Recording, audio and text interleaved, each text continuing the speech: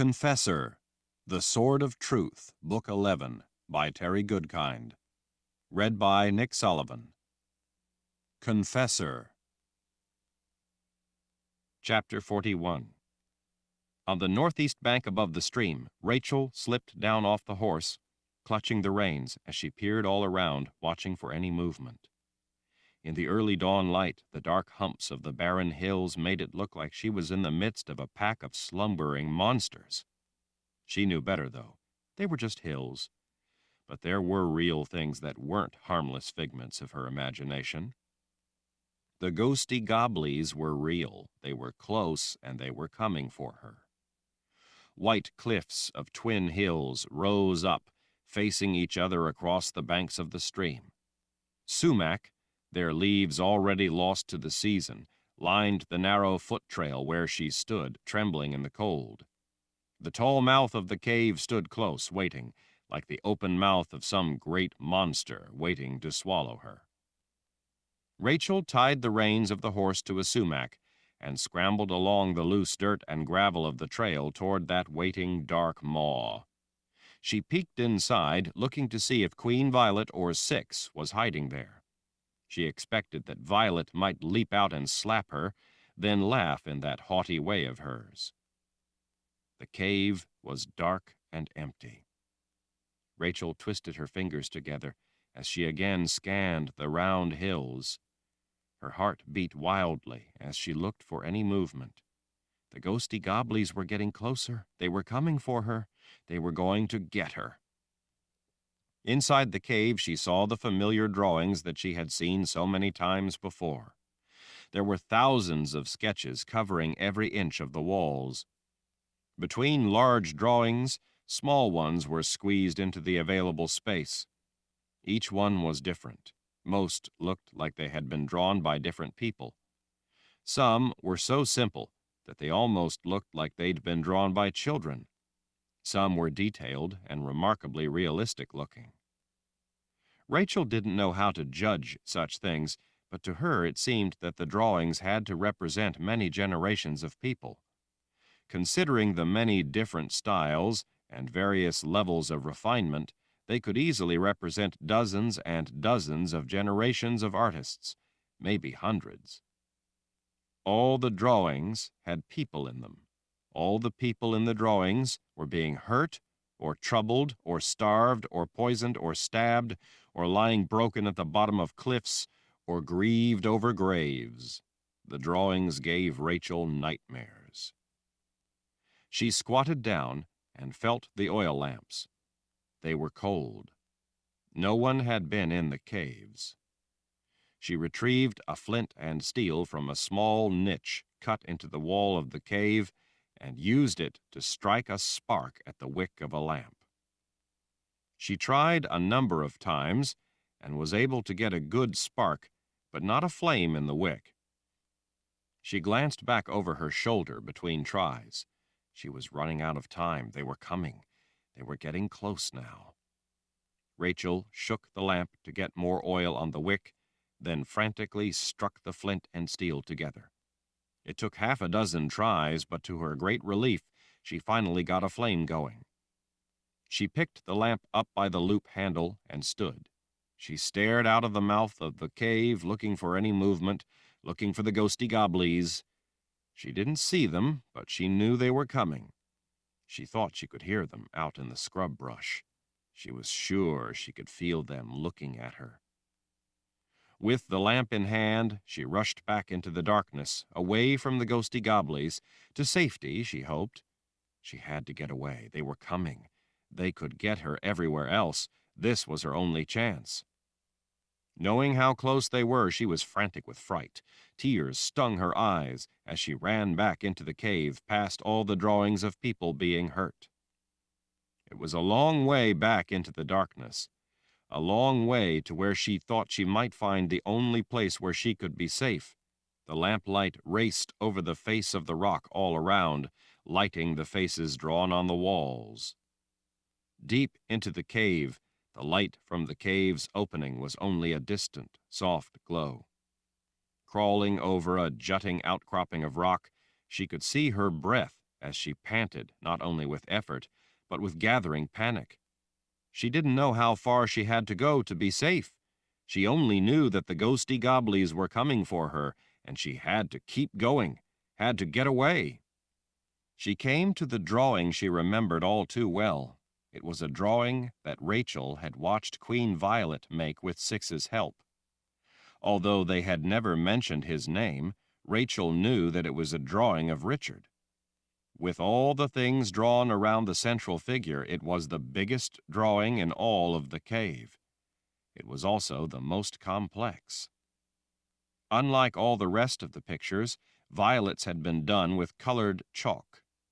Rachel remembered all the time Queen Violet had spent on it, back when she had been the queen, all the careful instruction Six had given her, all the careful sequences of lines and angles and elements. Rachel remembered having to stand there for hours at a time, listening as Six explained the why and how of everything Violet was to draw before she had been allowed to put chalk to the stone wall. Rachel stared at the drawing of Richard for a moment, thinking that it had to be one of the most awful, sinister things she had ever seen. But then, ever terrified of what was coming for her, she rushed onward, scrambling over rock and along ledges, going deeper back into the darkness. Whenever Six had directed Violet in practice drawings, or when they had wanted to draw something new, they had always had to go deeper and deeper back into the cave to find fresh walls to draw on. Rachel remembered all too well that the picture of Richard was the last thing they had drawn, so she knew that beyond it the walls would be barren. As she went past the colored network of lines and symbols radiating out all around Richard, Rachel was startled to see something she had never seen before. She came to a halt. There was a new drawing. She stared in astonishment. It was a drawing of her. All around the picture of her were swirling creatures. Rachel recognized the symbols that forced them in toward her. The awful beasts were like ghosts made of shadow and smoke, except they had teeth, sharp teeth, teeth made to rip and tear. Without any doubt whatsoever, Rachel knew what they were. They were the ghosty gobblies. She stood frozen, staring at the picture of the terrible, deadly things that had been sicked on her by vicious spells drawn there on the cave wall. She knew from the long hours spent listening to Six lecture Violet what many of the symbols represented. Six had called them terminal elements. They were designed to eliminate the principal agents of the spell after the end of the sequence of events the drawing was meant to start. She understood the nature of the picture and what it all meant. It meant that after the ghosty gobblies got her, they would melt away out of existence. In the drawing, the things made out of nightmares were all around her, coming ever in toward her. She could see now that there was no escape. The safety she had thought she was running toward was merely the center where they had been chasing her toward, the center where she would be trapped, unable to ever escape.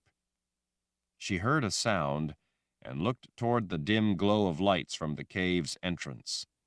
For the first time she saw the shadows and swirls. They were in the cave. They were gathering, just like in the drawing on the wall. They were coming for her. Rachel stood frozen in terror. She realized that she could no longer get out of the cave. She could only go deeper. But by looking at the drawing, she could see that going deeper into the cave would not save her. There were ghosty gobblies back there, too. She was trapped, unable to go deeper, unable to get out. She was at the center of a spell that was designed to continually close in around her. "Like it?" someone called out. Rachel gasped and spun toward the voice echoing in the blackness. "Queen Violet!" The face, faintly lit in the light of the oil lamp, grinned out from the darkness. Violet was there to watch, to see the ghosty gobblies get her, to witness the results of her handiwork. "I thought you might like to come and see where they came from before they rip you apart. I wanted you to know who was getting even with you." She gestured to the wall. "So I drew it in a way that would make you have to come here in the end. I made this the place where they would finally have you trapped." She leaned out a little from the darkness. "Where they would finally get you." Rachel didn't bother to ask Violet why she would do such a thing. She knew why. Violet blamed her for everything bad that ever happened to her. She never blamed herself for the trouble she brought upon herself. She blamed others. Blamed Rachel. "Where is Six?" Violet gestured dismissively. "Who knows? She doesn't tell me her business." Violet's glare turned as dark as the cave itself. "She is queen now. No one listens to me anymore. They do what she says. They call her Queen. Queen Six."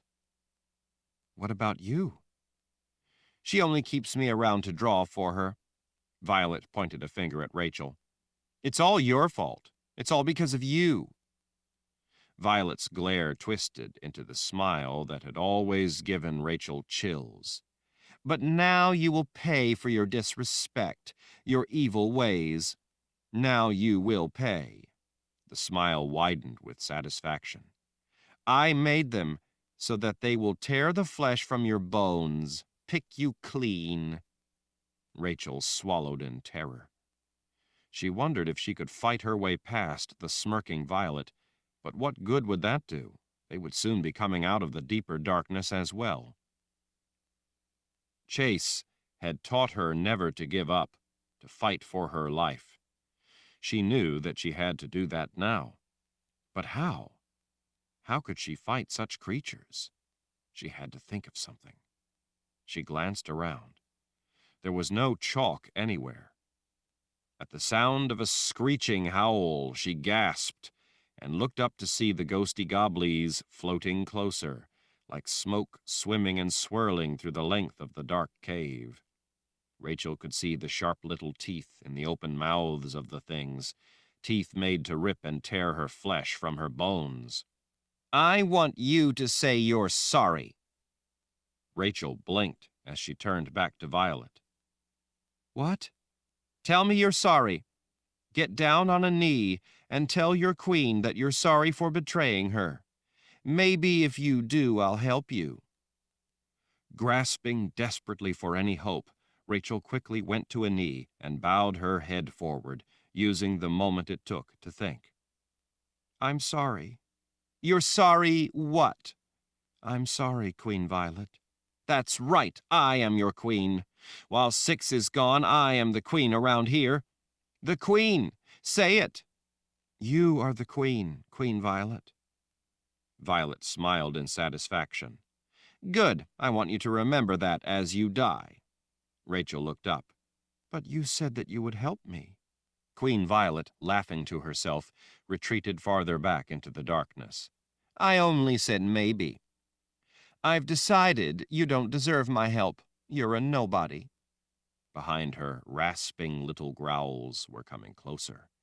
Rachel thought she might faint from her clawing fright. She reached into the pocket of her dress and felt something there, the thing her mother had given her.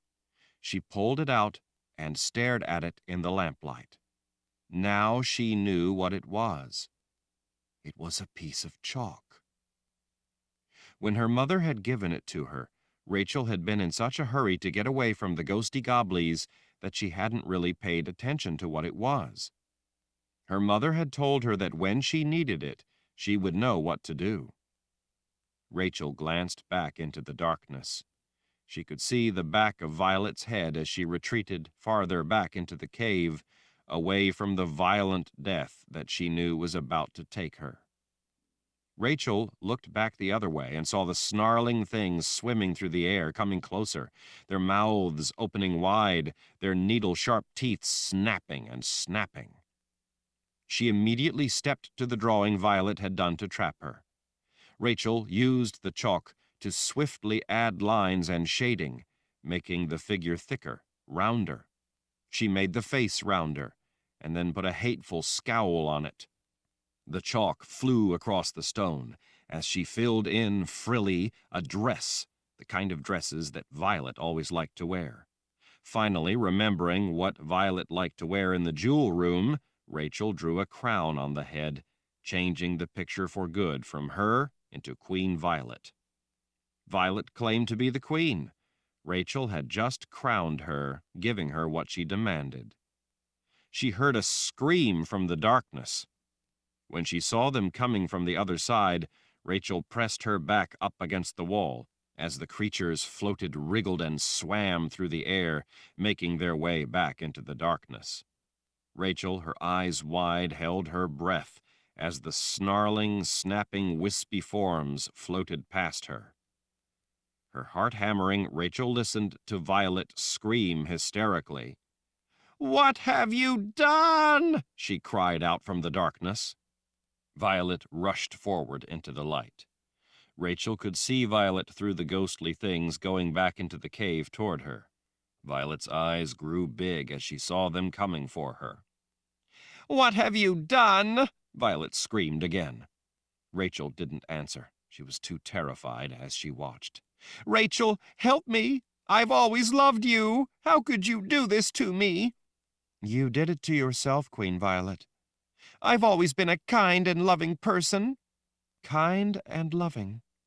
Rachel could hardly believe her ears. "Your life has been devoted to hate, Queen Violet." "I only hated those who did me wrong, who were evil and selfish. I always did what was best for my people. I treated you well. I gave you food and shelter. I gave you more than a nobody like you would ever have had without my help. I showed you only generosity. Help me, Rachel. Help me, and I will reward you." "I want to live. That is my reward." "How can you be so cruel, so hateful? How can you allow this to happen to another human being? How can you be a party to such a thing?" "You are the one who created the ghosty goblies." "You've betrayed me. I hate you. I hate the air you breathe." Rachel nodded. "You made your own choices, Violet. You always chose to embrace hate instead of life. You came down into this cave because you chose to hate. You betrayed yourself with that hate." When the ghosty goblies got closer to Violet, they howled in voices that Rachel could only imagine must sound like the cries of the dead in the underworld. It made her flesh prickle. She pressed her back against the stone wall of the cave and stood frozen in fright as she saw those teeth that had been meant for her rip into a shrieking Queen Violet. Rachel knew that only when they were finished and the bones had been picked clean would their summoning born of hate be complete. Only then would they finally vanish for good. Chapter 42. Verna glanced up when she heard the commotion. It was Nathan at last, his arms swinging in time with his long legs, his light cape billowing out behind as he marched briskly toward them. General Trimac was close on the prophet's heels. Kara, pacing impatiently, finally stopped to watch the approaching prophet and cluster of people following in his wake. As vast as the palace complex was, it had taken a considerable length of time to find Nathan and get him and the others down to the tombs. Nathan came to an abrupt halt. "I'm going to have to bring a horse into this place to get around faster. First I'm wanted here, then I'm wanted there." He flourished an arm indicating the grand scale of the palace. "I spend most of my day rushing from one end of this sprawling monstrosity to another." He scowled at those watching him. "What's this about, anyway? No one will tell me anything. Have you found something? Is it Anne and Nietzsche?" "Keep your voice down," Kara said. "Why, afraid I'll wake the dead?" he snapped. Verna expected Kara to meet his sarcasm with something caustic of her own, but she didn't. "We don't know what we found," she said, her worry clearly evident in her demeanor. Nathan's brow only bunched all the more at her cryptic answer. "What do you mean?" "We need your ability," Verna explained. "My gift doesn't work very well in this place. We need the use of the gift to help us in this." His suspicion growing, He took in General Tremack standing beside him, and then Berdine and Nida waiting behind Kara. Finally, he glanced around the rest of the moored Sith, scattered among soldiers throughout the corridor. The moored Sith were all wearing their red leather outfits. "All right," he said, considerably more circumspect. "What is the problem, and what do you have in mind?" "The crypt staff," Kara started.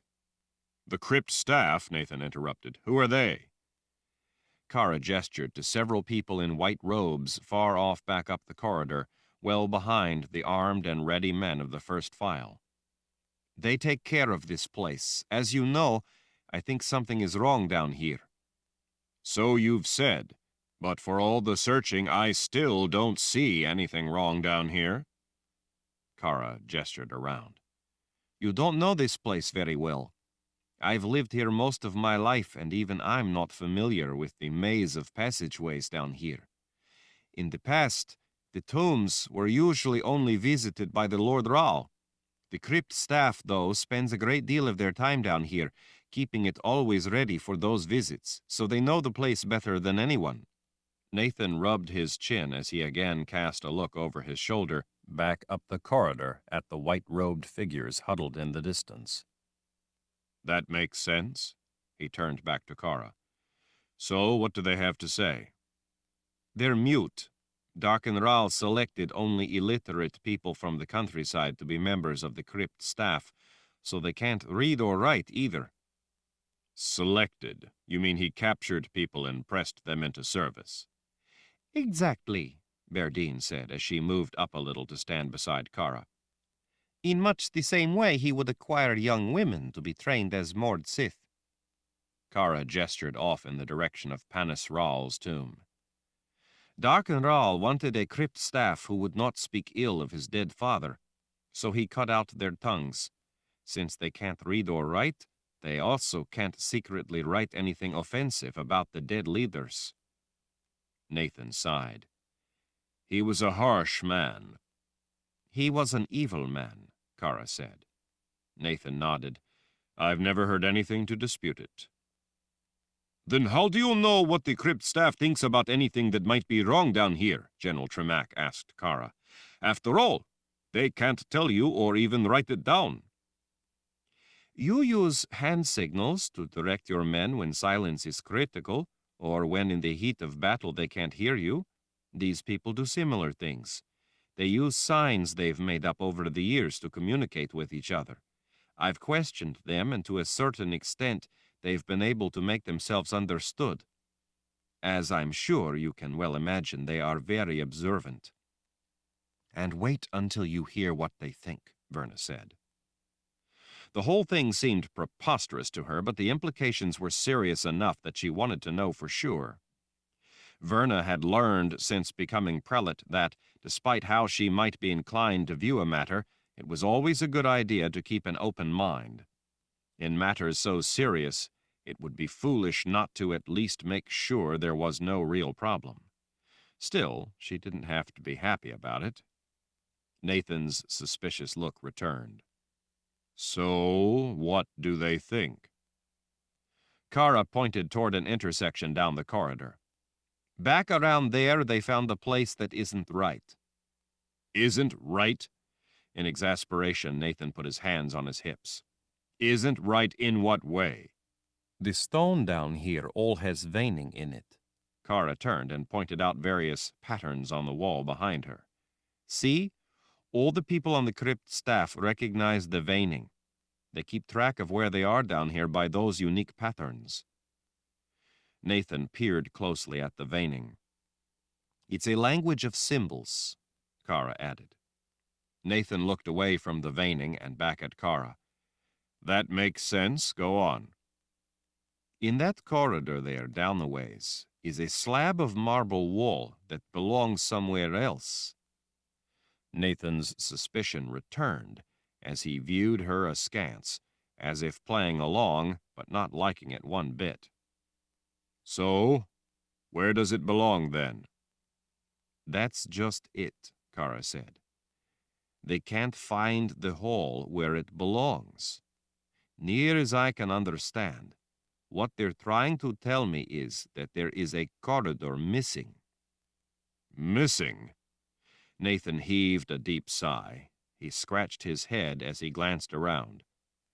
"Where could a corridor be hiding?" Kara leaned toward him just a little. "Behind that piece of marble." He stared at her silently as he looked to be thinking it through. "So we want you to use your gift and see if you can sense anyone behind that wall," Verna said. Concern etched Nathan's raw features as he glanced around at all the faces watching him. "Someone hiding behind the wall?" Kara nodded. "That's right, someone hiding behind the wall." Nathan ran his hand over the back of his neck as he looked down the corridor toward the intersection.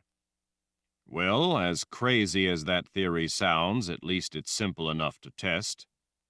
He flicked a hand, indicating General Tremack standing beside him. "And you think the first file might be necessary?" Kara shrugged. "Depends on if there is anything unpleasant on the other side of the wall." The general was looking not just concerned, but alarmed.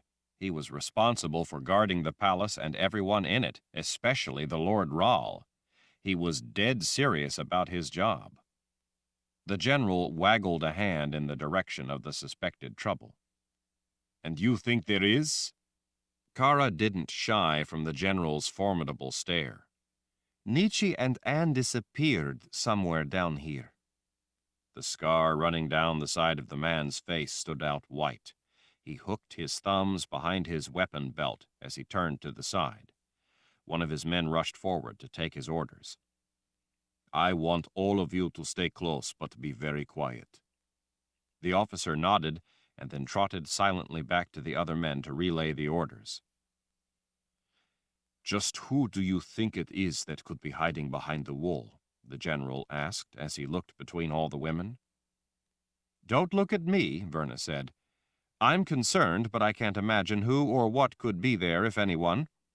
I don't know that I believe any of this, but at the Palace of the Prophets I knew people on the staff who would pick up on the strangest things that no one else had been aware of. I have no idea what this is about, but I don't dismiss the worries of people who know this place better than I." "That makes sense," the general said. Nathan started out. "Let's go have a look, then." As she followed behind, Verna was relieved that she'd been able to convince Nathan of the seriousness of the matter. She didn't necessarily believe it herself, but she wanted to support Kara. Kara was the sort of person who deserved to be given the benefit of the doubt. The Mord Sith had been frantic with worry for Nietzsche. She hadn't slept much recently. As far as Kara was concerned, Nietzsche was not just a friend, but a link to finding Richard. They all moved as silently as possible. Kara led the way, with Nathan following. Verna stayed back a little with Berdine and Nida. General Tremack, with his large force of men, brought up the rear. Around the corner and down the suspect corridor, a few torches farther down hissed and sputtered. One of them appeared to be about spent. The staff, though, had been kept away. The general signaled his men. Half a dozen of them collected torches from back up the hall and brought them along. Kara snapped her fingers to get the general's attention. She motioned for half the men to go past and guard the corridor from the other side. She apparently wanted the place sealed off. Kara sent some of the other Mord Sith with the soldiers. At the marble wall, Kara traced a finger along the lines of the face in the stone. By now, even Verna recognized that particular face. "They say that this face doesn't belong here," Kara whispered, when Nathan leaned close to her.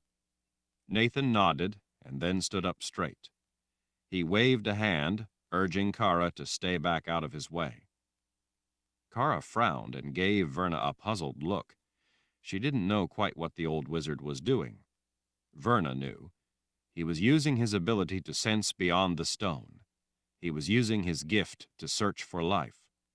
Verna could do a similar thing, although not with the same level of success as a wizard, but she couldn't do it at all in the palace. In the people's palace, any gift but a Rahl's was suppressed. Verna had tried to sense beyond the wall when they had first been told of the place by the crypt staff, but she hadn't been at all successful.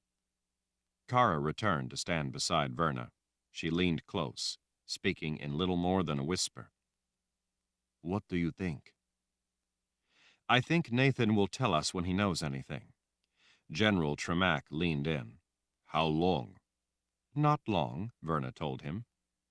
As Verna watched, Nathan's face suddenly went white. He staggered back a step. Seeing his reaction brought Kara's Aegil up into her fist. Berdine and Nida spun their weapons up to hand as well. Nathan staggered back another step. His hand went to his face in shock. He turned to them, his mouth agape. In a rush of movement, being as quiet as possible, he raced back to them. "Dear spirits," he ran his fingers back through his hair as he looked back at the face on the wall. "Dear spirits what?" Kara growled. Nathan, his face nearly as white as his hair, turned his azure eyes on the moored Sith. "There are hundreds of people on the other side of that wall." Kara was speechless for only an instant. "Hundreds? Are you sure?" He nodded vigorously. "Maybe thousands." Verna finally recovered her own voice. "What people? Who are they?" "Don't know," Nathan said, his head swiveling back and forth between their faces and the face in the marble wall. "I can't begin to imagine, but I can tell you that they have a lot of steel with them." General Tremack leaned in. "Steel?" "Weapons," Verna said. Nathan's expression was grave. "That's right. Down here there isn't much steel, so it stands out when I use the gift to sense what is beyond the wall. There are a lot of people, and they have a lot of steel with them." "They can only be armed men," the general said as he quietly drew his sword. He signaled to his men. They all did the same. In a heartbeat, they all had weapons to hand. "Any idea who they could be?" Berdine asked in a whisper. Nathan, looking as worried as Verna had ever seen him, shook his head. "None. I can't tell who they are, only that they are back there." Kara started across the corridor. "I say we find out." The general gave quick hand signals to all his men. They quietly started moving in from both sides. "Just how do you think you can find out?" Verna asked, following on Kara's heels. Kara paused and looked back at her a moment. She turned to Nathan. "Can you use your gift to, I don't know, knock the wall down or something?" "Of course." "Then I think we—" Kara fell silent when Nathan held up his hand. He cocked his head, listening.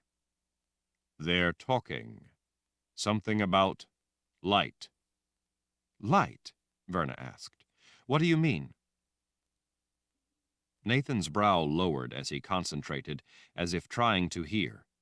She knew that he was listening with his gift, not his ears. It was frustrating in the extreme that she couldn't do the same. "The light went out for them," he said in a low voice. "Their lamps all of a sudden went dark." Everyone turned to the wall when muffled voices came from beyond. There was no gift needed to hear them. Men were complaining about not being able to see, wanting to know what was happening. Then they heard a scream. It lasted only an instant before abruptly going silent. Muffled shouts rose in dismay and growing panic. "Break it down!" Kara called to Nathan. Suddenly, shrieks erupted from the other side of the wall, men crying out now not only in terror but in shock and pain. Nathan lifted his arms to cast a web that would bring down the wall. Before he could act, the white marble exploded out toward them. Fragments of stone blew apart with a deafening noise. A big man, bloody sword in hand, came crashing shoulder first through the wall at a dead run from the other side. He fell sliding across the floor. Pieces of white stone of every size and shape sailed through the corridor. Large sections of marble broke free and came crashing down. Beyond the chaos of flying stone shards and boiling dust, Verna saw snatches of darkly armored men with weapons in hand. They looked to be in a state of bewildered battle, fighting an unseen enemy. Their roar of voices rose in anger, confusion, and terror. Through the cloud of dust and debris, Verna could see that there was a dark corridor beyond, filled with a massive jumble of Imperial Order soldiers. Through the thundering noise and turmoil, people fell through the breach in the wall. Big tattooed men wearing dark leather armor, straps, studs, and chainmail, several with missing arms, others with their faces cleaved open, crashed heavily to the ground. A head, greasy ropes of hair flailing, tumbled through the chalky stone dust. Men missing a leg toppled out. Others, their middles ripped asunder, stumbled through the mess. Great gouts of crimson blood splashed across the white marble floor. In the middle of all the flying stone, billowing dust, disembodied heads tumbling across shattered marble, men falling, screaming, dying, and the confusion of blood and bodies spilling out into the corridor, Richard, with mortally wounded men toppling away to either side, sweeping his sword with one hand, holding an unconscious-looking Nietzsche up with his other arm around her waist, plunged through the breach in the dark wall of soldiers. Chapter 43.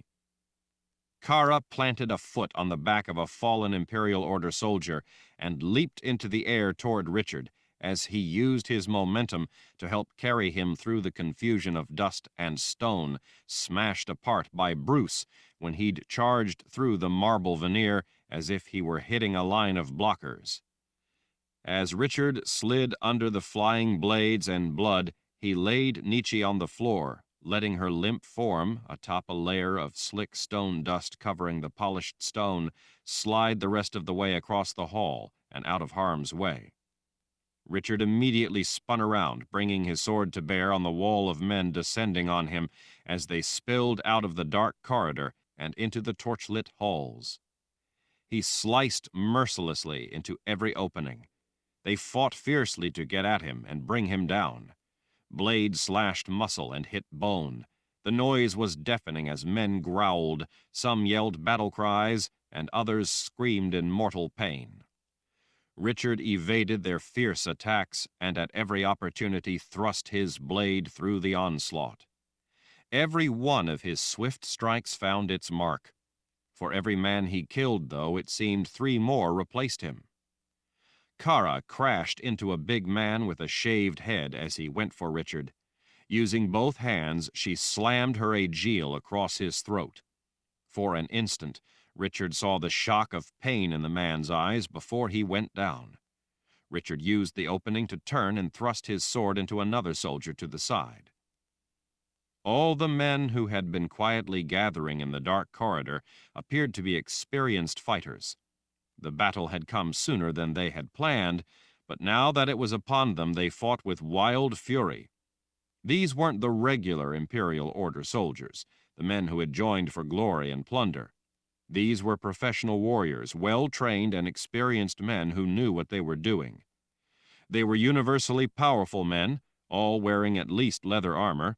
Some were additionally outfitted with chainmail. All of them were carrying well-made weapons. They fought with measured moves meant to tear through an enemy defensive line. As good as they were, they'd been caught off guard and surprised by the sudden darkness followed by swift violence. They had believed that as they quietly crept into enemy territory, they were safely hidden. In a moment of confusion and alarm, when it had gone dark in the corridor, they had been gripped by overpowering fear of the unknown. In those brief, bewildering moments, men had begun dying without understanding how or why.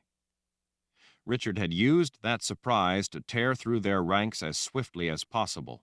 The last thing he had wanted to do was get bogged down in hand-to-hand fighting. His purpose had been to get through, not to engage the enemy. With Nietzsche, Gillian, and Addie to escort, it was all he, Bruce, and General Meifert could do to cut their way through without slowing when confronted. Within the palace, Addie's ability to help them had diminished. That had been trouble. As surprised as the hiding Order troops had been when in the dark, they had quickly recovered and were now in their element, battle. These were the men the Order typically used to lead an invasion, to overwhelm an opponent in a powerful attack meant to slice all opposition to pieces. Fortunately for Richard, he, Bruce, and General Myford at last didn't have to fight alone. Kara dropped any men she could get near and climbed over others to get at those trying to hack Richard to pieces. These men were familiar with armed opposition. They knew little about moored Sith. Already they were trying to back away from Kara, only to have other moored Sith spring up and take them down. Richard saw Berdine and Nida ramming their Aegil to the backs of heads or thrusting and twisting them against big chests to kill instantly. Everywhere men screamed in agony. Not far away, the first file charged into the Imperial Order soldiers from both sides at once. Richard saw General Tremack leading his men into the teeth of the battle. The first file were the elite of the elite, more than a match for the Order soldiers, not only in size but in ability. The Daharan troops were all battle-hardened men, who were well-versed in deadly tactics that gave them a feared and well-deserved reputation. Several men in dark leather armor, their faces twisted in hate and rage, rushed toward Richard. Before he could bring his sword to bear, yet other big men stepped right in front of them, blocking their ability to get to Richard. With lightning strikes from the elbows of the two men, the necks of the Order soldiers were ripped open, severing carotid arteries. Richard blinked when he saw that it was Ulick and Egan, two great blonde-headed bodyguards to the Lord Rahl. The dark leather straps, plates, and belts of their uniforms were molded to fit like a second skin over the prominent contours of their muscles. Incised in the leather at the center of their chests was an ornate letter R, and beneath that were two crossed swords. They wore metal bands just above the elbows, specially designed for close-quarters fighting. Those bands had razor-sharp projections. It soon became apparent to the invading soldiers that anyone close enough to encounter Ulick and Egan was not just going to die, but going to die in a most gruesome manner. Yet other troops, pouring out of the breach in the wall, were cut down by gifted means cast at them by Nathan. Flashes of explosive light sliced through men in chainmail, sending shards of hot steel ricocheting off the walls, floors, and ceilings. It was a grim, one-sided contest, with the soldiers never having a chance to even raise their swords against the tall prophet before they were torn apart by a focused use of his gift. General Myford ducked under swinging axes as he charged through the smoke, Gillian cowering behind the cover of his sword with Addie being held up by his other arm. Richard saw that Addie was covered in blood. Kara froze in her tracks. "Benjamin?" "Here, take Addie." "I have to protect Lord Rahl." "Do as you're told," he yelled at her over the roar of battle. "Help her." Richard was surprised to see Kara immediately abandon her argument to help lift Addie from General Myford's care. He seized Gillian with his newly freed hand and pulled her around to the other side of him, away from two men who were charging in from his right. He ducked as he thrust his sword, running one man through. Bruce was right there, but down low so as not to get in the way of the general's blade. From that low position, Bruce cut the second attacker down at the knees. When a third man reached for the general, Egan wrapped a muscled arm around the soldier's neck and wrenched it around. The man went limp. Egan tossed him aside like a rag doll and immediately went after another Order soldier. "Get back!" General Myford yelled at Kara when she returned to rush back into the thick of the battle. "I have to—" "Move!" he yelled at her at the same time he rammed her back with a hand. "I said move!" "Nathan!" Richard cried out over the roar of noise when he saw the opportunity that General Myford had just opened up by forcing Kara back out of the way with him. When the prophet turned to his name, Richard pointed to the dark corridor the general had just cleared. "That's all of us. Do it!" Nathan understood and didn't waste an instant. He immediately brought his hands up. Light ignited between his palms. Wizard's fire erupted into life from the gathering light, sending glimmering colors and light flickering over the scene of the pitched battle. Without pause, Nathan cast the wizard's fire into the enemy. The deadly sphere of bubbling, boiling liquid light tumbled away. The white-hot inferno expanded as it hurtled through the air. Even over the noise of the battle echoing through the stone halls, Richard could hear the wail of it flying toward the dark corridor full of Imperial Order troops, all pushing forward to get into the palace and join the battle. The wizard's fire shot down the corridor, casting an orange-red light across the white marble. The sound alone was enough to stiffen men in panic. It was a horrific sight as burning death splattered across living flesh. The growing sphere of liquid fire stayed aloft as it skipped across the heads of the men, all the while spilling death down on them until the tumbling inferno burst into a cascade of molten light and flame, splashing down into the terrified mass of men. The shrieks of agony drowned out the clash of steel in the battle. Nathan conjured yet more wizard's fire. In an instant, it too was away. The sphere of fire tumbled down the dark corridor, careening off walls and men, spilling flames, catching everything ablaze. The liquid flame was so tenacious, so sticky, so fiercely alive with searing heat that it melted its way through tough leather armor and sloshed right through chainmail to cling to flesh as it burned. Men on fire tore at their clothes, trying to get the fire off them, but they couldn't. Wizard's fire, once on a person, would often burn down to bone before it went out. Even as men started to pull off leather armor plates that the sticky liquid fire was burning through, it was too late. Their clothes were already melted to their skin, and they only ended up pulling off their own flesh. Fire enveloped faces. Gasping in shock, men sucked swirling flames into their lungs. The stench of burning flesh was overpowering. The sound of the screams was horrifying. The men already in the hall knew that they would have no one coming from behind to help them. The men of the first file were already bearing in, rolling them under, spearing men who couldn't move in the crushing weight pressing in from both sides. They had no choice but to fight for their lives. In this battle, there would be no surrender allowed. General Meifert hacked a man across the shoulder. Bruce used both hands on the hilt of his sword to thrust it down into a man who fell sprawling on the floor at his feet. As another man, his face twisted with rage and hate, went for Richard, Richard swung, burying his sword halfway through the man's head just below his eyes. He yanked his sword back as the man dropped to his knees, crying out in unexpected fright. Berdine, in her red leather like all the Mord Sith, stepped in and pressed her aegil to the base of his skull, finishing him off. Nathan launched another expanding, tumbling, twisting sphere of wizard's fire down the hall. The relentless inferno of death was sickening to behold as it splashed down through crowds of men who had thus far avoided it. Men on fire frantically tried to escape the growing conflagration. There was no escape. They were trapped, not just by the flames, but by their numbers and by the dead all around them. They had no choice but to scream in agony and desperate panic as they burned alive. Whorls of flame curled in the open mouths of those shrieks. Richard was certain that near the back, men would have abandoned the attack and already be racing back to the safety of the catacombs.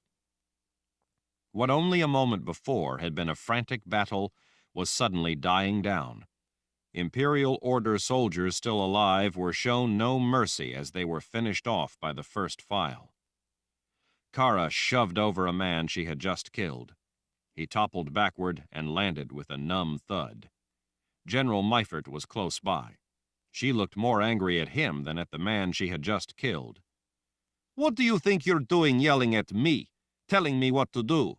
"My job. You were in the way of what Lord Rahl was attempting to do. I needed you out of the way.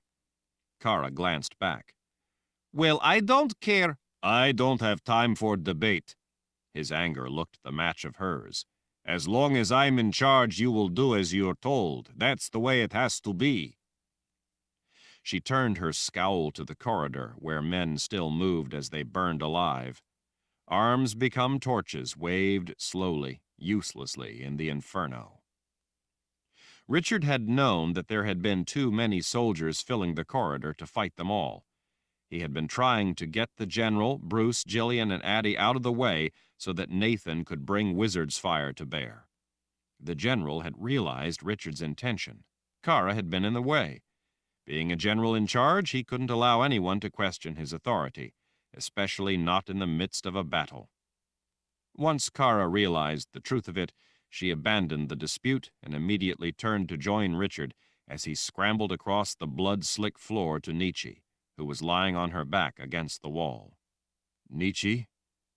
Richard gently slipped a hand behind her neck. Hold on. Nathan is here. Her eyes were rolled up in her head. She was convulsing in pain. Richard could only imagine that Jagang was trying to kill her, but the spell around the palace was impeding that effort. It was putting her through a slow and agonizing death. He turned. Nathan, we need you. Past the fallen forms of dead Imperial Order soldiers, Richard saw Nathan kneeling beside someone. Richard had a terrible feeling that he knew who it was. Nathan looked up, staring sadly, helplessly at Richard. Nietzsche, hold on, help is coming. I promise I'll get that collar off you. Hold on. He seized Kara's arm and pulled her close. Stay with her. I don't want her to think she's alone. I don't want her to give up. Kara nodded, her blue eyes looking liquid. Lord Rahl, I'm really glad to see you. He laid a hand on her shoulder as he stood.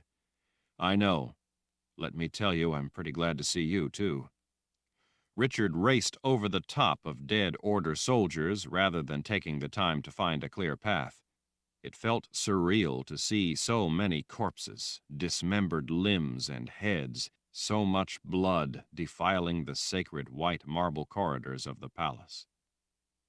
As he swiftly made his way across the tangle of dead, his fears were confirmed when he saw that Nathan was kneeling beside Addie. The old sorceress was hardly breathing. Richard bent down beside the prophet. Nathan, you have to help her. General Meifert and Gillian knelt on the other side of the old woman. Gillian took up Addie's hand and held it to her breast. Nathan stared with tired, watery eyes. I'm sorry, Richard, but this may be beyond my ability. Richard swallowed back the lump in his throat as he looked down at Addie. She gazed up at him with her completely white eyes, looking very much at peace despite what had to be terrible pain. Addie, we made it. Your plan worked. You did it. You got us through. I be pleased, Richard, she smiled just a little. But now you must help Nietzsche. Worry about yourself for now. She clutched his arm, pulling him a little closer. You must help her. My part be done. She be your only chance now to save all we hold dear in this world. But help Nietzsche. She be your only hope now. Promise me you will help her. Richard nodded as he felt a tear run down his cheek. I promise. Her smile widened, pushing back the fine wrinkles of her cheeks. Richard couldn't help smiling at realizing what she had just done. Zed had once told him about how sorceresses never tell all they know, and in that way lull you into agreeing to things you might not otherwise accept. I don't need a sorceress's trick to keep my promise to help Nietzsche. Nathan will get the collar off her neck. As she smiled at him, Richard felt her hand tighten just a little. I not be so sure, Richard. She need help only you can give. Richard didn't know what he could do that Nathan couldn't. Even if he knew how to use his gift, Richard had long ago lost his connection to it. When Addie's eyes slipped closed and Gillian started to cry with worry, General Meifert put an arm around her shoulders. "Lord Rahl!" Kara called. Both Richard and Nathan looked back at the moored Sith hunched over Nietzsche. "Hurry!"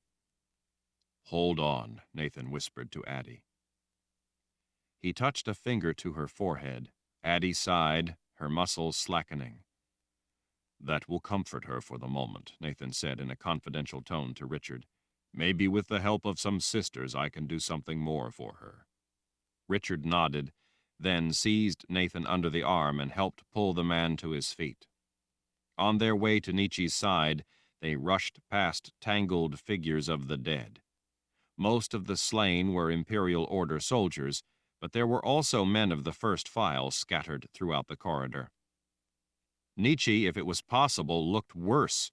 She shook from the unseen power trying to crush the life out of her. "You have to get the collar off her," Richard told Nathan. "Jagang has been using the Radahan to control her. Now I think he's trying to kill her with it." Nathan nodded as he lifted Nietzsche's eyelid, swiftly evaluated her condition. He reached out then and placed both hands on the smooth metal collar around her neck. He closed his eyes for a moment, his brow drawing down with the effort of using unseen powers. The air all around seemed to hum with a soft vibration. After a moment, the discordant sensation died away. "I'm sorry, Richard," he said in a quiet voice as he finally straightened. "What do you mean you're sorry? It's still locked on her. You have to get this thing off before it kills her." Nathan glanced around at all the dead, his azure eyes looking a little wetter than they had a moment before. His sorrowful gaze finally returned to Richard. "I'm sorry, my boy, but there's nothing I can do." "Yes, there is," Kara said. "You can get the collar off her." "I would if I could." With a dejected look, he shook his head. "But I can't. It's held on with both sides of her gift. I have only additive." Richard couldn't accept it. "The palace amplifies your ability. You're a Rahl. Your power is greater in this place. You have more power here. Use it." "My additive side is strengthened here, but I have no subtractive ability to amplify. Without the subtractive side to counter the lock, I can do nothing." "You can try." Nathan rested a hand on Richard's shoulder. "I already tried. My ability is not enough. I'm sorry, my boy. I'm afraid that I can do nothing." "But if you don't, she'll die." Looking into Richard's eyes, Nathan slowly nodded. "I know." General Meifert appeared behind Nathan. "Lord Rahl." Both Nathan and Richard looked up. He hesitated for an instant, looking between them both. "We have to do something before they can send more men through those tunnels. There's no telling how many soldiers are still down there in the other halls and rooms, waiting to come up and renew the attack. We must act now." "Purge the tunnels," Richard said, his own voice sounding hollow to him. "What?" Nathan asked. "Clear the corridors first. Make sure there are no more Order soldiers up here. Then use wizard's fire. Send it down through the catacombs. The catacombs are places of the dead. Purge them of the living." Nathan nodded. "I'll see to it at once." As he stood, Richard, tightly gripping Nietzsche's hand, looked up at the tall wizard. "Nathan, there has to be something you can do." "I can keep any more of them from getting through." "I mean for Nietzsche. What can we do to help her?" From the desolate depths of his own inner torment, Nathan gazed down at Richard. "Stay with her, Richard. Be with her until she's gone. Don't let her be alone in the last moments. That's all you can do now." With a flourish of his cape, he turned and rushed after General Meifert. Chapter 44. Kara, sitting on her heels beside him, laid a hand compassionately on Richard's shoulder as he bent over Nietzsche. He felt dead himself. He wrapped Nietzsche protectively in his arms, unable to offer her any real protection, any salvation, unable to offer her redemption from Jagang's claim on her life. The totality of the events that had carried him to that point in his life seemed to overwhelm him. No matter what he did, the believers in the imperial order advanced their cause steadily onward. In their fanaticism, they were determined to wipe all joy from life, to squeeze any meaning from it, to curdle existence itself into unbearable misery. Devoted to their mindless faith in a perfect, eternal afterlife gained through sacrifice of this life, the followers of the order lusted to see to it that everyone who dared to want to exist for the sake of this life alone was made to suffer immeasurably for that singular, intolerable, sinful desire. Richard hated them. He hated them passionately for all the harm they inflicted on others. He wished he could wipe them all from the world of life. Nietzsche, despite being largely unresponsive, tightened an arm around his neck as if to comfort him in his grief, as if to tell him that it was all right, that she too, like so many all around who had fought and died to defend their way of life, the right of their loved ones to live safe from violence brought against them for simply desiring to live free, would soon be at eternal peace beyond the reach of pain. Even though he knew that she would at last be free of terrible suffering and out of Jagang's reach, Richard couldn't bear the thought of her leaving the world of life. At that moment, everything seemed futile to Richard. Everything good in life was being methodically destroyed by people who fervently believed that their pious purpose in life was to murder those who would not bow down and submit to the order's beliefs. The world was in the grip of utter madness. So many had already died.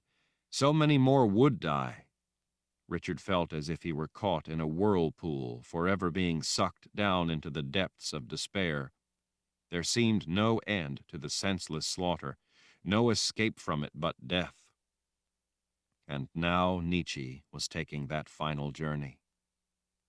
He had just wanted to live his life with the woman he loved, the same as so many others.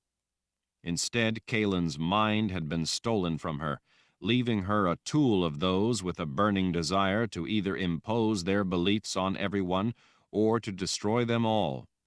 While he might have helped Kahlan get away for the moment, Jagang's minions would be hunting her. None of them would ever give up.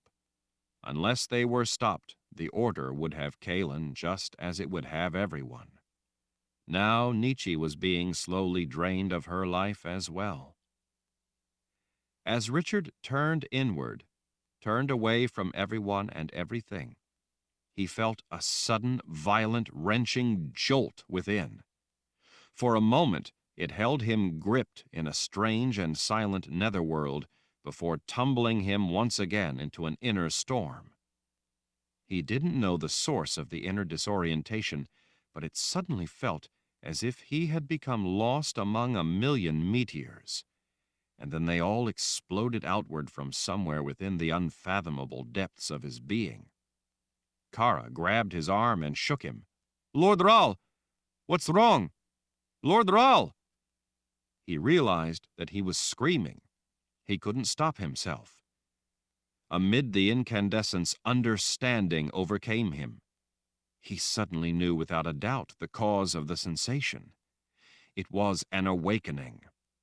The glorious power of that rebirth was staggering. Every fiber of his being was suddenly on fire with the life of it. At the same time, the marrow of every bone rang out in pain so monumental that it nearly rendered him senseless. He could feel his birthright burning again within, feel himself whole again for the first time in what seemed forever. It was almost as if he had forgotten who he was, what he was, as if he'd lost his way, and it had all suddenly returned in one blinding instant. His gift had returned. He had no idea why or how, but it had returned. The thing that kept him conscious, though, kept his mind focused, was his seething rage at those who, through the self-justification of their own twisted beliefs, harmed others who didn't think as they did. In that moment, as his blinding rage at all those who existed to hate and hurt others again flowed through that integral connection with his gift, he heard a metallic pop. Nietzsche gasped. Richard, almost unaware of what was happening, realized that her arms were around him, and she was gasping to catch her breath. "Lord Rall," Kara said, shaking him, "look! The collar came off, and the gold ring that was in her lip is gone." Richard backed away to peer down into Nietzsche's blue eyes. She was staring up at him. The Radahan had burst apart and was lying broken behind her neck.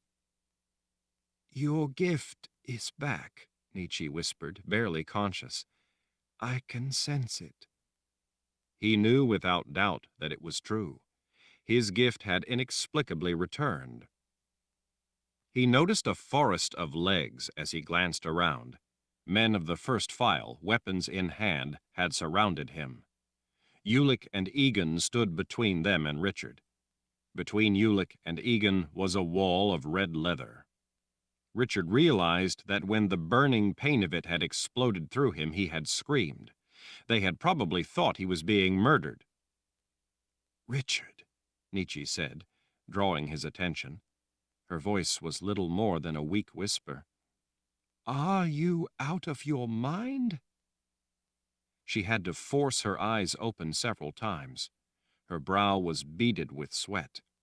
Richard knew that she was spent from the ordeal and needed time to rest if she was to fully recover. Still, it was profoundly heartening to see the life in her eyes again. "What do you mean?" "Why in the world would you paint those symbols in red all over yourself?" Kara glanced over at him. "I like the look." Berdine nodded from above. "Me too, kind of reminds me of our red leather, but without the leather." "It's a good look for him," Nida agreed. Even through her exhaustion, Nietzsche's expression revealed that she was not amused. "Where did you ever learn to do that? Do you have any idea of the danger those symbols represent?" Richard shrugged. "Of course. Why do you think I painted them?" Nietzsche sagged back, looking too weak to argue. "Listen to me," she said. If anything... Listen, you can't tell Kahlan about the two of you." Richard frowned as he leaned close, trying to hear her clearly. "What are you talking about?" "It needs a sterile field. If anything happens to me, if I don't make it, you need to know. You can't tell her about the two of you.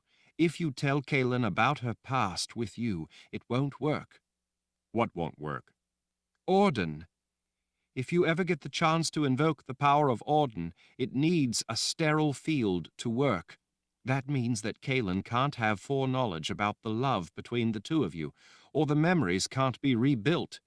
If you tell her, she will be forever lost to you." Richard nodded, not sure what she was talking about, but greatly concerned nonetheless. He feared that Nietzsche might be delirious from the ordeal of the collar. She wasn't really making any sense, but he knew that it was not the time or place to get into it. He needed her fully recovered and thinking clearly first. "Are you listening?" she asked, her eyes sliding closed as she struggled to remain conscious. Richard wasn't sure if he had actually gotten the collar off in time. He knew that, at the least, she was not yet herself. "Yes, all right, I'm listening. Sterile field, got it. Now just relax until we can get you to a place where you can rest. Then you can explain it all to me. You're safe now." Richard stood as Kara and Berdine helped Nietzsche up. "She needs a quiet place where she can rest," he told them. Berdine put an arm around Nietzsche's waist. "I'll see to it, Lord Rall." It had been quite a while since he'd heard himself referred to as Lord Rall. The thought struck him that Nathan might be a little resentful of suddenly being displaced as the Lord Rall. This had not been the first time that he'd been pressed into service as the Lord Rall, protector of the bond, only to have Richard return to reclaim the title. Before he could really think about it, he heard an odd noise. It sounded like something crackling, possibly burning, followed by a thump. As the men around him parted to let Richard and Nietzsche through, he saw a man moving toward them. At second glance, Richard wasn't sure what he was seeing. It seemed like a soldier of the first file, but then again it didn't. The uniform looked somehow indistinct. General Tremack, concerned with helping Richard, extended an arm, easing some of his men back out of the way to let Richard get past. Richard, though, had paused. He was looking at the soldier not too far away, making his way through the carnage. The man didn't have a face. The first thought that struck him was that maybe the man had been horribly burned, that his face had been melted away. But his uniform was intact, and his skin didn't look at all burned or blistered. Instead, it was smooth and healthy-looking. He also didn't walk as if he were hurt. But he didn't have a face. Where there should have been eyes, there were only slight depressions in the smooth skin, and above them the hint of a brow ridge. Where there should have been a nose, there was only a slight vertical rise, a mere indication of a nose. There was no mouth. He looked as if his face was made of clay, but hadn't yet been sculpted into features. His hands, too, were unfinished. He had no individual fingers, only thumbs. The hands looked more like flesh mittens.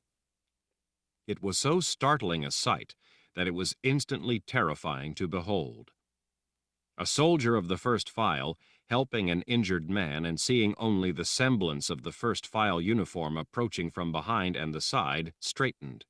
He turned a little, lifting an arm out, as if to ask the man in his peripheral vision to stay back. The faceless man reached up and touched the soldier's arm. The soldier's face and hands, blackened and cracked, as if intense heat had instantly crisped his flesh to a blackened crust. He never even had time to cry out before he'd been charred beyond recognition. He fell, landing with a thump, the noise Richard had heard only a moment before. The faceless man had taken on a more distinct appearance. His nose had gained definition. He now had the indication of a slit for a mouth.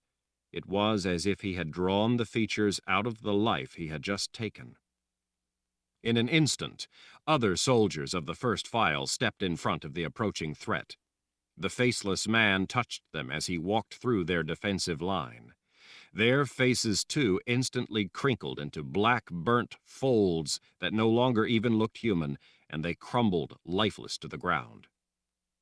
"Beast," Nietzsche said from right beside Richard. He was helping to hold her up. Her arm was around his shoulder. "Beast," she whispered again, a little louder in case he hadn't heard her the first time. "Your gift is back. The beast can find you." General Tremack was already leading a half-dozen men toward the new threat. That threat continued to walk toward Richard, unconcerned by the men rushing to meet it. General Tremack bellowed with the exertion of a mighty swing as he brought his sword whistling down on the advancing threat. The man made no effort to evade the blow. The sword sliced down a good foot into the shoulder, right beside the neck, nearly cleaving the shoulder off the body. It was a wound that would have stopped anyone alive.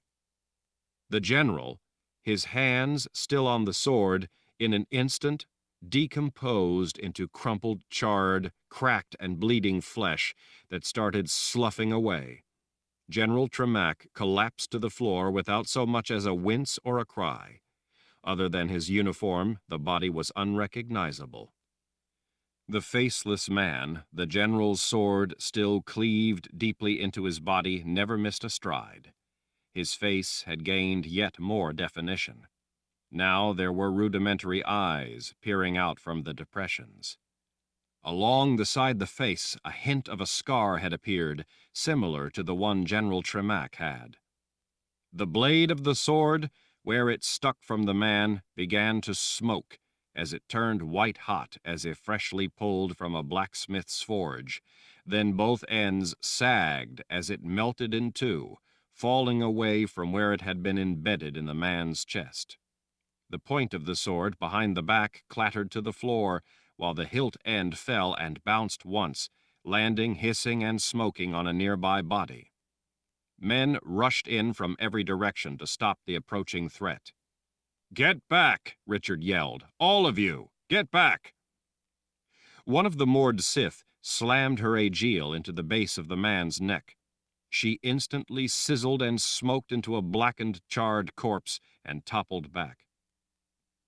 What had been only the indication of hair on the beast refined into blonde strands, as hers had been only an instant before. Everyone at last skidded to a stop and then started backing away, trying to confine the threat while at the same time staying out of reach. Richard seized a crossbow from a nearby soldier of the first file. The weapon was already armed with one of the deadly red-fletched arrows that Nathan had found for them. As the man with the evolving face stepped purposefully toward him, Richard raised the bow and pulled the release. A red-fletched bolt slammed into the center of the chest. The man, the beast, halted. Its smooth skin began to blacken and crisp just like the men it had touched. The knees folded, and the beast went down in a smoking heap, looking for all the world the same as the men it had killed. Unlike the others, though, it continued to smolder. No flames erupted, but the whole thing, including the uniform that Richard could now see was not actually a uniform of cloth, leather, and armor, but actually a part of the beast itself, melted and bubbled. The dissolving mass began to coagulate into a blackened mass. As everyone stood, stunned, watching, it burned without flame, drying and cracking and curling, until only ashes were left. "You used your gift," Nietzsche said, her head hanging. "It found you." Richard nodded to no one in particular. "Berdine, please get Nietzsche to somewhere where she can get some rest." Richard hoped that she could recover, that she would be all right. He didn't just care about her, he needed her. Addie had said that Nietzsche was his only hope. Chapter 45. My, aren't you the clever one? Rachel jumped, letting out a squeak as she spun to the wire-thin voice. The unblinking gaze of blanched blue eyes was fixed on her. It was Six. Rachel's instinct was to run, but she knew that it would do no good to run farther back into the rear of the cave, and Six was blocking the way out, so there was nowhere to run. Rachel had a knife, but even a knife suddenly felt ridiculously inadequate. All alone with her like this, the witch-woman was even more frightening than Rachel remembered. Her black hair looked as if it had been woven by 1,000 black widow spiders. Her tight skin looked ready to split open over her knobby cheekbones. Her black dress was almost invisible in the shadows, leaving the pallid face and hands looking as if they were floating all by themselves in the dead-still cave. She almost would rather have the ghosty gobblies after her than Six. Rachel wondered how long the witch-woman had been standing in the darkness watching. She knew that Six could move as silently as a snake, and that she had no difficulty getting around in complete darkness. It wouldn't surprise Rachel in the least if she found out that the woman had a forked tongue as well. Rachel had been so deep in concentration as she'd worked on the drawing of Richard that she now had not just lost track of time, but she had, to a degree, forgotten where she was. She had been so absorbed in what she'd been doing that she had forgotten her sense of caution. She didn't know that she could be so absorbed in anything. She felt stupid for being careless and getting herself caught, for making such a foolish mistake. Chase would have shaken his head in shame and asked if she hadn't paid any attention at all to the things he'd taught her. But she had desperately wanted to undo what had been done to Richard. She knew what it was like to be at the center of one of these spells.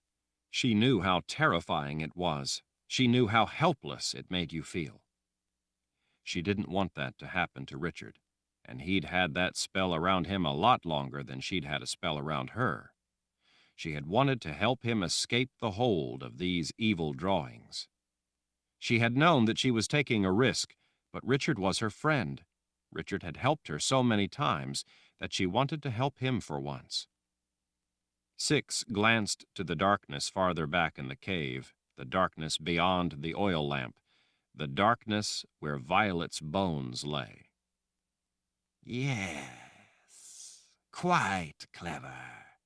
Rachel swallowed. What? The way you dispatched the old queen, Six said in a silky hiss. Rachel couldn't help glancing over her shoulder in confusion. Old queen? She looked back at the witch woman. Violet wasn't old. Six smiled that smile she had that made Rachel nearly wet herself. The moment she died, she was as old as she would ever be, don't you suppose? Rachel didn't try to untangle the riddle. She was too scared to think. Six abruptly stepped into the light. How old do you suppose you are at this moment, little one? I don't know for sure, Rachel said as honestly as she could. She swallowed in terror. I'm an orphan. I don't know how old I am. Rachel thought of the visit from her mother, if it really had been her mother. As she thought back on it now, it didn't seem to make sense the way it had at the time. She wondered why her mother would leave her in an orphanage. If it was really her mother, why would she leave Rachel to be all alone? Why would she find her in the middle of nowhere and then just leave her?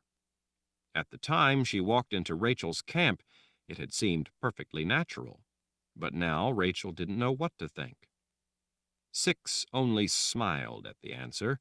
It was not a happy smile, though. Rachel didn't think that Six had a happy smile, just that clever one, the one that let people know she was thinking dark, witchy things.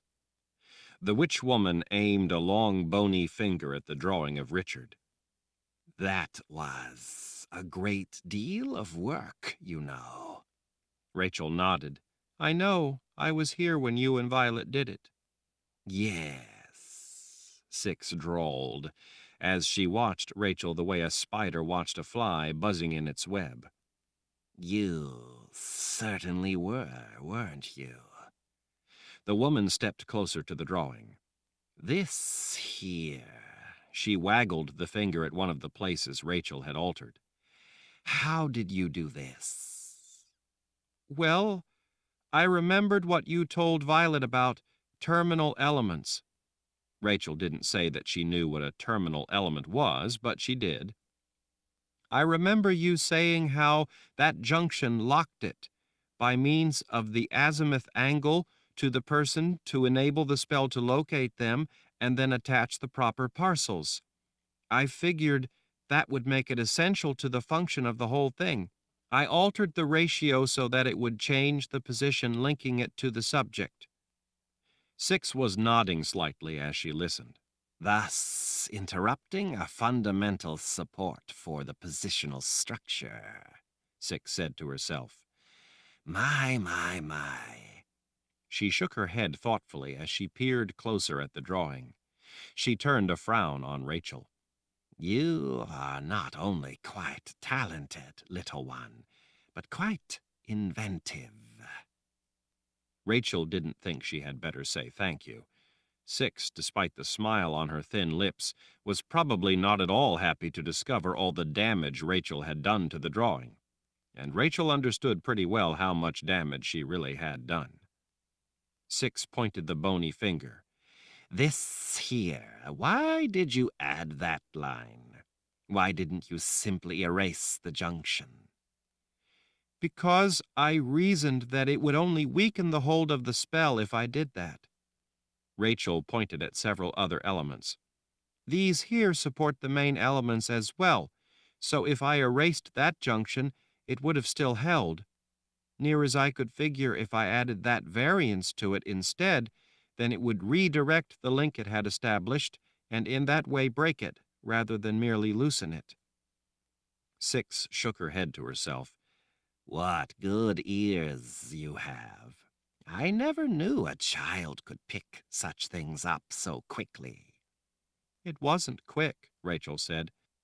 You had to keep telling Violet those same things over and over. It would be pretty hard not to catch on after a while. Six chuckled to herself. Yes, she was quite stupid, wasn't she?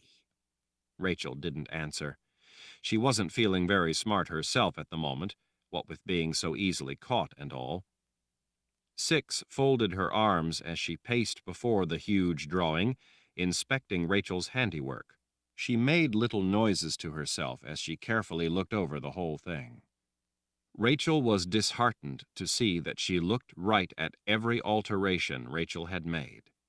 The witch woman didn't miss a single one. Quite impressive, she said without looking back. She flicked a hand in the air. You've completely undone the whole thing. Six turned to Rachel. You ruined the entire spell. I'm not sorry I did it. No, I don't expect you are. She heaved a sigh. Well, no harm done, really. It served its purpose. I suppose there is no further need for it. Rachel was disappointed to hear that. This hasn't been a total loss, however.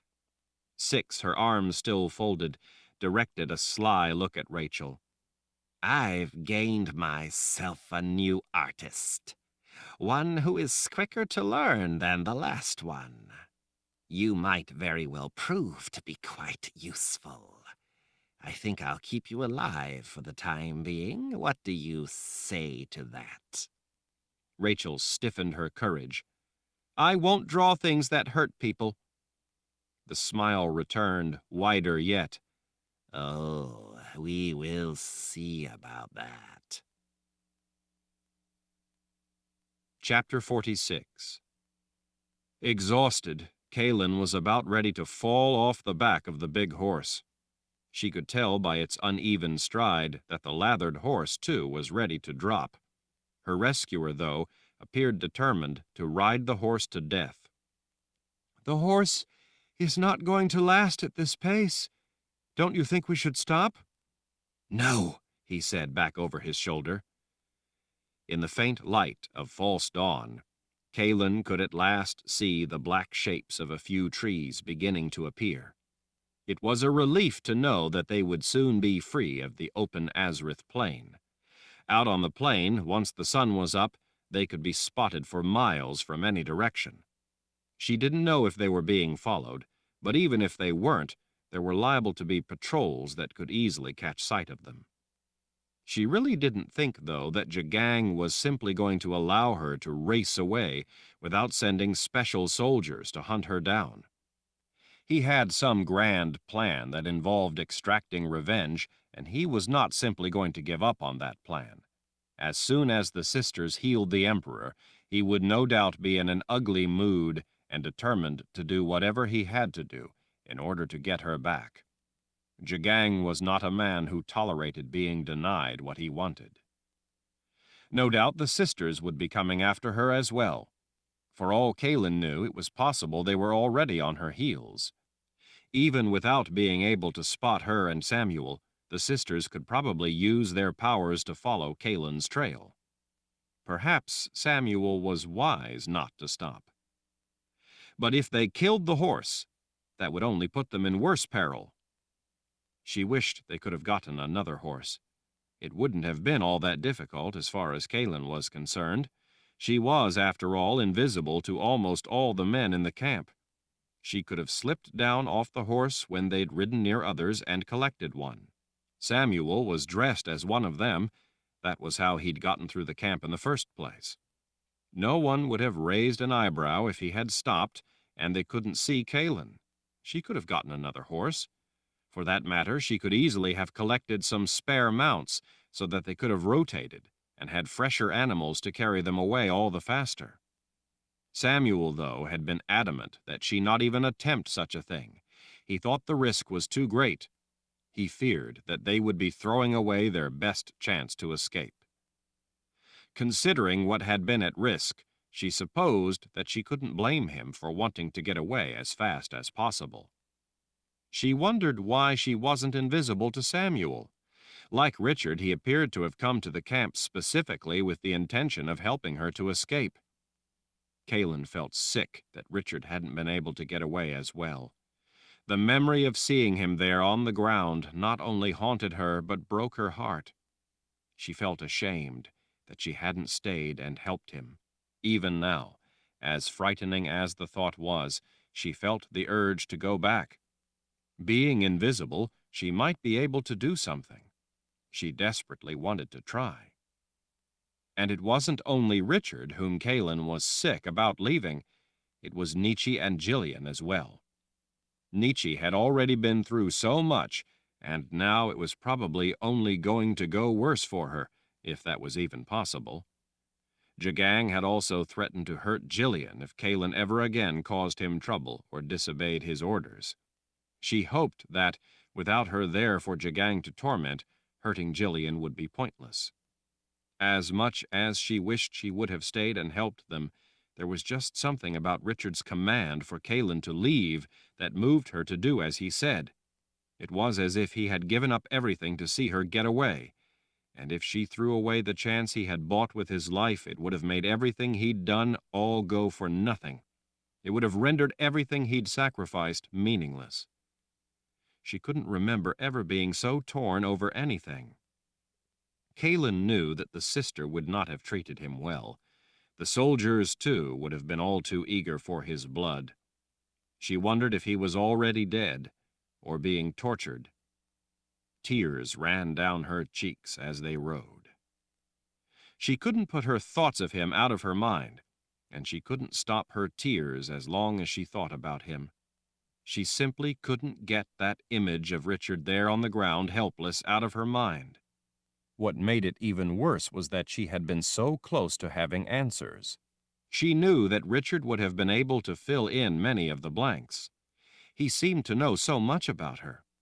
He even seemed to know about Samuel and the magnificent sword that Samuel carried. She remembered Richard yelling at Samuel, "Samuel, you idiot! Use the sword to cut the collar off her neck." Those words still rang in Kahlan's memory. No sword could cut through metal, but Richard knew that the sword Samuel had could. More than that, though, it told Kahlan what Richard thought of Samuel. It also told her that even with as little as Richard thought of the man, he wanted to see her safe badly enough that he was even willing to let it be Samuel who helped get her away. "What do you know about Richard?" she asked. Samuel rode in silence for a moment. Finally, he answered. "Richard is a thief, someone not to be trusted for any reason. He hurts people." "How did you know him?" she asked the man she had her arms around. He half looked back over his shoulder. "Now is not the time to discuss it, pretty lady." Richard, flanked by Mord Sith, Ulick, and Egan, and men of the first file, hurried toward the tomb room that had been the breach into the palace from the catacombs beneath. Nietzsche was at his side. Despite the fact that she was far from recovered, she insisted that she be there close to him.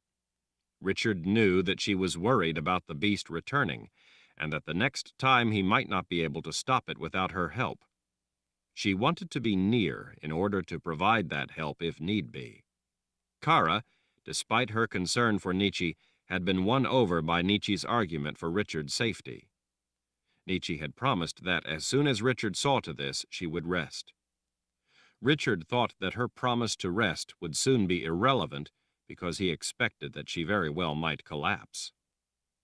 As they moved onward through the broad corridors, they passed countless burned corpses, frozen in grotesque poses.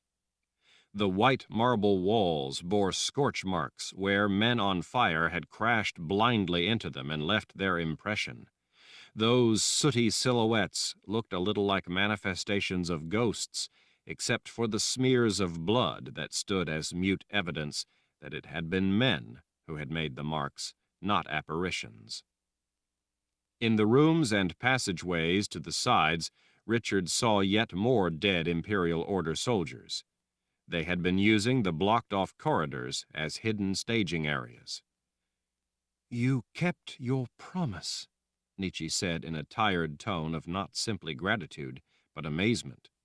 "My promise?" She smiled through her crippling weariness. "You promised that you would get that thing off my neck. When you said it, I never believed you. I couldn't answer, but I never believed you could do it." "Lord Rahl always keeps his promises," Berdine said. Nietzsche smiled as best she could. "I guess he does."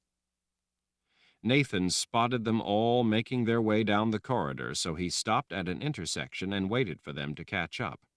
He had been coming from a hallway to the right. Astonishment overcame him. "Nietzsche, what happened?"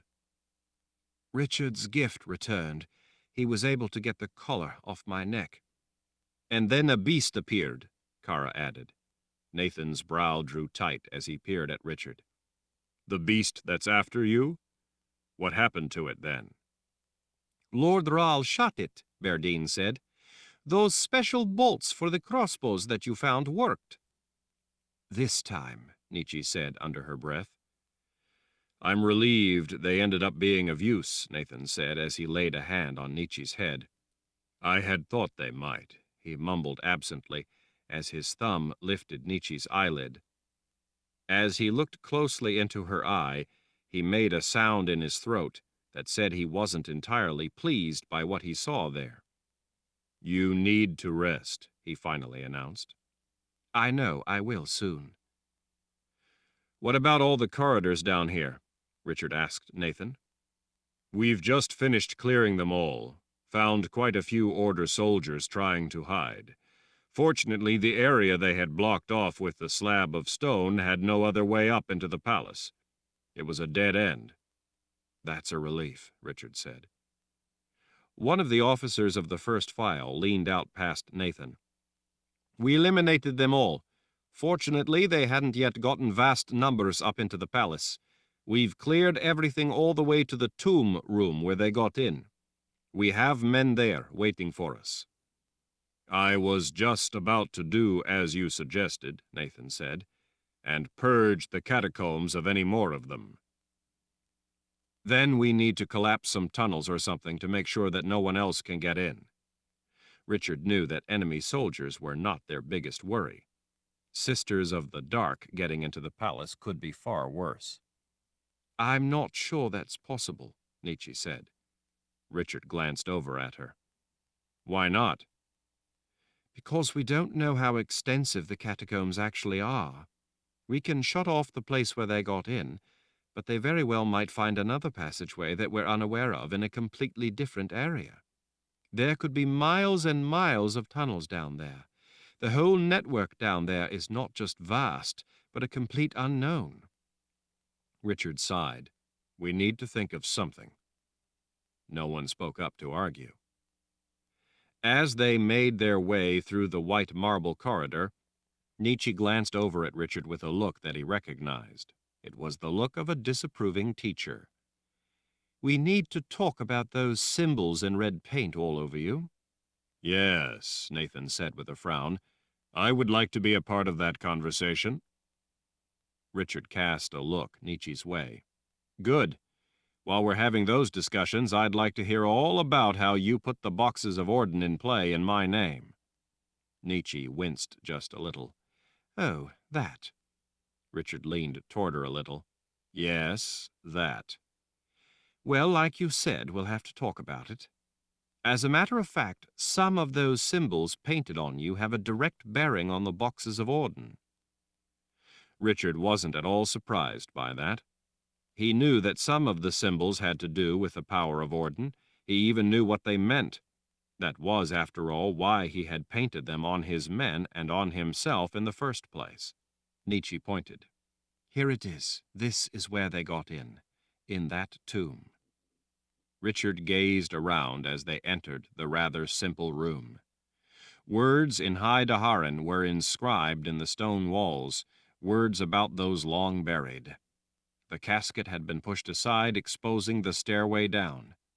When they had rushed up, getting back into the palace from the catacombs, it had been pitch black, so Richard hadn't seen their surroundings. Addie had been leading them in total darkness. Richard hadn't even known where they were once they'd gotten back in the palace. Nietzsche gestured down into the darkness. This is where the sisters first got in. So they still have Anne, then, Nathan said after looking down the dark well. Nietzsche hesitated. I'm sorry, Nathan. I thought you knew. His frown darkened. Knew what? She clasped her hands loosely before herself.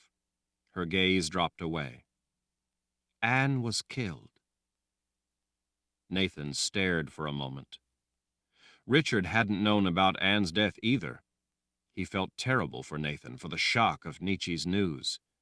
Richard knew how close the prophet was to the prelate. It almost seemed impossible that Anne was actually gone. How? Was all Nathan could ask. The last time I was here, when Anne and I came down here, we were surprised by 3 sisters. They had linked their gift so that they would be able to use their power in here. Anne was killed before we even realized they were there. Jagang wanted me captured alive, or I'm sure they would have been only too happy to kill me too. Nietzsche laid a hand lightly on the prophet's arm. She didn't suffer, Nathan. I don't think she was even aware of it as it happened.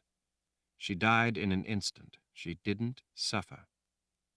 Nathan, staring off into distant memories, nodded. Richard put a hand on Nathan's shoulder. I'm so sorry.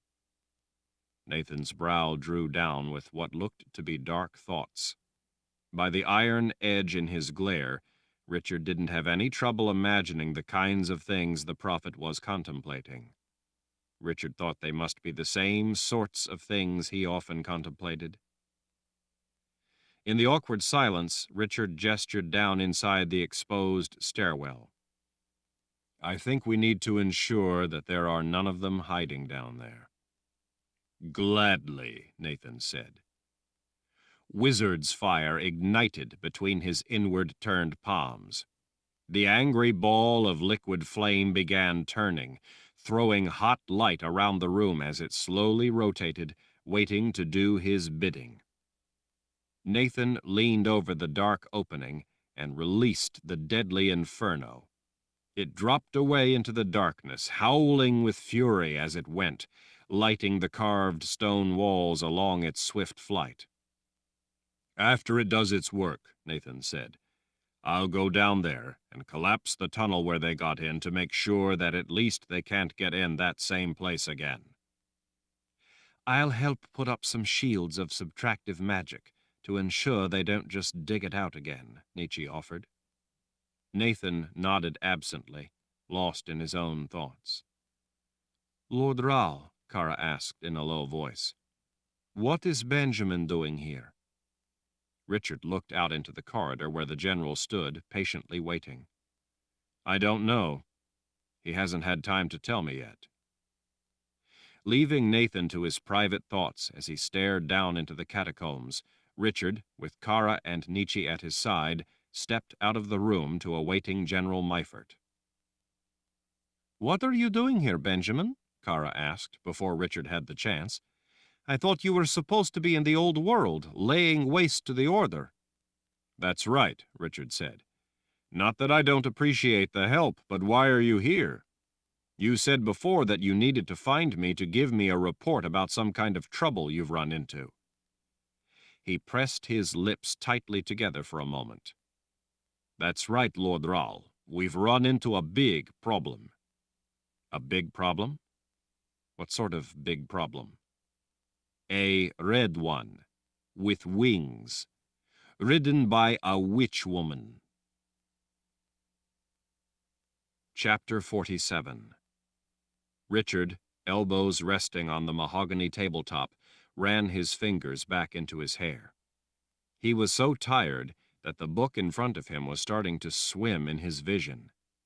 He had read so many books recently that he had long ago lost track of how many days it had been since returning to the People's Palace.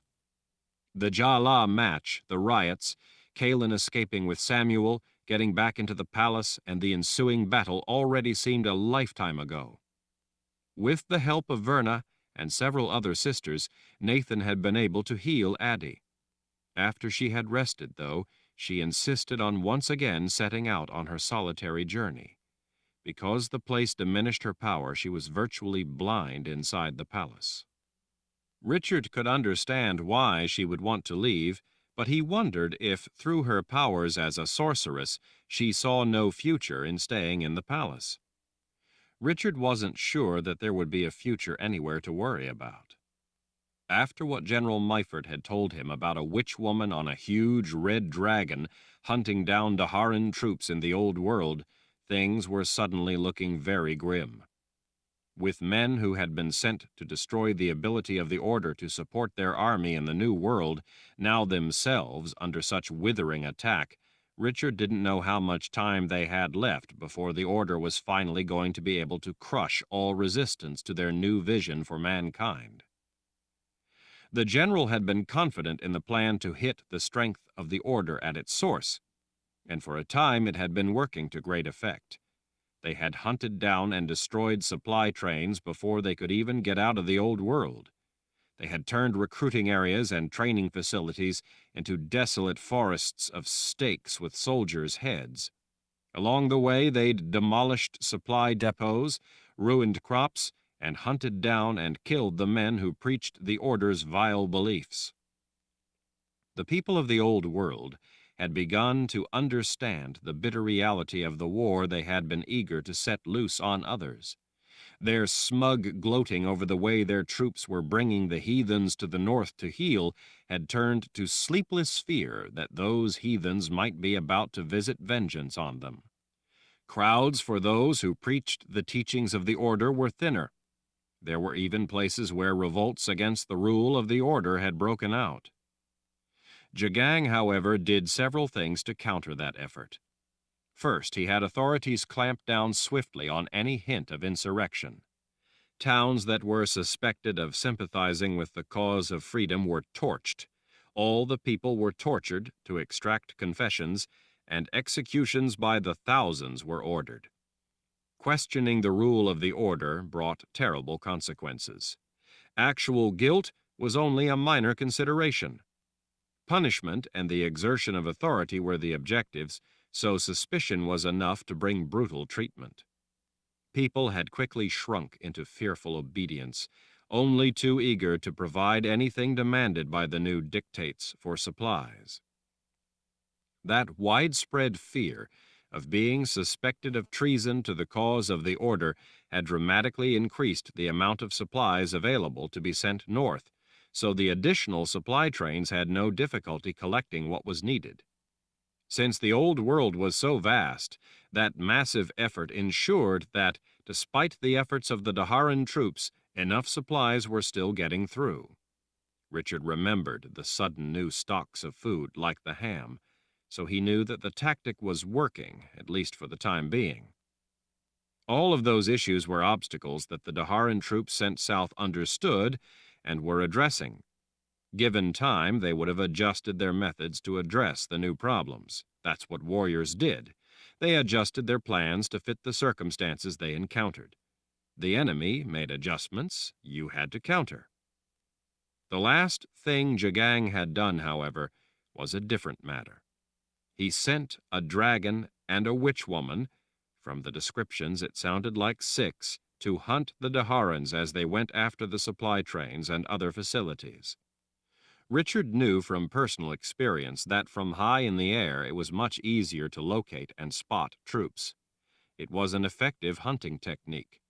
With a witch woman's talent, it was all the more deadly. The tactic had not only reduced the effectiveness of the attacks in the Old World, it had been killing a great many Daharan troops for nothing gained, making the work for the ones still fighting all that much more difficult. With the increased supplies and the attacks from above, Jagang appeared, despite the greater cost in lives and supplies, to be getting what he needed to continue the siege of the people's palace. That was all that mattered to him. It now appeared that it would be those in the palace who would not be able to hold out. Once the ramp was completed, and if they discovered other catacombs to also get through, then the Order's legions could attack the palace from both the top and bottom. Even the ramp alone, though, would prove enough in the end. Such an attack would be costly to the Imperial Order, but Jagang didn't care about the cost in lives to his army. He only cared about his objective. Sooner or later, he would take his objective. When that happened, and Richard knew that it was inevitable, the cause of freedom would be ended. They would be finished. Richard's only hope now was to find a way to use the boxes of Orden. Of course, he didn't have any of the boxes, but even if he did, he didn't yet know how to use them. He needed to learn how to do that first. Knowledge was now his best weapon. He was determined to arm himself well. The room he and Nietzsche were in was a private library that, according to Berdine, was filled with forbidden volumes, books meant for the Lord Ral alone. Powerful shields protected the mahogany double doors of the arched entrance. Darken Ral had sometimes asked Berdine to help him translate High Daharan, but she said that this room was one she rarely visited. She said that he usually came here alone. Richard and Nietzsche had decided that this was a good place for them to start. Berdine was searching other libraries along with Verna and nearly all of her sisters. Anything deemed to be of possible help was brought to Nietzsche. She personally checked everything brought in to see if it was something Richard needed to concern himself with. Some of the more experienced sisters were proving quite valuable at ferreting out important sources of relevant information. Nietzsche also kept people away from Richard so he could concentrate on reading and on the wide array of things she was teaching him. In some ways, he felt like a recluse. But it also left the mood in the quiet retreat focused, which was just what Richard needed. Low bookshelves in the private sanctuary were placed near the richly paneled walls, leaving the center open for couches and chairs. It made the room look more like a quiet study than a library. Small statues decorated the tops of some of the shelves, helping them to appear to be display stands rather than bookshelves. Richard hadn't yet ventured up the narrow iron spiral stairs to the small balcony on the opposite wall, but Nietzsche had. As he read, she'd brought books that she thought were important down to add to the stacks awaiting his attention. Although the room didn't have the look of one of the typical libraries filled with row upon row of books, the discreet shelves in the room still had to contain thousands of volumes. The ones they were interested in, though, were somewhat rare, even for this place. Still, the heavy mahogany table he sat before was piled high with books Nietzsche had laid out. From within the library, there was no way to tell if it was day or night. The heavy, dark blue velvet draperies were closed. Opening them wouldn't have helped, since there was only wood paneling behind. The curtains were only meant to give the illusion of windows and to quiet the room. There were ample lamps, though, along with a fireplace. They gave the place a warm glow, making it look cozy and inviting.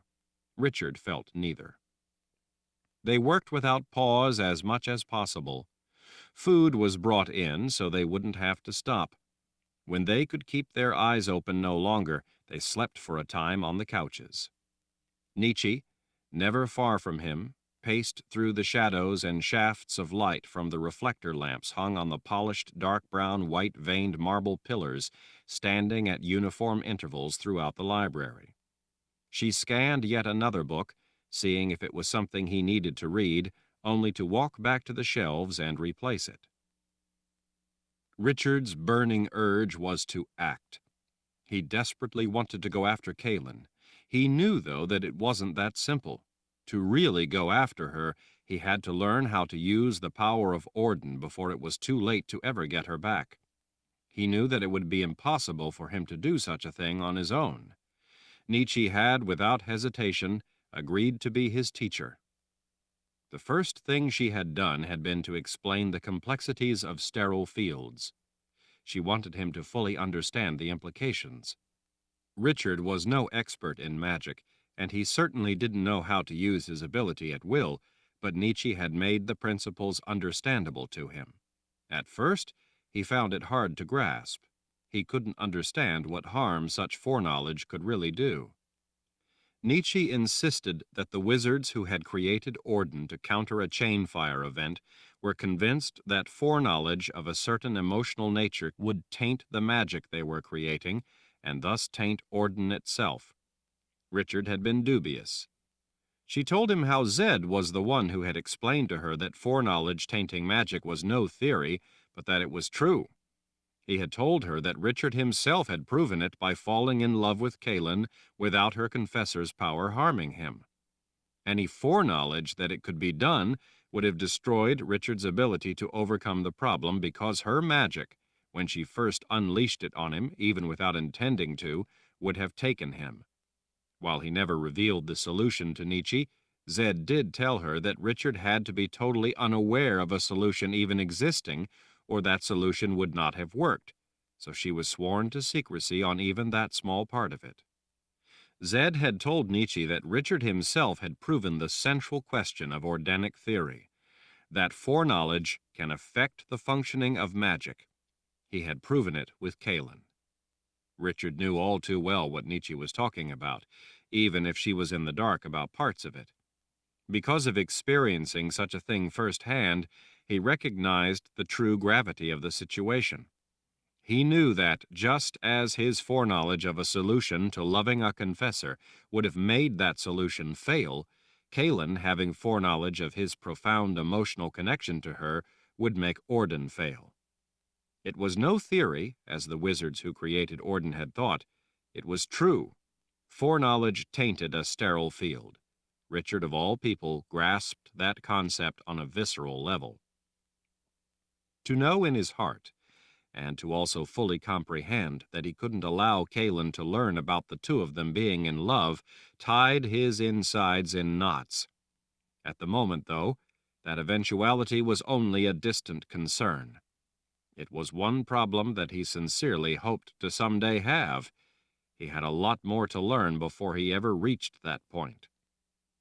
Through reading a number of historical accounts in the library, and from books some of the sisters had found that dated back to the time before the Great War, Nietzsche had been able to form a theory about his gift and how it functioned.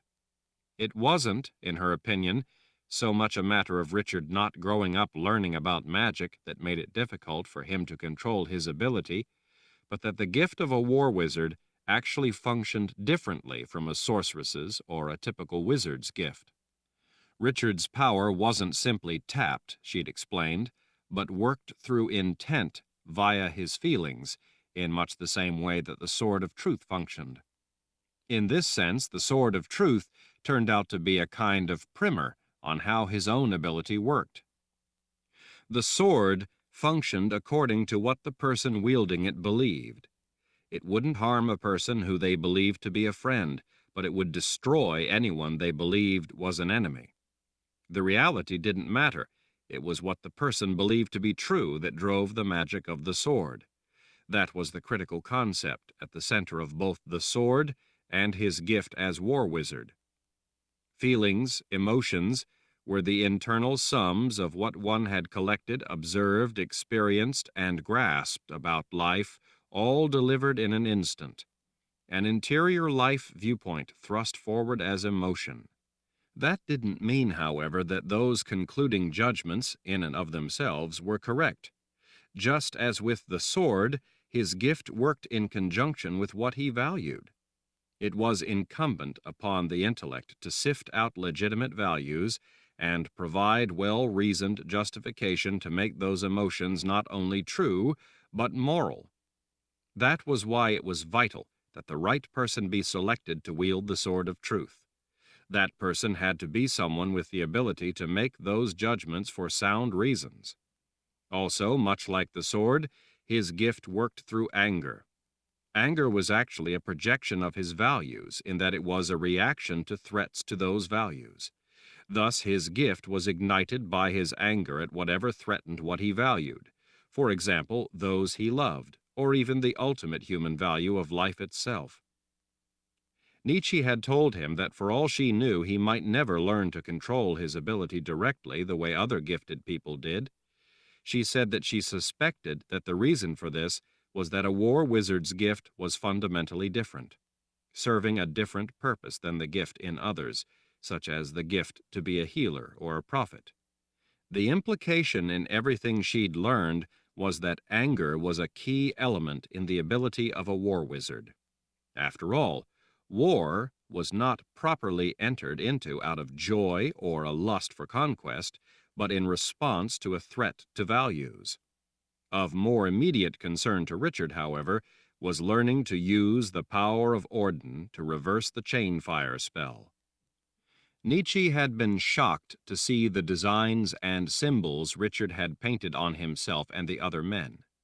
She recognized that he had combined familiar elements into completely new forms. But she also wanted to know how he had managed to integrate elements pertaining to Orden. Richard had explained that he had come to learn that some of the parts of the spells Darken Rahl had drawn to open the boxes of Orden were also parts of the Dance with Death, and he knew the symbols relating to the Dance with Death quite well. In a way, that association made sense. Zed had once told him that the power of Orden was the power of life itself. The Dance with Death, used with the Sword of Truth, was really about preserving life, and Orden was itself drawn from the power of life and centered around preserving it from the rampages of the chainfire spell. In a way, the Sword of Truth, the ability of a war wizard, and the power of Orden were all inextricably linked. Those links brought to Richard's mind First Wizard Baracus, the man who had thousands of years before written a book, Secrets of a War Wizard's Power, for Richard. That book was meant to help him in this quest. That book was still hidden in Tamarang, where Richard had stashed it when Six had held him prisoner for a brief time.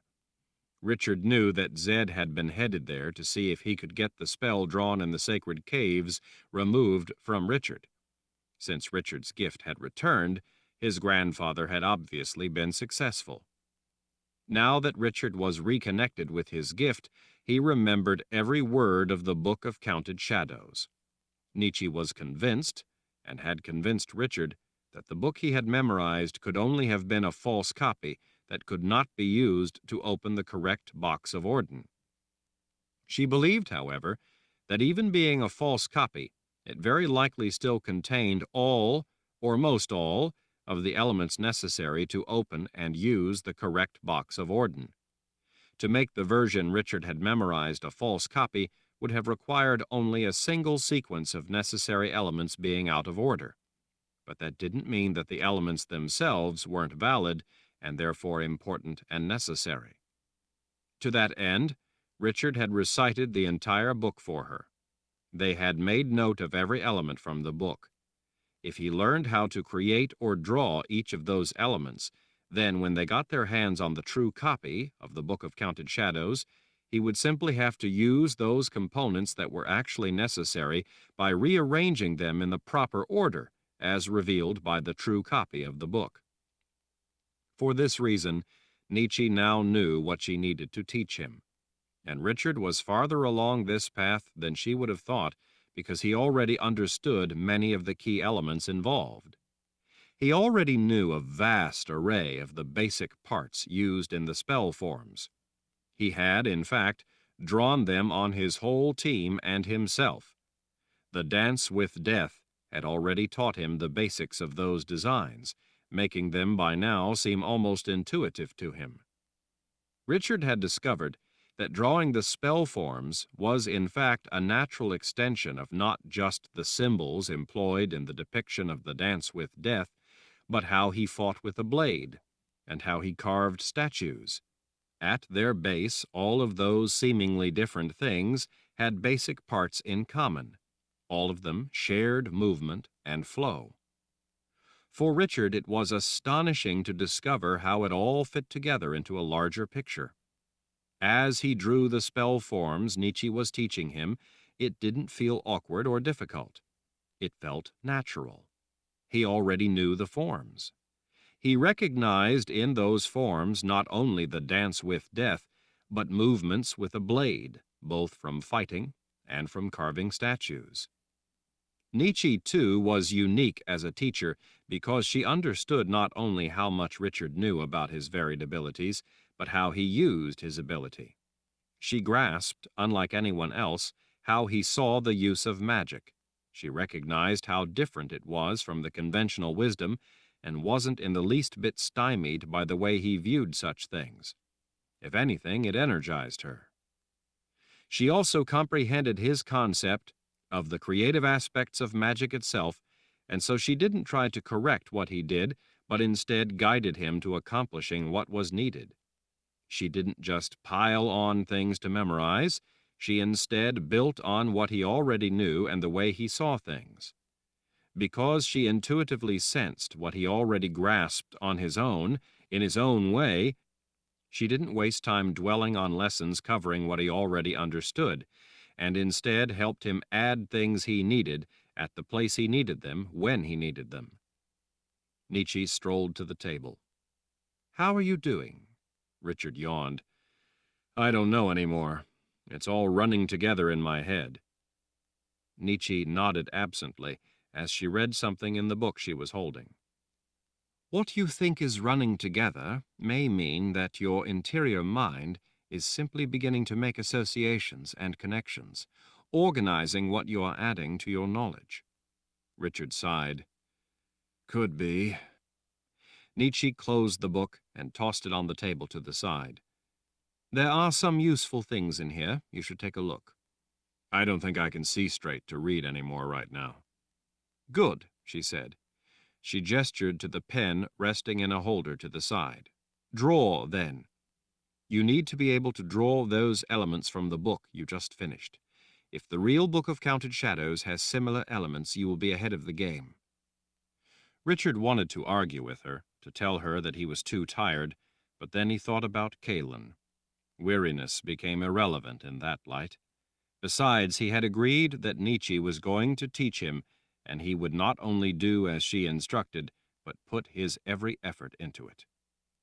She was a sorceress with invaluable knowledge, experience, and ability that Zed had said amazed him. Even Verna had taken him aside and advised him to listen carefully to Nietzsche, that she was in many areas smarter than any of them. Richard knew that this was his only true opportunity to learn what he needed. He was not about to waste that opportunity. He pulled a piece of paper close and then dunked the pen in the ink. He leaned close and started drawing spell forms from a book laid open nearby. One big problem they had not yet solved was the issue of sorcerer's sand. According to the Book of Counted Shadows that he'd memorized, the spell forms needed to open the correct box of Orden had to be drawn in sorcerer's sand. Nietzsche had told him that even though the book he'd memorized was a false copy, the issue of needing to draw the spell forms in sorcerer's sand when the time came was true.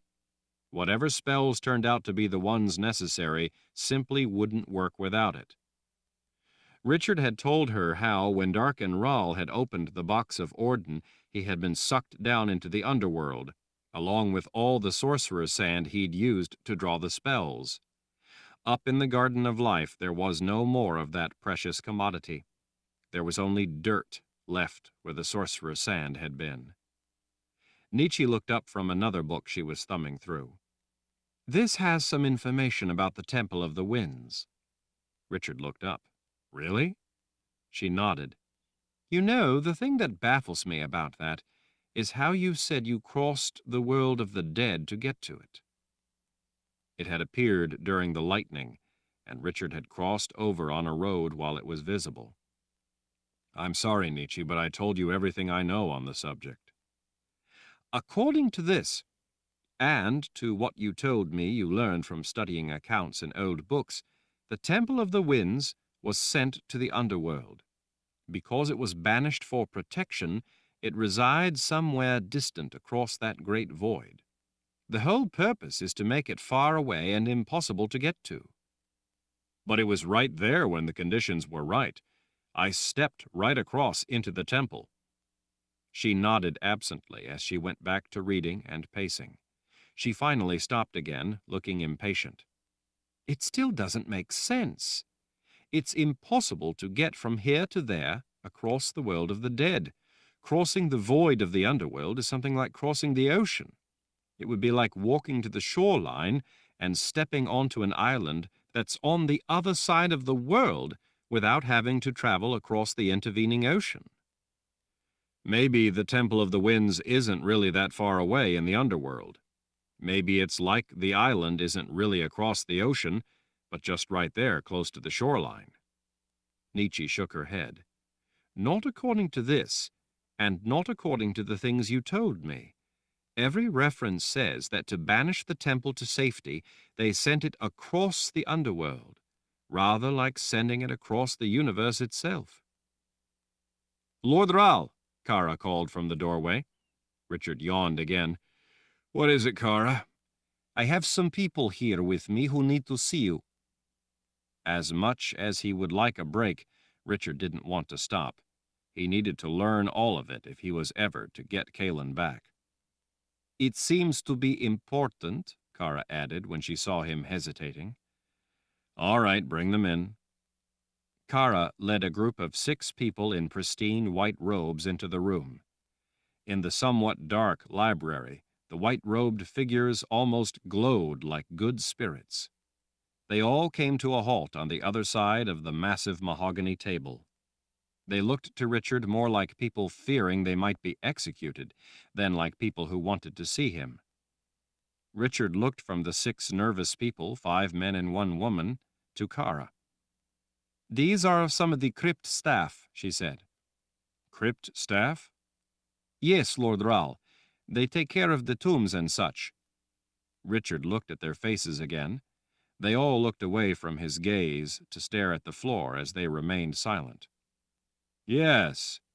I remember seeing some of you when I first came back, when we had the battle down there with the Imperial Order soldiers." He couldn't imagine the horrific mess that would have had to be cleaned up. He had ordered that the bodies of the Order soldiers be thrown over the side of the plateau. They had more important things to worry about than caring for the remains of murderers. The people nodded. "What is it you wish to tell me?" Kara waved a hand to dissuade him from that notion. "Lord Ral, they are all mute." Richard gestured with the pen in his hand as he leaned back in his chair. "All of you?" The 6 people nodded together. "Dark and Ral cut out the tongues of all the crypt staff so that they couldn't speak ill of his dead father." Richard sighed at hearing such a terrible thing. "I'm sorry you were abused like that. If it makes you feel any better, I share your feelings about the man." Kara smiled as she looked at her 6 charges. "I told them of your part in his death." The 6 smiled a little and nodded. "So what's this about? Can you help me understand what you want me to know?" he asked the 6. One of them reached out and carefully placed a folded, pristinely white cloth on the table. The man slid it toward Richard. As Richard reached for it, a drop of ink dripped from his pen onto the white cloth. "Sorry," he mumbled as he set the pen aside. He pulled the cloth closer. He looked up at the six. "So, what is it?" When they made no attempt to explain, he glanced at Kara. She only shrugged. "They were insistent that you see it." One of them gestured with his hands held out flat, almost as if they were the pages of a book as it opened, then repeated the gesture. "You want me to open it?" All six nodded. It didn't really feel like it could contain anything at all, but Richard carefully started opening the folds of cloth back onto the table. Nietzsche, standing beside the six, leaned over the table, watching. When Richard laid back the final fold, there in the center of the cloth lay a single grain of white sand. He looked up sharply. "Where did you get this?" All six pointed down. "Dear spirits," Nietzsche whispered. "What?" Kara asked, leaning over to look at the single grain of white sand sitting in the center of the cloth. "What is it?" Richard glanced up at the moored Sith. "Sorcerer's sand." The people were crypt staff, so that had to mean that they had found it down in the crypt somewhere. The sorcerer's sand shone with prismatic light, but he was still somewhat astonished that they would have found a single grain of it. He also wondered where they had come across it, and if there was more. "Can you show me where you found this?" All six nodded vigorously. Richard carefully folded up the cloth back around the grain of sorcerer's sand. He noticed as he did so that the place where the drop of ink had fallen had, because the cloth had been folded at the time, made two identical spots of ink on opposite ends of the cloth. When the cloth had been folded, they had been together, touching, but when the cloth was opened, the two spots were on opposite sides. He stared at it a moment, thinking. "Let's go," he finally said, as he stuffed the cloth into his pocket. "Take me there." Chapter 48. Richard stepped over the melted white stone and into Panis Ral's tomb. The crypt staff waited outside in the hallway. They had urged Richard to go in alone first, wanting him to visit the tomb before they dared to enter. It was the tomb, after all, of his grandfather. These were people who had lived and died by the incomprehensible protocol of the previous Lord Ral, visiting his venerated ancestors. Richard, though, reserved his reverence for those who deserved it. Panis Ral had been a tyrant, with ambitions of conquest little different from those of his son, Darken Ral. Panis Ral might not have managed to accomplish the level of evil his son had, but it wasn't for lack of trying. In the war Panis Ral had started against neighboring lands, Zed, as a young man, had been the one called upon to lead free people against Daharan aggression. In the end, Zed, acting as first wizard, had killed Panis Ral and put up the boundaries that had, for most of Richard's life, walled off Dahara. Even though many had eagerly supported Panis Ral's lust for conquest, Zed had not wanted to kill all of the people of Dahara. Many of them, after all, were also the victims of that tyranny. Having been unfortunate enough to be born under a tyrant was not a willful act on their part. So instead of killing all the Daharan people, Zed had put up the boundaries. He said that, in the end, leaving them to suffer the consequences of their own actions was the worst punishment he could inflict upon them. It also gave them the chance to choose to change and make something of their lives. But with the boundaries, they would not be able to continue their aggression against others. It would have worked, and Richard would still be living in peace back in Westland had those boundaries not failed. Darken Ral had helped them along in that deterioration by traveling through the underworld to get past them. Had the boundaries not come down, though, Richard would not have met Kahlan. Kahlan made his life worthwhile. She was his life. Richard remembered years before, shortly after Darken Ral had opened the box of Orden and been taken by its power, that one of the palace staff had come to tell Zed that Panis Ral's crypt was melting.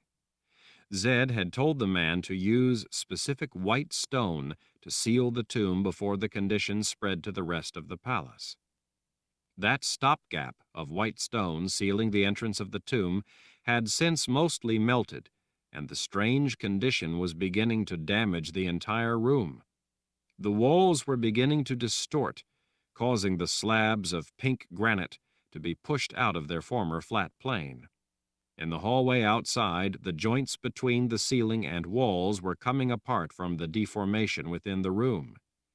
If it wasn't stopped, it looked like it could continue to twist support walls until the structure of the palace eventually started falling in on itself. Richard looked all around, taking appraisal of everything as he crossed the room. The light of 57 torches reflected off his grandfather's gold-enshrouded coffin sitting on a pedestal, making it not only glow in the center of the cavernous room, but almost look as if it were floating above the white marble floor. Words were inscribed not only on the coffin, but into the granite walls all around the room. "I hate pink," Nietzsche murmured to herself as she peered around at the polished pink granite walls and vaulted ceiling. "Any idea why the walls would be melting?" Richard asked Nietzsche, as she walked slowly around the room, carefully inspecting everything. "That is what really frightens me," Nietzsche said. "What do you mean?" Richard asked, as he started reading the High Daharan words cut into the granite walls.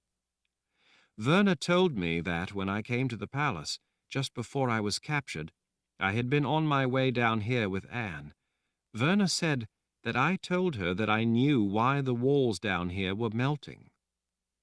Richard looked back over his shoulder at her. "And so why are they melting?" Nietzsche looked strangely confused and worried. "I don't know. I don't remember." "Don't remember what?" "Why I was coming down here, or why the walls were melting. I asked Verna if she remembered anything I might have said, but she said that she didn't." Richard lightly dragged a finger along his grandfather's casket. "Chain fire." Nietzsche looked up, even more concerned. "Do you really think that's the reason?" "You don't remember any of it?" She shook her head. "No. I don't remember ever telling Verna that I knew the cause of the problem. But what's worse is that I don't remember ever knowing why the walls were melting. How could I forget something important like that?" Richard stared into her troubled blue eyes for a moment. "I don't think you could, if things were normal." "That can only mean that the damage from chain fire is spreading beyond the original target of the spell." "It's the contamination," Richard said in a quiet voice. "If that's true, then that means that whatever is going on in here is connected to what we must do to reverse chain fire. The contamination in the chimes is erasing memory to protect itself." Such a frightening concept gave Richard pause. He knew, though, that it made sense. Now he had to worry not only about how Jagang might be one step ahead of him, but about how the contamination with chain fire might also be acting to defend itself from extermination. It didn't need to be sentient to react to preserve itself and continue its purpose. To the chimes, eliminating magic was a value, and the contamination they left in their wake was their method of accomplishing that value. So such self-defensive measures were probably integral, much as thorns were sometimes a bush or tree's means of self-defense. Having thorns didn't mean the tree was able to think of how to hurt anyone who came near. It was merely its integral means of protecting itself, so that it could continue to exist. "We have to reverse chain fire, or it's only going to continue to grow worse," Richard finally said to Nietzsche. "It won't be long before we even forget why we have to reverse it. I must invoke the power of Orden to counter the spell before it's too late." "We need the boxes of Orden to do that," she reminded him. "Well, Jagang has 2 and the witch woman took the 3rd. Somehow we need to get them back." "Since 6 is doing Jagang's bidding by attacking our troops down in the old world, I think we must assume that she intends to give him the third box. Richard traced a finger along some of the lettering on Panis Ral's casket. I think you're right. It's only a matter of time before Jagang has all 3 boxes, if he doesn't already. We have something they need, though, Nietzsche said. We do? What? The Garden of Life. Since translating the Book of Life, I've come to see the Garden of Life in a different way. The book confirmed some of the conclusions I had previously come to after the last time I saw the garden. I now understand the Garden of Life through the context of the magic of Auden. I've studied the position of the room, the amount of light, the angles in relation to various star charts, and how the sun and moon traverse the place. I've also analyzed the area within the room where the spells relating to Auden had been invoked, their specific placement in relation to the other elements. Richard was intrigued. You mean to say that you really think that the Garden of Life is necessary to open one of the boxes? Yes. The Garden of Life was constructed specifically to provide the controlled conditions necessary to open one of the boxes of Auden. Richard had to run that through his mind a second time before he was sure that he'd heard her right. You mean to say that Jagang must get into that room in order to open the correct box? Nietzsche shrugged. Unless he wants to construct his own room just like it. That certainly isn't out of the realm of possibility, but the elements all brought together in that room are very exacting. Recreating it would be a complex undertaking. But it would be possible for him to do such a thing? He would need the original references from which the plans for the Garden of Life were derived. He would also need the aid not only of sorceresses, but wizards. Lacking everything necessary to do it on his own, he would have to study the Garden of Life itself in order to know how to construct a new one. The only practical solution would be to duplicate what was already built here, since all that preliminary work has already been successfully carried out. Well, if he could get into here to do that, he might as well use this one. Nietzsche leveled a look at him. Exactly. Richard sighed with grasping just how far behind Jagang's true motives they truly were. No wonder he hasn't been worried about opening the boxes before now. He needed to get here first. Taking the People's Palace has been part of his larger goal all along. He's known all this time what he needed to do. Seems that way, she admitted. Berdine stepped through the melted opening into the tomb. Lord Ral, there you are. Richard turned. What is it? I found this book, she said, holding it up as she strode across the room, as if waving the book would explain everything. It's in Haidaharen. When I translated some of it and realized what it was, Verna told me to get it to you right away. Nietzsche took the book from Berdine when the Mord Sith held it out to her. She opened the cover and started scanning the text. So, what is the book about? Richard asked Berdine. It's about Jillian's people, her ancestors from Casca anyway. The Dreamcasters, Nietzsche whispered to herself as she followed along in the book.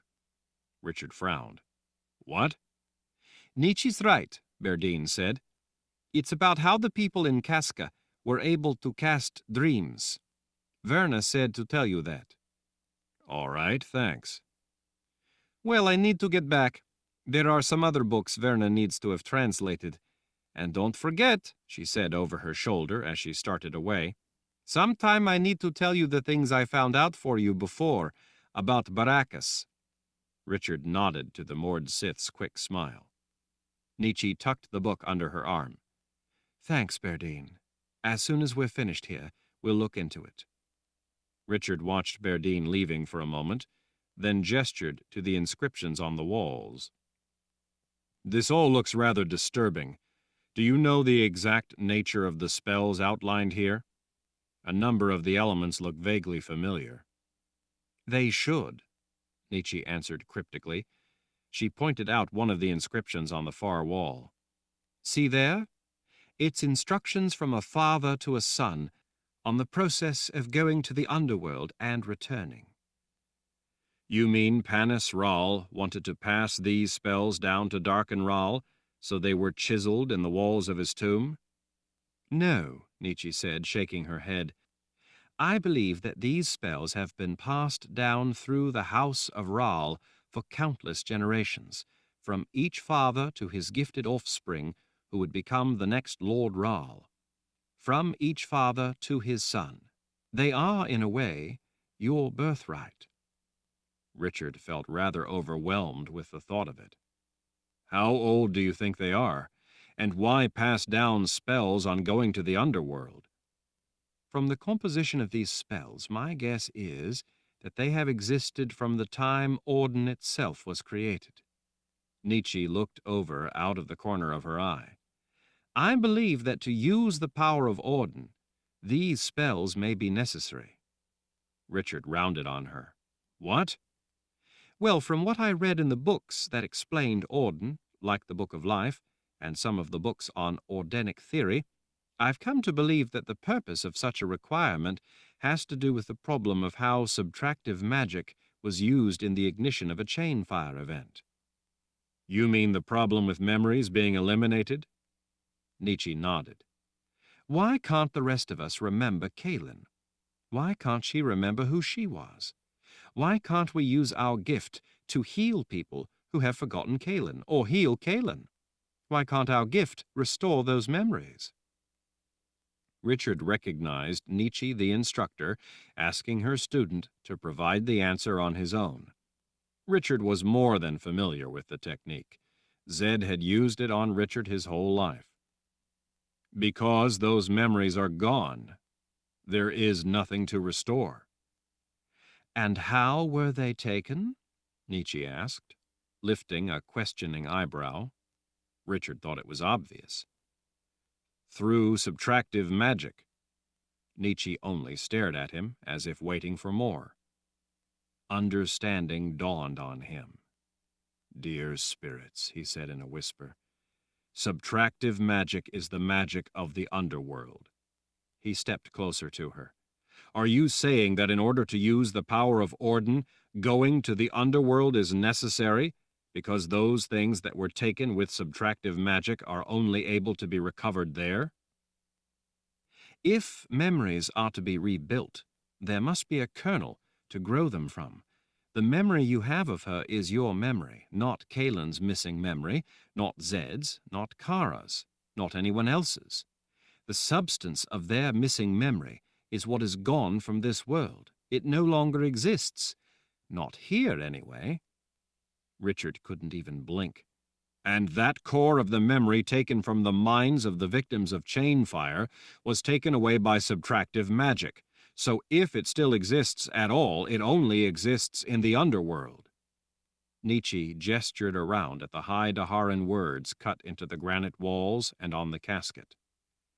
The Book of Life, which Darken Ral had to have read to have put the boxes of Auden in play, says that part of the process of invoking Auden is going to the underworld. But what memory would Darken Ral have recovered when he traveled to the underworld? Invoking Auden requires prescribed steps. Going to the underworld is one of the steps to be performed in the sequence of invoking Auden. She gestured to the walls. Those steps. But those references say only that going to the underworld is required. Why don't they lay out the purpose of the journey? The purpose of that journey is to recover the core of memories, but Auden doesn't know what is necessary, or who the object of chain fire was going to be.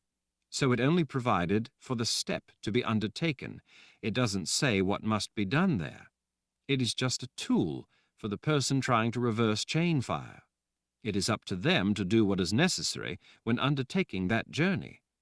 Berdine is the one who first showed me the Book of Life. She knew where it was because she had seen Darken Ral using it. He went to the underworld. These inscriptions here are part of the formula for invoking the spells necessary to do that. But Darken Rahl wasn't trying to restore memories lost to chainfire. Nietzsche shrugged. No, he was using Auden to gain power for himself. It was up to him what he would do once he was there.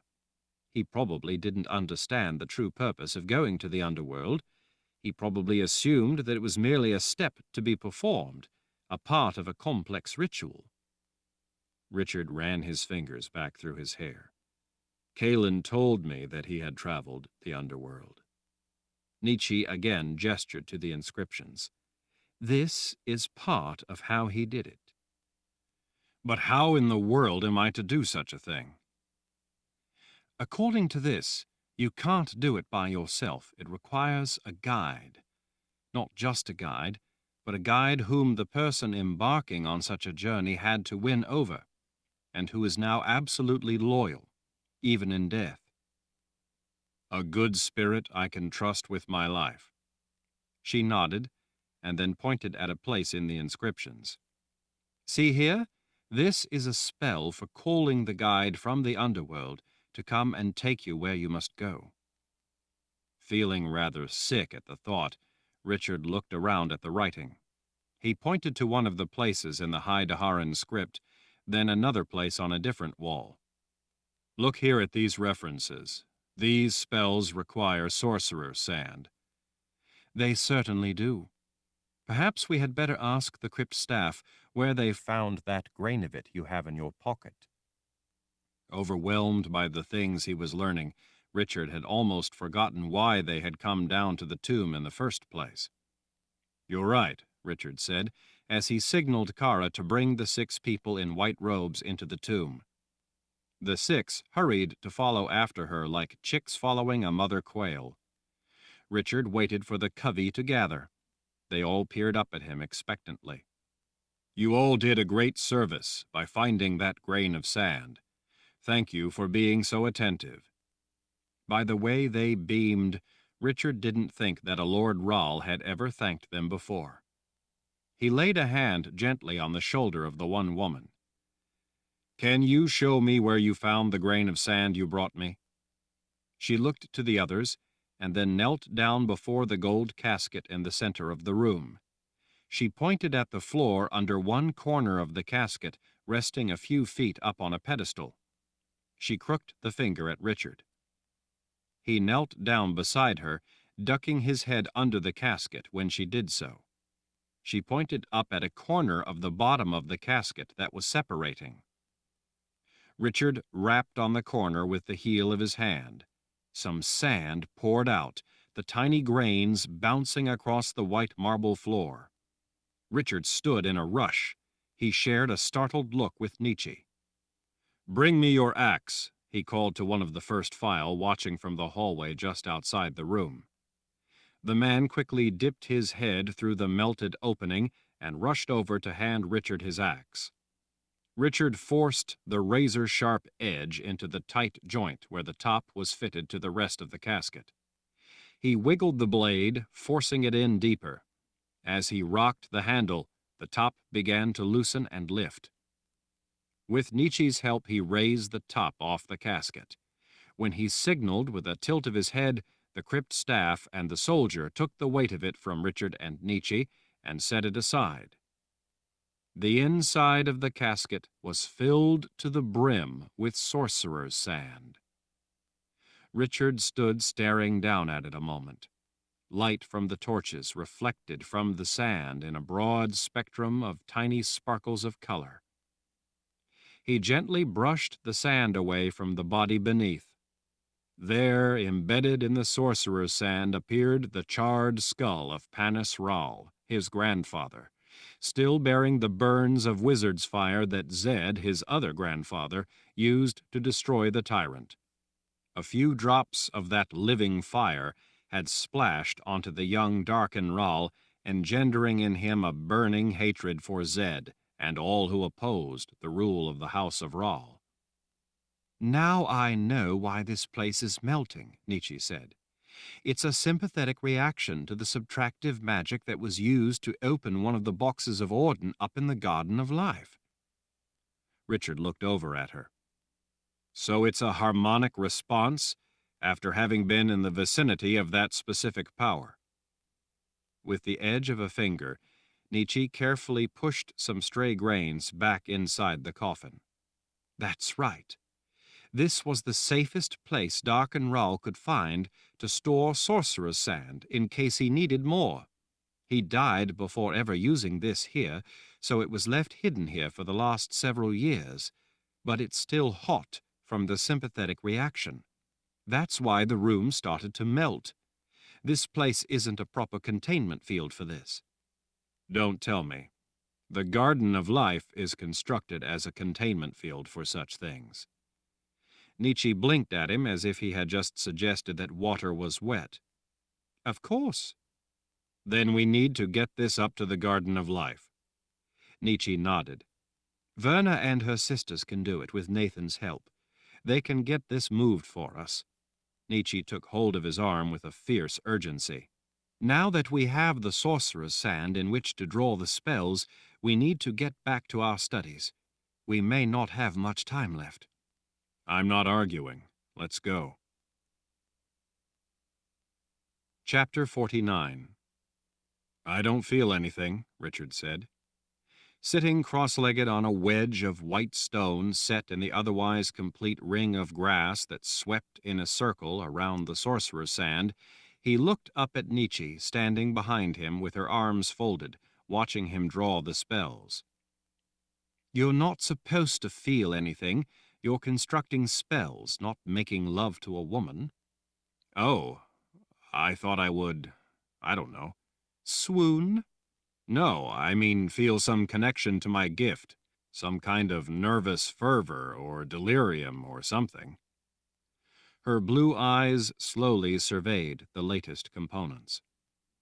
Some people like to add in emotional elements when they draw spell forms because they like to feel the rush of their heart pounding, the pit of their stomach tightening, or their skin crawling, that sort of thing. But it's entirely unnecessary, mere theatrics. They think they should moan and sway when they're doing such things. Her eyes turned to him, an eyebrow arching with a taunting expression. If you want, I can show you how. It might make a long night a little more entertaining. Richard knew she was just trying to teach him something about the reality of what he was doing by making him feel silly for interjecting the remnants of superstition into what she was trying to teach him was an exacting methodology. It was the kind of lesson that Zed used to use, the kind of lesson that stuck, that wouldn't be forgotten, as so often happened, with an equivocal response. Some people like to be naked every time they draw the spell forms, she added. No thanks, Richard cleared his throat. I can do without moaning or my heart racing or my skin crawling or being naked as I draw. I thought you might feel that way. That's why I never suggested such additions to the basics. She gestured to the drawings in the sand. Whether or not you feel anything, your gift contributes what is essential. The spell forms do what they need to do as long as you give them the correct elements in the right order, added at the right time. Don't worry, though. There will be things you must draw naked, she added. Richard knew about those spell forms.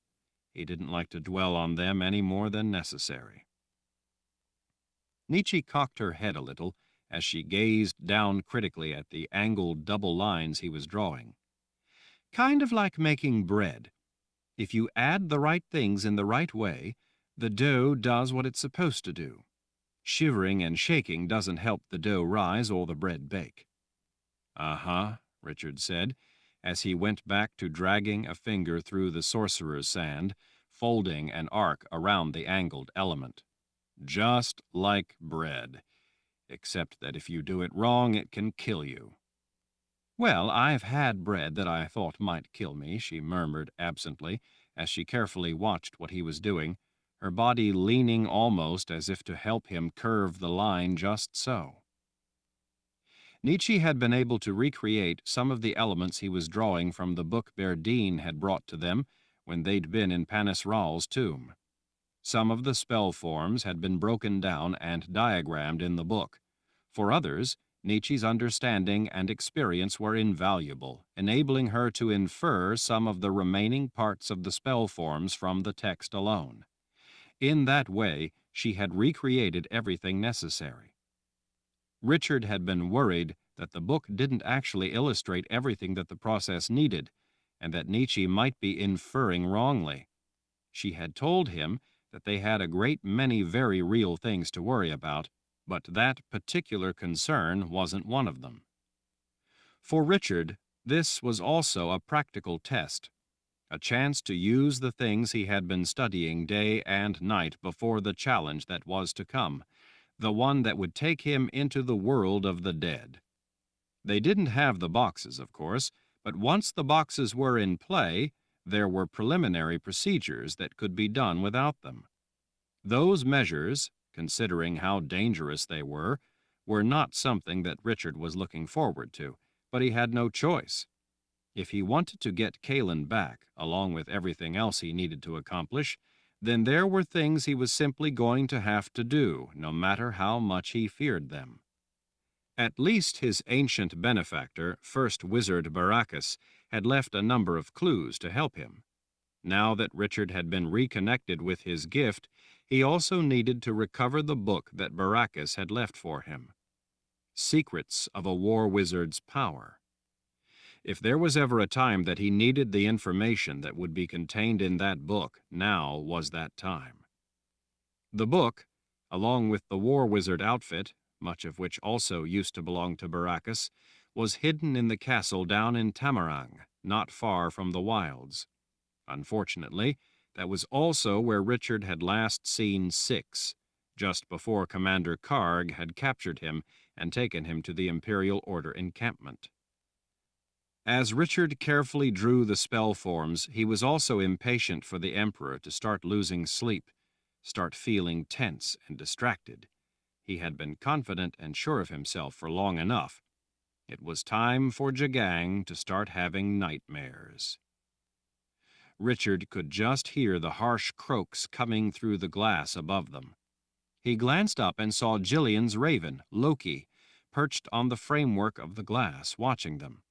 From high in the sky, the raven had followed his lifelong friend throughout her captivity, feasting on the amble refuse throughout the camp. Loki had seemed to consider the whole thing as he considered most things in life, nothing more than a curious holiday. Gillian had known that Loki was there, but she never let on lest one of Jagang's guards shoot the bird with an arrow. Loki was a wary bird, though, and seemed to vanish whenever anyone took notice of him. Gillian said that a few times when she came out of Jagang's tent, she saw the raven fly high above and do stunts to show off for her. Being a captive of Jagang, though, Gillian hadn't been cheered by the antics of her raven.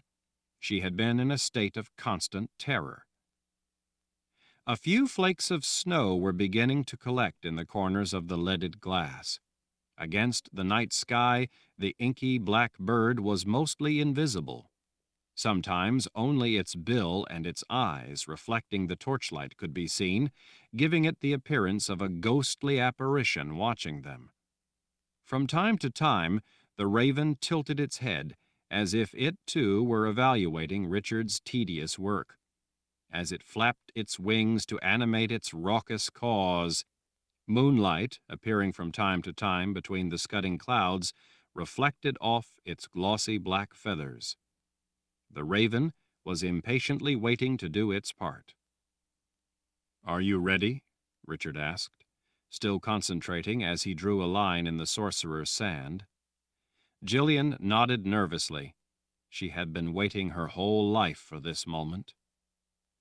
Sitting in the center of a place cleared for her in the sorcerer's sand, with spells drawn all around her, she was looking very solemn.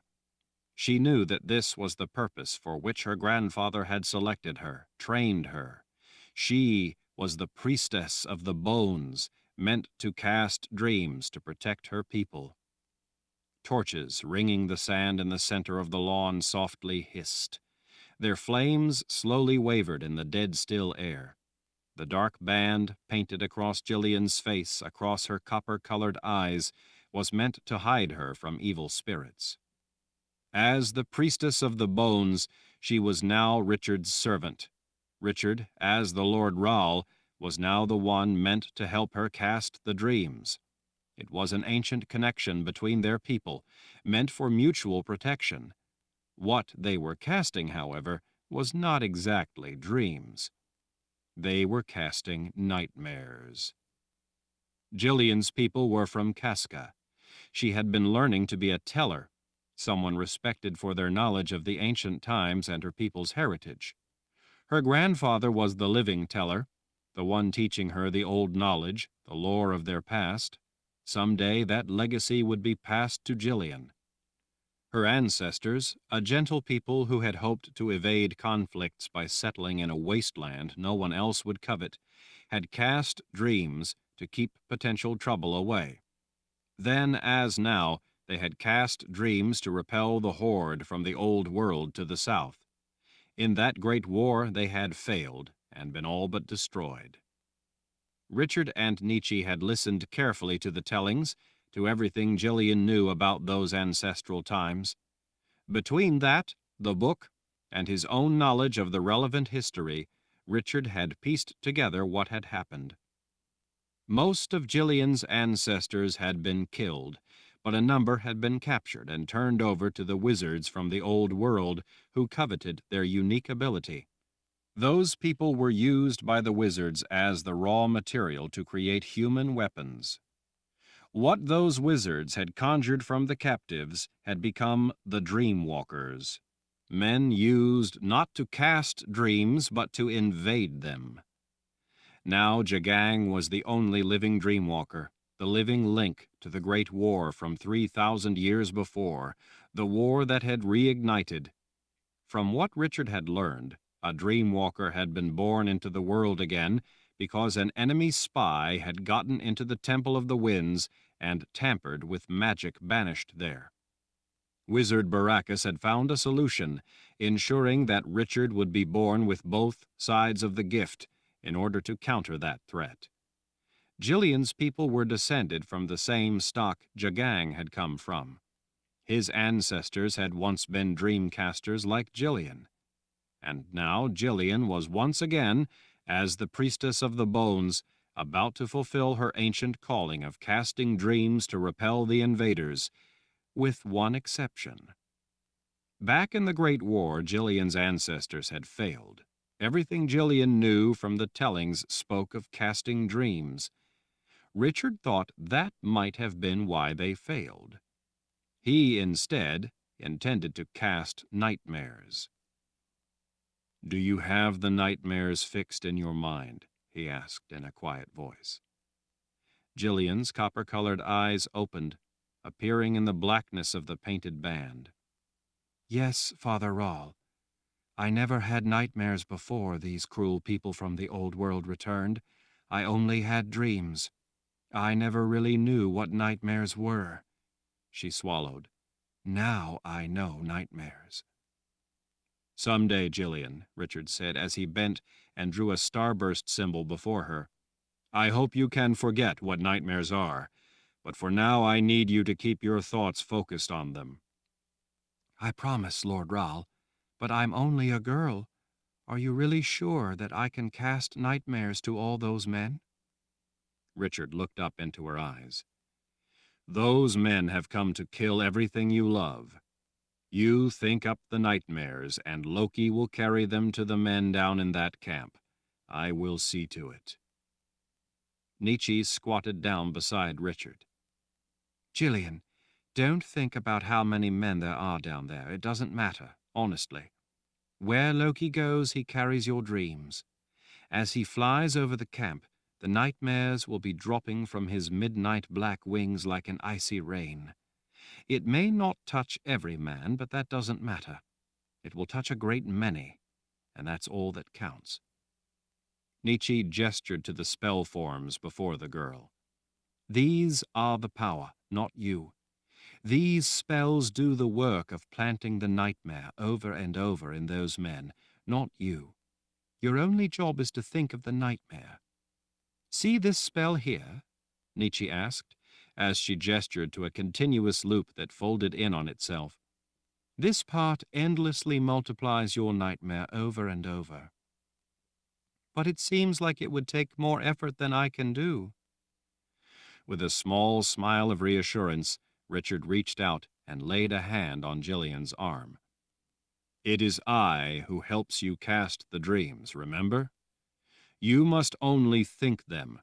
It is I who casts them as needed. It's your thoughts, along with my strength, that does it."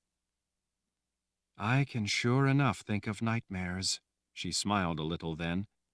"And you're sure enough strong, Lord Ral. I guess it makes sense when you both put it like that.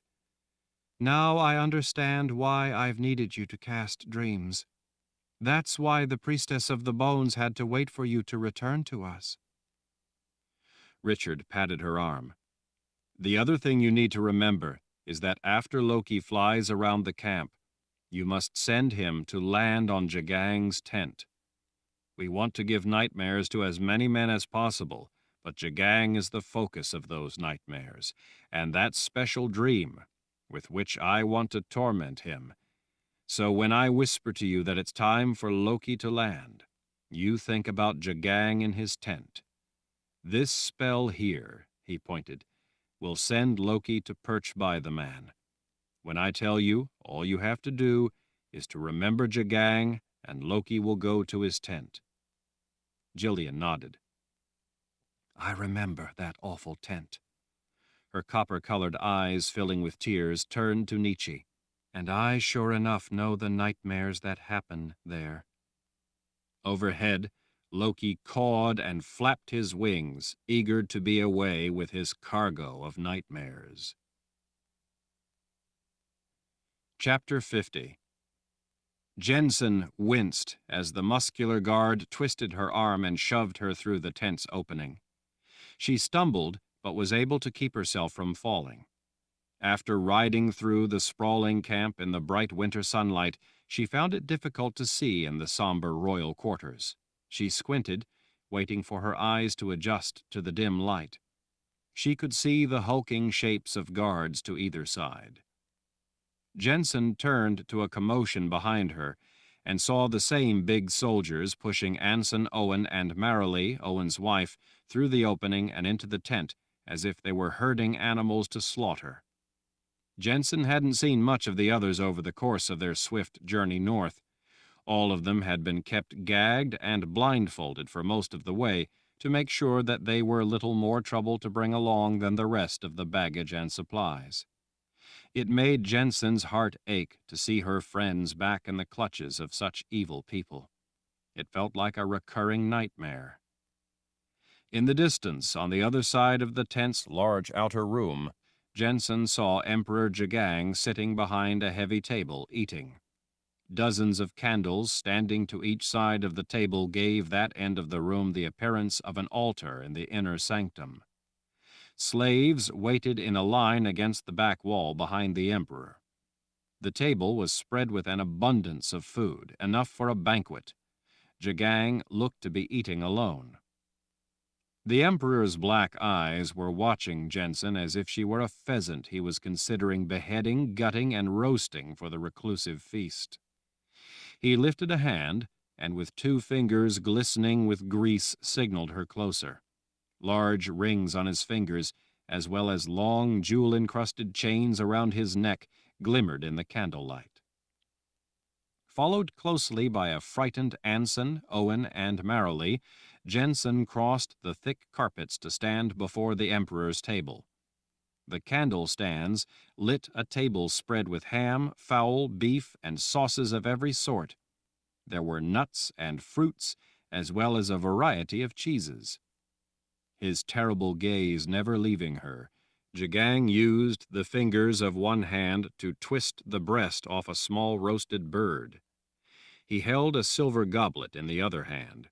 He took a big bite, then washed it down with red wine from the goblet. She knew it was red wine because much of it rolled down from the sides of his mouth to drip all over his sleeveless lamb's wool vest. "Well, well," he said as he plunked the goblet down on the table. If it isn't Richard Rao's little sister, come for another visit. The last time she had come to the Emperor's table, she had been with Sebastian.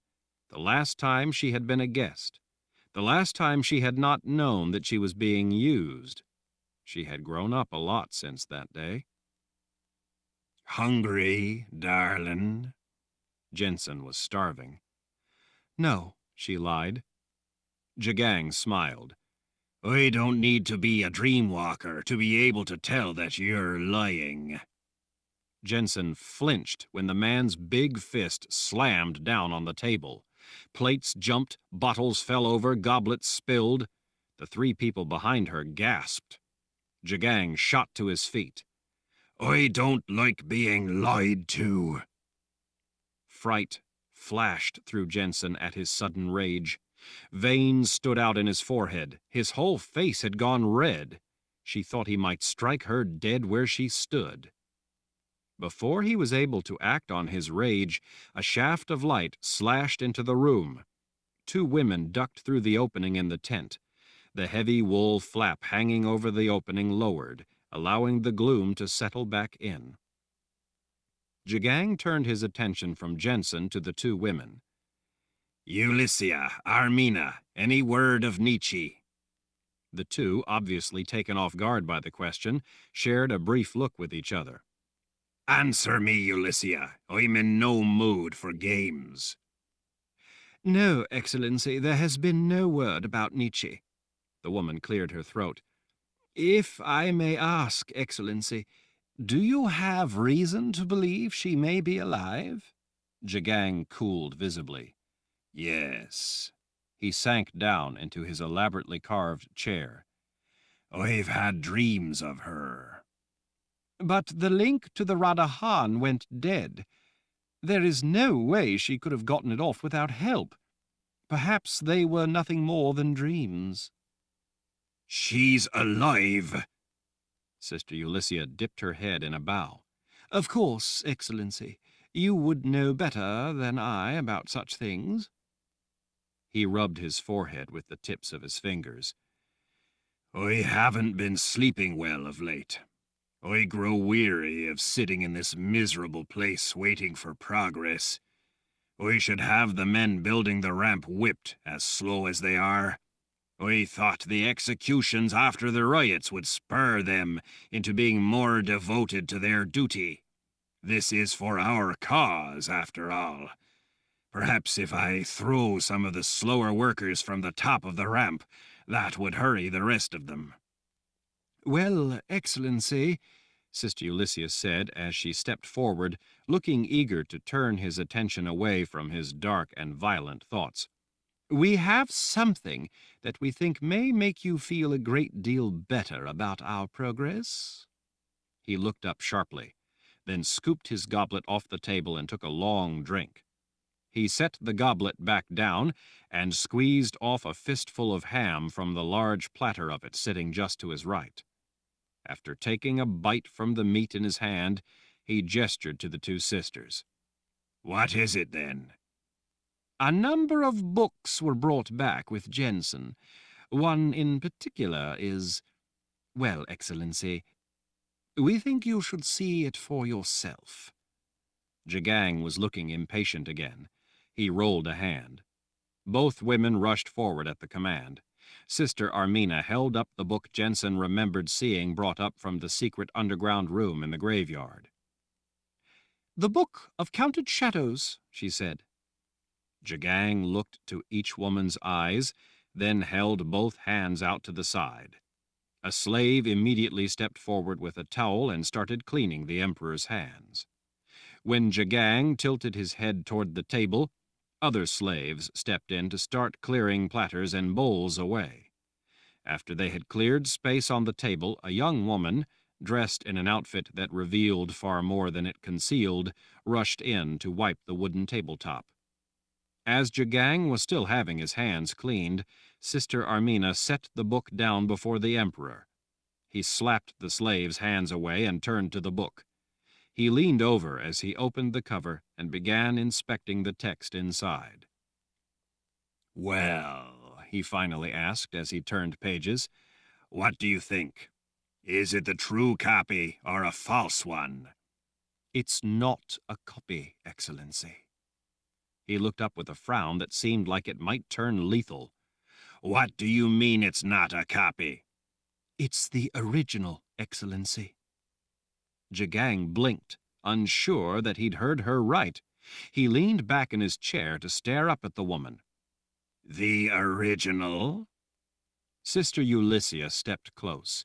She leaned across the table and turned the pages back to the beginning. Look at this here, Excellency. She tapped a place to show him. This is the Maker's mark.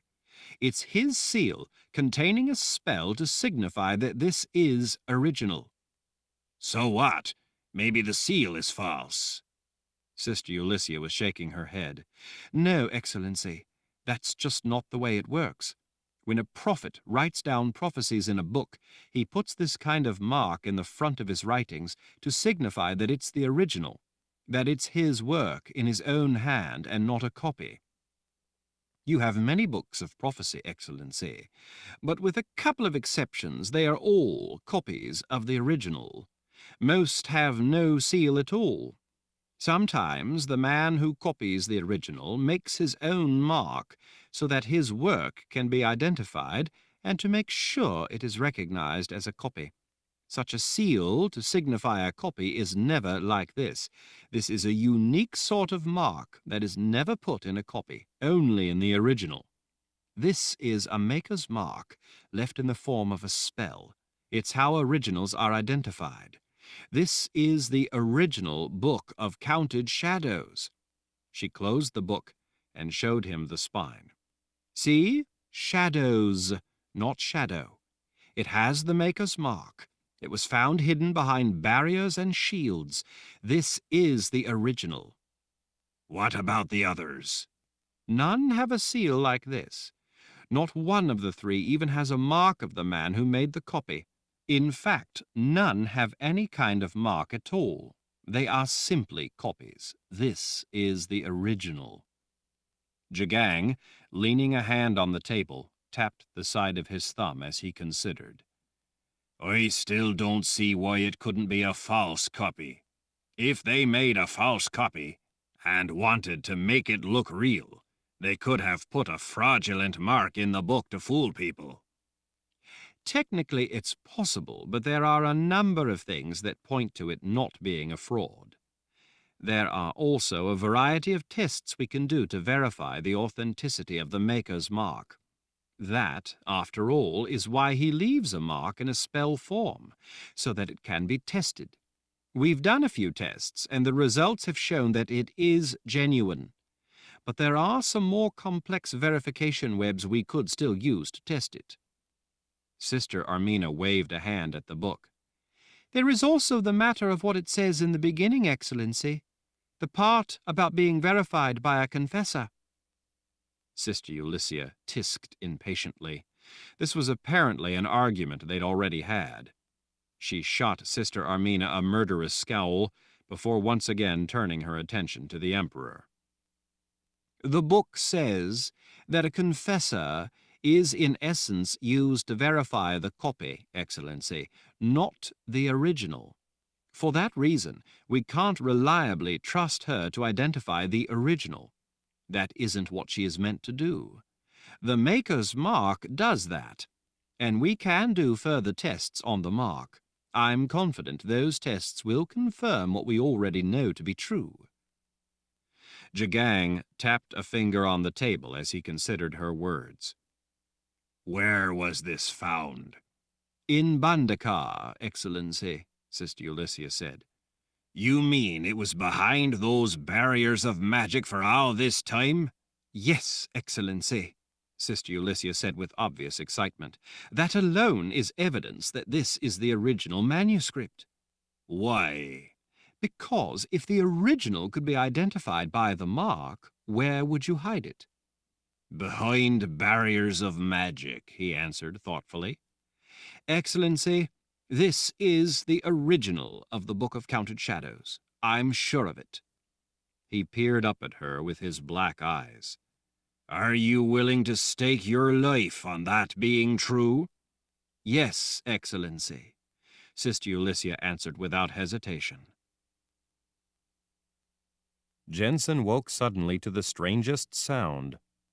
As she came out of a dead sleep, it seemed like a roaring noise of some sort. At first, she thought that it must be Emperor Jagang having another of his nightmares, but the sound was followed by a great commotion outside. Men shouted for others to get out of the way, or in fear.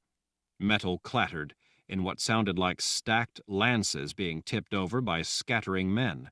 She heard the roar again, closer, and more shouting. Jensen saw the guards at the entrance to the tent peek out from the edge of the hanging covering the opening. She feared to get up from her spot on the floor. Jagang had told her to stay there. As violent as the man could become in an instant, she knew better than to test him. Anson looked questioningly to her. Jensen shrugged. Owen took Marilee's hand. The three of them were obviously frightened. Jensen shared the feeling. Jagang stormed out of his bedchamber, still buttoning his trousers. He looked tired and groggy. Jensen knew that with the nightmares tormenting him, he was not getting much sleep. He was about to speak when the flap over the opening pulled to the side. The noise of the pandemonium flooded into the tent. A thin woman stepped through the opening. In the noise and confusion, she moved with the cool, deliberate demeanor of a snake. Just from the sight of her alone, Jensen wished she could crawl under a carpet and hide. The woman's pale eyes took in the four people on the floor before looking up at the Emperor. She ignored the guards. Her pallid skin stood out white against her black dress. "Six," Jagang said. "What are you doing here in the middle of the night?" She regarded him almost contemptuously. Your bidding. Jagang glared at her. "Well, what is it then?" A matter of something I agreed to obtain for you. She lifted out something that she'd had under her arm. Jensen hadn't seen it because it was so black that it was almost impossible to see in the dimly lit tent, to say nothing of being held against her black dress. As he stared at the thing she held out, his mood began to brighten. Jagang's eyes were black. Six's dress was black. Midnight on a moonless night in a cave in a thick forest was black.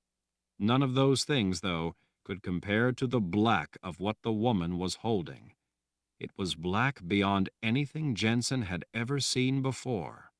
The thought occurred to her that when a person died, that was the kind of blackness that must enshroud them. Jagang stared, his eyes wide with delight, a smile settling into his features. "The third box." Six didn't look to share his abrupt good humor. I have kept my bargain. "So you have," Jagang said, as he reverently lifted the box from her. "So you have." He finally set the inky black box on a chest.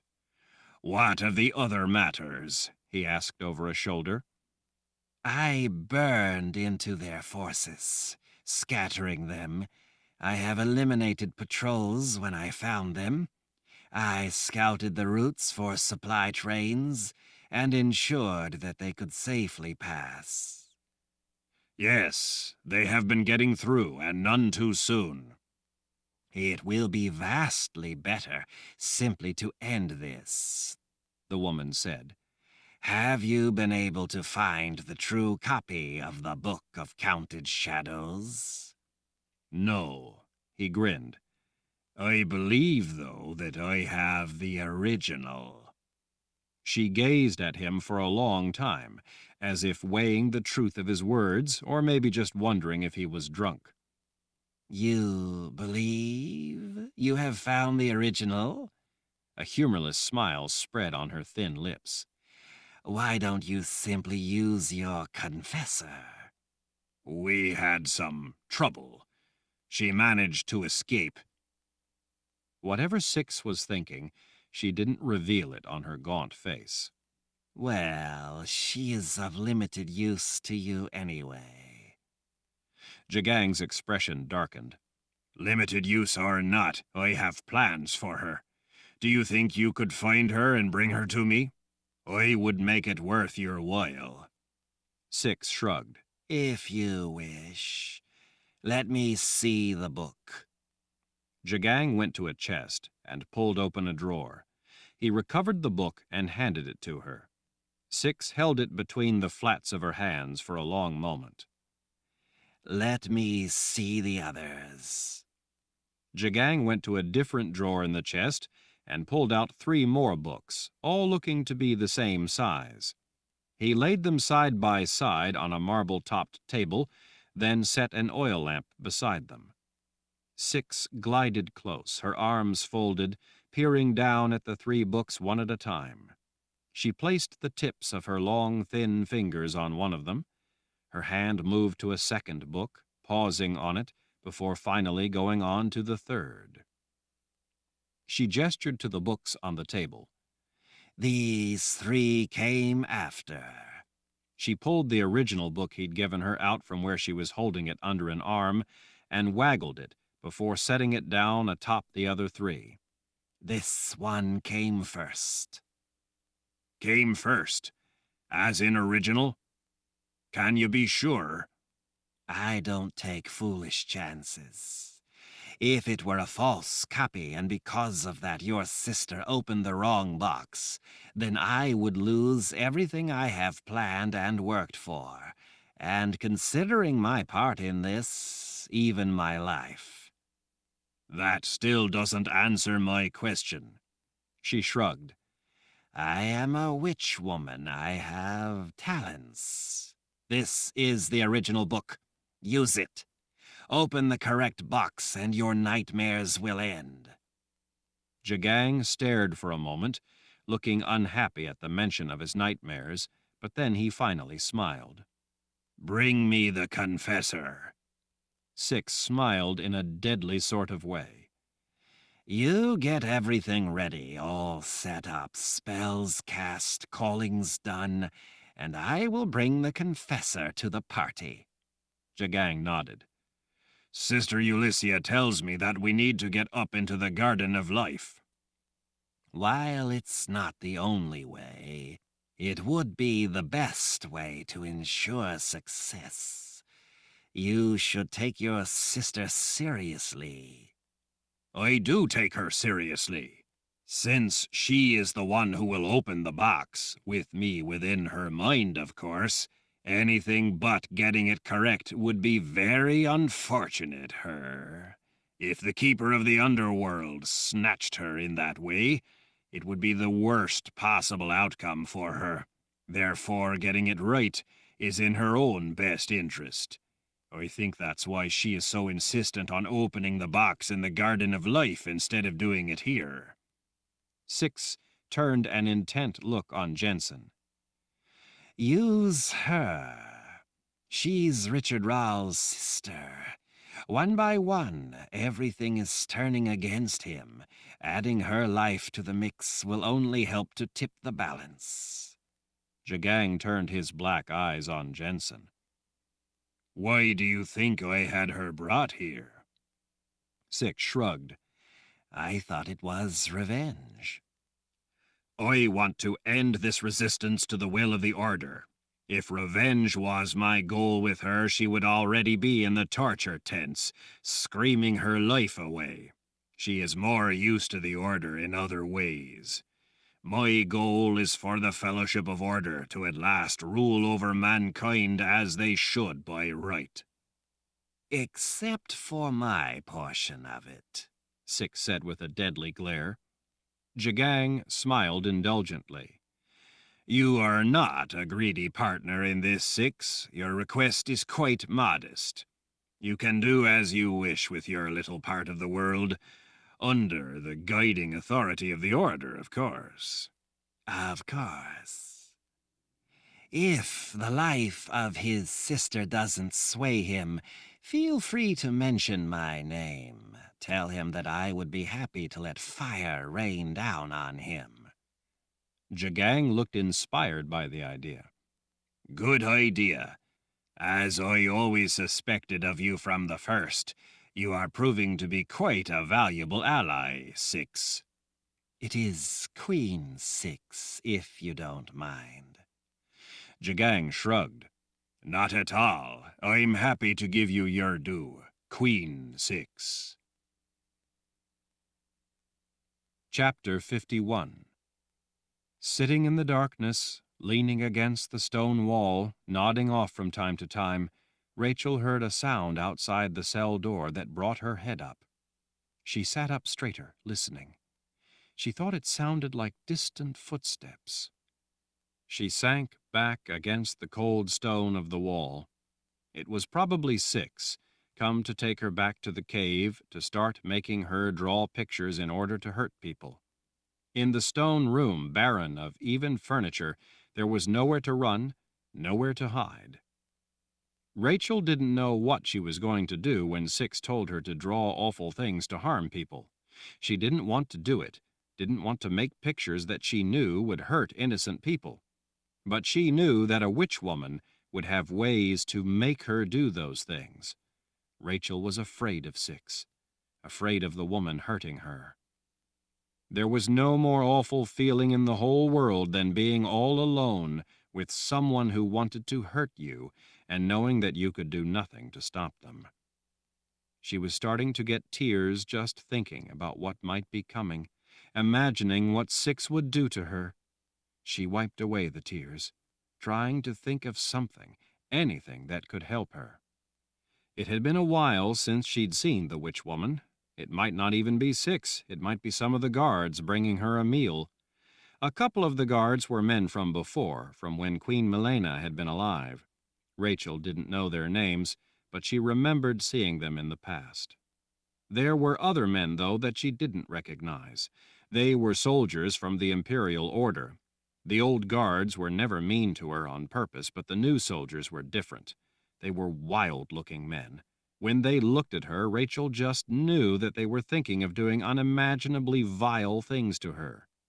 They were not the kind of men who didn't seem at all worried about anyone stopping them, except maybe Six. They always stayed out of the witch woman's way. She ignored them, expecting them to get out of her way. Those men, though, watched Rachel in a way that scared her down to the marrow in her bones. Rachel worried about them catching her alone like this, without Six to keep them away. But the thought of Six coming to hurt her wasn't much better. Rachel had always hated it when she had lived at the castle before, when Queen Milena had been alive. She had lived in fear most of the time. She was hungry most of the time. But this was different. This was worse, and she had never thought it could be worse. She listened carefully to the footsteps outside as they came closer. She realized that it wasn't the sound of a man's boots she heard, but a lighter step. It was a woman's footsteps. That meant that it would be Six. That meant that it was the day she had been dreading. Six had promised that when she returned, she would start having Rachel draw for her. The lock clanged as the key turned. Rachel pushed back against the wall, wanting to run, but knowing she couldn't. The heavy iron doors squeaked as it opened. Light from a lantern flooded into Rachel's stone prison. A form glided in, carrying the lantern. Rachel blinked when she saw the smile. It was her mother. Rachel jumped up in a rush. With tears suddenly flooding down her cheeks, she ran to the woman and threw her arms around her waist. She felt comforting hands come around her in a warm hug. Rachel wept with the joy of that unexpected hug. There. It's all right now, Rachel." And Rachel knew that it was. With her mother there, everything was suddenly all right. The scary men, the witch woman, none of it mattered anymore. It was all right now. "Thank you for coming," she said through her tears. "I've been so scared." Her mother squatted down, hugging her close. "I see that you used what I gave you the last time." Rachel nodded against her mother's shoulder. "It saved me. It saved my life. Thank you." A comforting hand patted her back as her mother laughed softly at Rachel's unrestrained happiness. Rachel pushed away. "We must get away before that awful witch woman comes back. We have to get away. And there are soldiers, mean soldiers. You mustn't let them see you. They might do terrible things to you." Wearing a radiant smile, her mother gazed at her. "We're safe for right now. But we have to get away from here." Still smiling, her mother nodded. "Yes, we must. But I need you to do something for me." Rachel swallowed back her tears. "Anything. You saved my life. The chalk you gave me saved me from the ghosty gobblies. They would have torn me apart. What you gave me saved my life." Her mother cupped her cheek. "You saved your own life, Rachel. You used your head, and you saved your own life. I just gave you a little help when I knew you would need it." "But it was the help I needed." "I'm so very glad, Rachel. Now I need your help." Rachel shrugged. "What could I do to help you? I'm not big enough to do much." Her mother smiled in a way that gave Rachel pause. "You are just the right size." Rachel couldn't imagine what she could be the right size for. "What is it, then?" Her mother picked up the lantern and stood.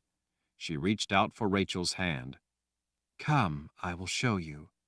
I need you to carry a very important message to save someone else." As they moved out into the stone hallway, the lantern showed that the stone hallway was empty. The guards were nowhere to be seen. Rachel liked the idea of helping someone else. She knew what it was like to be afraid and need help. "You want me to carry a message?" "That's right. I know you're brave, but I need you not to be frightened by what you see. There is nothing to fear, I promise." As they hurried through the halls, Rachel began to worry. She knew that her mother had helped her before. She wanted to return the favor. Still, it sounded like it might be scary. When people said not to be afraid, that meant that there was something to be afraid of. Still, it couldn't be more scary than the mean-looking men who stared at her, or as scary as a witch woman. Chase had taught her that it was normal to be afraid, but that to survive you had to be the master of your fear in order to help yourself. Fear, he always said, couldn't save you, but mastering it could. Rachel looked up at her beautiful mother. "Who is the message for?" "It's to help a friend, Richard." "Richard Rall? You know Richard?" Her mother glanced down. "You know him, that's what matters. You know that he is trying to help everyone." Rachel nodded. "I know." "Well, he is going to need some help. I need you to carry a message for me to see if we can get him the help he will need." "All right," Rachel said. "I'd like to help him. I love Richard." Her mother nodded. "Good. He is a man worthy of your love." She paused before a heavy door to the side, then squeezed Rachel's hand. "Don't be afraid now, all right?" Rachel stared up at her mother, feeling flutters in her stomach. "All right." "There is nothing to fear, I promise, and I'll be right here with you." Rachel nodded. Her mother pushed the door open out into the cold night air. Rachel could see out through the doorway that the moon was up. Because Rachel had been in a dark cell and there had only been the lamplight, she could see everything outside pretty well. It looked like a courtyard, with stone walls surrounding it. The courtyard appeared to be big enough not only for bushes but for trees. Together they stepped out into the chilly darkness. Rachel froze stiff when she saw the glowing green eyes staring down at her. Her breath caught in her throat, preventing the scream locked inside her from escaping. Huge wings snapped open, spreading wide. With the moon behind those wings, Rachel could see veins pulsing in the skin stretched across the wings. It was a gar. Rachel just knew that in an instant the beast was going to tear both of them apart. "Rachel, don't be afraid," her mother said in a gentle voice. Rachel couldn't move her legs. "What?" "This is Gratch. Gratch is a friend of Richard's." She turned to the deadly beast and laid a hand on the great furry arm, giving it a soothing stroke. "Aren't you, Gratch?" The mouth split wide. Huge fangs glistened in the light of the lantern. The vapor of its breath hissed out between those fangs up into the cold air. "Gratch lug, Ratch arg," the creature growled. Rachel blinked. It wasn't a growl exactly. It sounded like it had actually been words. Did it just say that it loved Richard? Gratch nodded earnestly. Rachel's mother nodded. "That's right. Gratch loves Richard, the same as you." "Gratch lug, Ratch arg," the beast repeated. This time, Rachel could recognize better what Gratch had said. "Gratch is here to help Richard, but we need you too." Rachel finally took her eyes off the huge beast to look over at her mother. "What can I do? I'm not big like Gratch." "No, you aren't. That's why Gratch can carry you. And you, in turn, can carry a message." Chapter 52. Updrafts buffeted Richard as he stood on the narrow road leading from the People's Palace down the side of the plateau. Nathan, standing to his left, leaned over the edge to take a look down the precipitous drop. Even at a time like this, the prophet had the curiosity of a child. 1,000-year-old child, no less. Richard supposed that being kept as a prisoner one's whole life could do that to a person.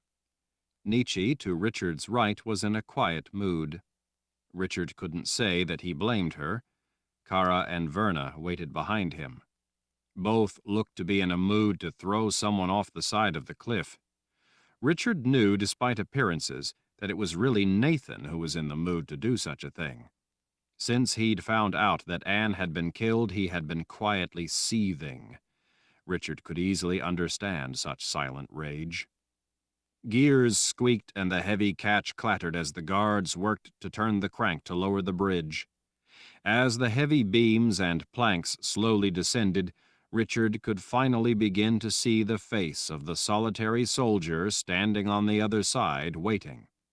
The first thing he saw were the dark eyes glaring across the abyss. The young man was big, just coming into his prime, with a massive chest and arms. Greasy strands of hair hung down to his powerful shoulders. He didn't look to have bathed in his life. Richard could smell him from across the chasm. The young man looked to be developing into a fine brute for the Imperial Order. He was an excellent example of a common order soldier, a contemptuous, undisciplined thug, a young man governed by his lusts and emotions, and not in the least bit interested in the damage and suffering he caused in order to have what he wanted. He would be without mercy, compassion, or empathy for those he hurt. Their suffering would mean nothing to him. He was completely self-absorbed and devoted entirely to his own wants, not caring what he had to do to satisfy his desires. He was typical of the regular Imperial Order soldiers Richard had seen. Unaccustomed to consequences, he was a youth whose muscles had developed far in advance of his intellect, and so he would be only vaguely familiar with what it meant to be a civilized man. Worse, the concept would hold no interest for him, since it offered no immediate gratification of his urges. He had been selected specifically to send a message. He was a reminder, in all his savage glory, of just what sort of men waited below on the Azrith plain. Still, the individual standing there by himself in his dark leather armor plates, straps, studs, tattoos, and belts laden with crude weapons really meant nothing. It was the mind of the man that mattered, and that mind was infused, possessed, and commanded by a dreamwalker, Emperor Jagang. The Emperor had made contact with them through the journey book that Verna still carried. Anne had for many years carried the twin of that journey book, but it was now in the possession of Sister Ulyssia, and therefore Jagang. Verna had been totally surprised by the contact. Richard had not. He had been expecting it. In fact, he was the one who had asked Verna to check in her journey book for a message. Jagang had wanted a meeting. He said he would come alone, but for his own safety in the mind of one of his men. He said that Richard could bring whoever he wanted to the meeting, as many as he wanted, a whole army if he wanted. Jagang was hardly worried about the life of the soldier. The Emperor had said that even if they decided to kill the soldier, he didn't care. Richard knew not only from his own experience, but from Kahlan's as well, that catching the dreamwalker in the mind of another person was impossible. She'd said that she had touched such a person possessed by Jagang with her power, but even as it took them, the Emperor was effortlessly able to escape the danger. Despite the talented people with Richard, he did not delude himself that any of them might just be able to catch the dreamwalker. Of course, the soldier would be dead, but that was just the sacrifice the man would have to make for the cause, as far as Jagang was concerned. No, the people Richard had with him had not been brought to try to kill Jagang through the mind of the surrogate. Richard knew better. They each had been brought for other reasons. The bridge finally thudded down in place. Richard had already given the bridge crew and guards their instructions, so once the bridge had been lowered, he gave them the signal and they all started back up the road. Once the crew and guards were out of hearing distance, Richard started across. His entourage was quick to stay close to him. The man on the other side stood for a moment, his thumbs hooked in his weapon belt, before casually advancing to the middle of the bridge and striking an arrogant pose. As they came to a halt, the man's dark eyes, Jagang's dark vision, were fixed on Nietzsche. While the master looking through those eyes was no doubt angry, the young man himself was quite open about his lust for what he saw. He ignored everyone else but the blonde woman standing before him in a revealing black dress. The neckline at the top of the bodice was loose and open, and the man was quite interested in what he was seeing. "What is it you want?" Richard asked in a businesslike voice. The man's eyes, Jagang's vision, turned to Richard, but then went back to Nietzsche. "Well, darling," the deep voice said, "I see you have managed once again to betray me." Nietzsche returned only an indifferent expression. "You said that you wanted to meet with me," Richard said, keeping his voice calm. "What's so important to you?" The contemptuous gaze slid to Richard. "Not so important to me, boy, to you." Richard shrugged. "All right, to me then." "Do you care about how those people back there behind you?" "You know I do," Richard said with a sigh. "What of it?" "Well, I am going to give you a chance to prove it. Listen carefully, for I'm not in the mood to trade insults." Richard wanted to ask Jagang, if he was having trouble sleeping, but he resisted the urge for sarcasm. They were there for a purpose. "State your offer, then." The soldier lifted an arm rather haltingly, Richard thought, to gesture back up at the palace towering behind them. "You have many thousands of people in there awaiting their fate. That fate now is entirely in your hands." "That's why they call me Lord Rahl." "Well, Lord Rahl, while you only stand for yourself, I represent the collective wisdom of all the people of the Order." "Collective wisdom?" Again, Richard had to force himself not to make a flippant remark. Collective wisdom is what guides our people. Together, because we are many, we are wiser than the few. Richard looked down, picking at a fingernail. Well, I've already played the collective wisdom of your Jala team and beat them up one side and down the other. The man lurched forward half a step, as if about to attack. Richard stood his ground, folding his arms as he finally looked up to stare into Jagang's eyes. The man halted. That was you? Richard nodded. What is your offer? When we get in there, and we will get in, men like my young soldier here, the pride of the people of the old world, come to crush the heathens of the new world, will be set free in the place. I will leave to your imagination what such men will do to the fine people in the palace. I already know how the pride of the order treats innocent people. I've already seen the results of their collective wisdom. No imagining is necessary. Well, if you would like that to be repeated here only tenfold worse, just because they're angry at your bull-headed defiance, at having to sit down there building their own way in, then you have to do nothing. They will come, they will get in, and they will extract their vengeance for all that you have done to the people of their homeland. I already know all that, Richard said. It's pretty obvious, after all. And would you like to spare your people that pain? You know I would. The man straightened a little, taking on Jagang's smile. And do you know that I have your sister, Jensen? Richard blinked in surprise. What? I have Jensen. She's quite nice on the eyes, actually. She was brought back after we visited a graveyard in Bandakar to pay our respects to the deceased. Richard was losing track of what Jagang was talking about. What deceased? Why, Nathan Rall, of course. Richard's eyes slid closed as he remembered that grave marker. Dear spirits, he whispered to himself. While they were paying our respects to the tomb of Nathan Rall, my representatives came across the most interesting books. One in particular, I believe you've heard of, the Book of Counted Shadows. Richard glared, but said nothing. Now, as I'm sure you are aware, there are 5 copies of that particular book. In fact, I have 3 of them. From what my good sisters tell me, you have memorized another copy.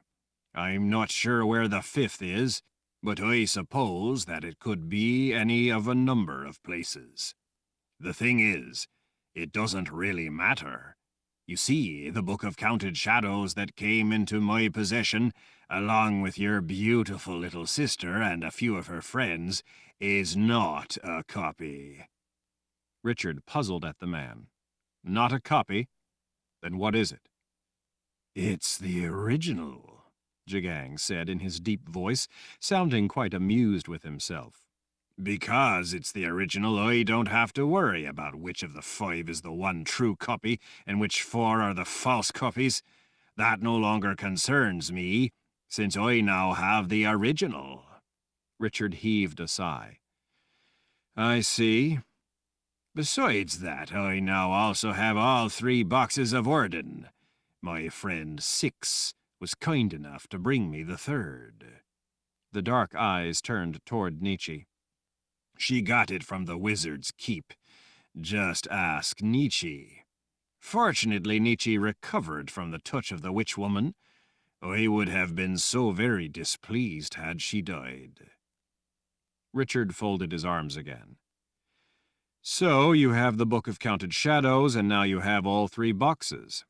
Sounds like you have Jala de Jin well in hand. What is it you want from me? The soldier wagged an admonishing finger. You know what I want, Richard Rall. I want into the Garden of Life.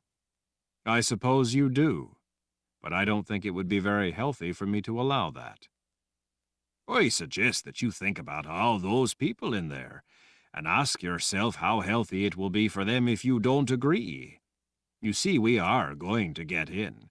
It's just a matter of when, and what happens when we do get in. If you force me to fight my way in, then, as I said, I will have to let my men extract their revenge on every single person in there, every man, woman, and child. I expect that it will be terrifying beyond their wildest imagination. But if you surrender—" "Surrender?" Verna shouted. "Are you out of your mind?" Richard silenced her by easing her back. He turned again to Jagang. "Go on." "If you surrender, I will not harm the palace." "If we were to surrender, why in the world would you spare it? I certainly hope you don't expect me to believe that you have it in you to honor such a bargain." "Well, you see, we were planning to build a grand palace to be the headquarters of the Imperial Order. Brother Nariv himself was overseeing the project, but you ended that dream for our people. We could start over and build such a palace," the man gestured indulgently, "but it would be so much more fitting, since you took our palace, for us in the end to take yours, and rule from it to show all who would defy the Fellowship of Order what comes of such foolish resistance. This seat of the Order would be a statement to all. Of course, after you witness the opening of the correct box of Orden, I would have you put to death." "Of course," Richard said. "A relatively quick death, but not too quick. I would want to pay you for some of your crimes, after all." "How appealing." "Well, your people would live. Aren't you concerned for them? Have you no compassion? They would have to bow to the beliefs of the Order, which is, after all, the moral law of the Creator himself, but they would not be molested by my men." "Still doesn't sound very appealing," Richard said, his arms still folded. The soldier shrugged, an awkward movement, like a puppet whose strings had been pulled. "Well, those are your only two choices. Either we eventually smash our way in on a river of blood, letting my men have what they want of your people and your palace, while my sisters and myself do what we must in the Garden of Life, or else you come to your senses and allow your people to live in peace, while my sisters and myself do what we must in the Garden of Life. Either way, I will have the Garden of Life to use as I must. The only question is how soon and how much blood and suffering it will cost your people." "You may never get in. You think you will, but you may not. I have that possibility to consider." "Not really," Jagang said with a surrogate smile. "You see, we always have the additional option of Six helping us. She wouldn't have to fight her way up through the palace. She can just drop us in, as it were. Beyond that, if I grow too impatient, I could always go ahead and do it the easy way, by simply using the book the way it was intended to open the correct box." "You need the Garden of Life." The man gestured dismissively. "The boxes predate the Garden of Life. There is nothing that says they must be opened in such a place. A containment field, as my sisters explained it. My sisters, as well as Six, also advised me that while the Garden of Life was built as a containment field specific to the boxes of Orden, the boxes can still be opened from right where they are." Richard glared at the man before him. "Without the specific containment field offered by the Garden of Life, it would be extremely dangerous to attempt to open one of the boxes. Any number of otherwise inconsequential errors would risk destroying the world of life." Jagang again smiled a very wicked smile. "This world, this life is transient. It is the next world that matters. Destroying this vile, wretched world, this miserable life, would be doing the Creator a great service. Those of us who have served his cause through the Fellowship of Order will be rewarded in that eternal afterlife.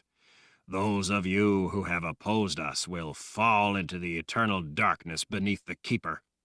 Ending this wretched world in the cause of saving it would be a noble act worthy of great reward. So you see, Richard Rao, in this round of Jalad-Jin, I am going to win it all, one way or the other. I am merely offering you the chance to decide how you wish it to end. The wind carried a sheet of dust past as Richard watched the man. He knew from the things he'd studied, and the things that Nietzsche had told him, that Jagang wasn't bluffing about being able to open the boxes without the Garden of Life. He also knew how dangerous it would be. Unfortunately, he also knew that the Order didn't really care if all life ended.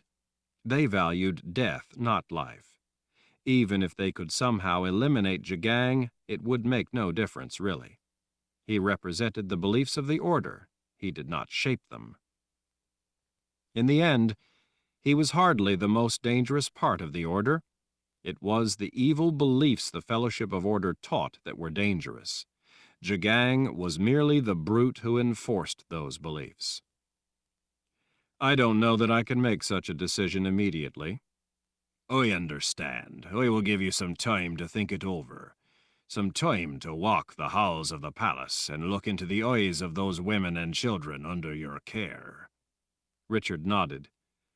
This is the kind of thing I will have to think about. There is much to consider. It will take time. The man smiled. Of course. Take your time. I give you a few weeks. I will give you until the new moon. The man started to turn away, but then turned back. Oh, one other thing. His dark gaze slid to Nietzsche. You will have to surrender Nietzsche to me as part of the bargain. She belongs with me. She must be given back. What if she doesn't want to return to your side? Perhaps I didn't make myself clear. It doesn't matter what she wants. She is to be returned to me. Is that clear enough?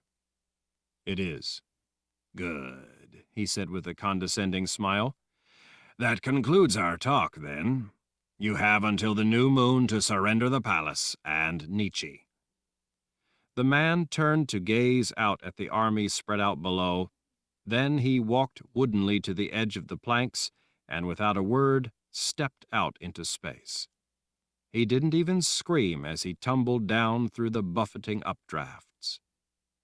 Jagang wanted Richard to understand just how little he cared about life and how easily he was willing to take it. Verna and Kara started shouting objections and angry arguments. Richard held up a hand. Not now. I have things I must do. He signaled to the bridge crew. Raise the bridge, he called out on his way up the road as he met them on their way back down. Fists clapped to hearts in salute. Chapter 53. In the flickering torchlight, lost in deep concentration, Richard used his finger to draw the next element in the sorcerer's sand. Running through the words silently to himself first, he finally looked up to the dark windows, then began murmuring the incantations aloud in High Daharan. Through the leaded windows, in his distant awareness, he saw the moonlight. Only the day before, Jagang had given him until the new moon to surrender the palace. That moonlight would day by day continue to dwindle until they were enveloped in complete darkness. Richard had listened to Verna, General Meifert, and Kara's strong sentiment that they should not surrender. Verna thought that surrender would be giving moral sanction to criminal beliefs, and they should fight such evil to the death. General Meifert thought that it was little more than a trick, and it would be foolish to believe Jagang would keep his word, so they should never surrender. Kara thought that they were going to die one way or the other, so they might as well fight to the death and in the process kill as many of the enemy as possible. Nathan and Nietzsche had only listened to the arguments, undecided on whether it would be best to surrender or fight. Richard had pointed out that they were only offering ideas on how they should die, not on how they could prevail. They were thinking of the problem, not the solution. He knew that there was only one realistic way he could ever expect to get close to the boxes of Orden, but it was not something that the others had wanted to hear. Moment by moment, time was slipping through his fingers. He knew that he would not be granted more. Richard felt the crushing weight of the responsibility he alone had to bear. He had decided that he could wait no longer. Ready or not, he had to begin. He felt nothing as he spoke the proper incantations, just as he felt nothing when he drew the spell forms. His emotions were entirely driven by his thoughts of Kahlan, the people he cared dearly about, and the choices he had left open to him. He had to keep reminding himself not to waste time allowing his thoughts to drift to what was about to be lost, but instead to use what time he had to think of a way to prevail. While he didn't have access to the boxes of Orden, or the true copy or original of the Book of Counted Shadows, he knew from the books Nietzsche had studied, especially the Book of Life, which explained how to initiate the use of the boxes of Orden, that this ritual was a necessary component to using Orden to counter chain fire. Countering chain fire was central. If Richard ever did get the chance to use the boxes, he had to be ready to use that opportunity. This was one of those things that he had no choice about. Either he did it, or he could never open the boxes. Simple as that. The sooner he made the attempt, the sooner they would know if it would work. Either he lived or he died. If he didn't survive, then it was better to let Nietzsche, Nathan, and Verna have as much time as possible to try to think of another way to avoid the inevitable. The Emperor had a variety of options. Richard didn't. Jagang, since he would be opening the boxes through Sister Ulyssia, wouldn't have to travel to the underworld. Sister Ulyssia was a sister of the dark. She already had all the connection with the underworld that she would need to make Orden function for them. Richard would have to create his own connection and find a way to accomplish what was necessary in order to make Orden work to counter the chain fire event. The incantations, Nietzsche had told him, like the spell forms, were cause and effect. He was the proper person, with the required power, drawing the proper spells, reciting the necessary words. His gift would add what was needed to the elements as he brought those elements into being in the sorcerer's sand. Cause and effect, Nietzsche had assured him. There was no need for him to feel anything. He was counting on her being right. They were all counting on her being right. Nathan, too, was more than concerned about her being right. The prophet was more worried than ever about the great void and how close they were to it. Richard remembered how Warren had always referred to the boxes of Orden as the gateway. At the time, when Richard had been at the Palace of the Prophets, Warren had said that the danger was that the boxes, the gateway, had breached the veil and would allow the keeper of the underworld through into the world of life. Because the boxes were a gateway into the world of life for the keeper, a way through the veil, they were also a gateway going in the other direction, into the world of the dead. It had occurred to Richard that the boxes might very well be the gateway to the great void that so concerned Nathan. Since the powers Richard was invoking were an integral part of Orden itself, Richard was aware that in attempting to journey to the underworld, he very well might be about to be swallowed up into his own great void. Richard thought again about the long talk he had had with Nathan. If Richard was successful this night, then Nathan was once again going to have to step into the role of the Lord Rahl. They couldn't afford to leave everyone without a Lord Rahl for even the short time Richard would be gone. Richard had told the prophet that if anything went wrong, then he was going to have to do what was necessary on his own. Richard, hunched naked before the white sorcerer's sand, used his forearm to smooth the next section, creating a field for the motifs to come. He began to draw the complex enchantments radiating out from the center axis of the larger spell form. Each of those elements branched into intricate symbols of its own that he had spent countless hours practicing on paper. Nietzsche had stood over his shoulder as he'd drawn those symbols, guiding his every movement. Nietzsche could not help him now, though. This he had to do by himself, without any help. He was the one who had been named the player. It had to be his own work, touched exclusively by his gift. The torches, their flames wavering slowly in the still air, lit the sand, throwing off sparkles of prismatic light. Those tiny flares of colored light were riveting, spellbinding. They made him feel lost in his own private world. In a way, he really was lost in his own world. As he began drawing the abutting spell forms, Richard gave himself over to the act of drawing. He focused exclusively on the creation of each component as he drew it, making it fit into the larger context of the spell form, not only conceptually, but physically. Back when he had painted the designs on himself and his team, he had discovered that drawing those elements had much in common with using his sword. There was a movement to it, a rhythm, a flow. Since he was, after all, now conjuring things from the underworld itself, each spell contained elements of the dance with death. It not only had to be the right element at the right time, but had to be carried out with precision. In many ways, drawing the spells was the dance with death. In much the way he fought with the sword to stay alive, bringing death to those he battled, the spells were bringing him closer to that cusp between life and death. When he fought with the sword, he knew that any error would result in his swift death. The moves he made with the sword not only had to be the right moves, but they had to be done at precisely the right time and done properly. Drawing the spell forms was no different. Each move had to be executed properly. Any error would result in swift death. At the same time, it was an exhilarating experience. He had practiced long hours. He knew the forms.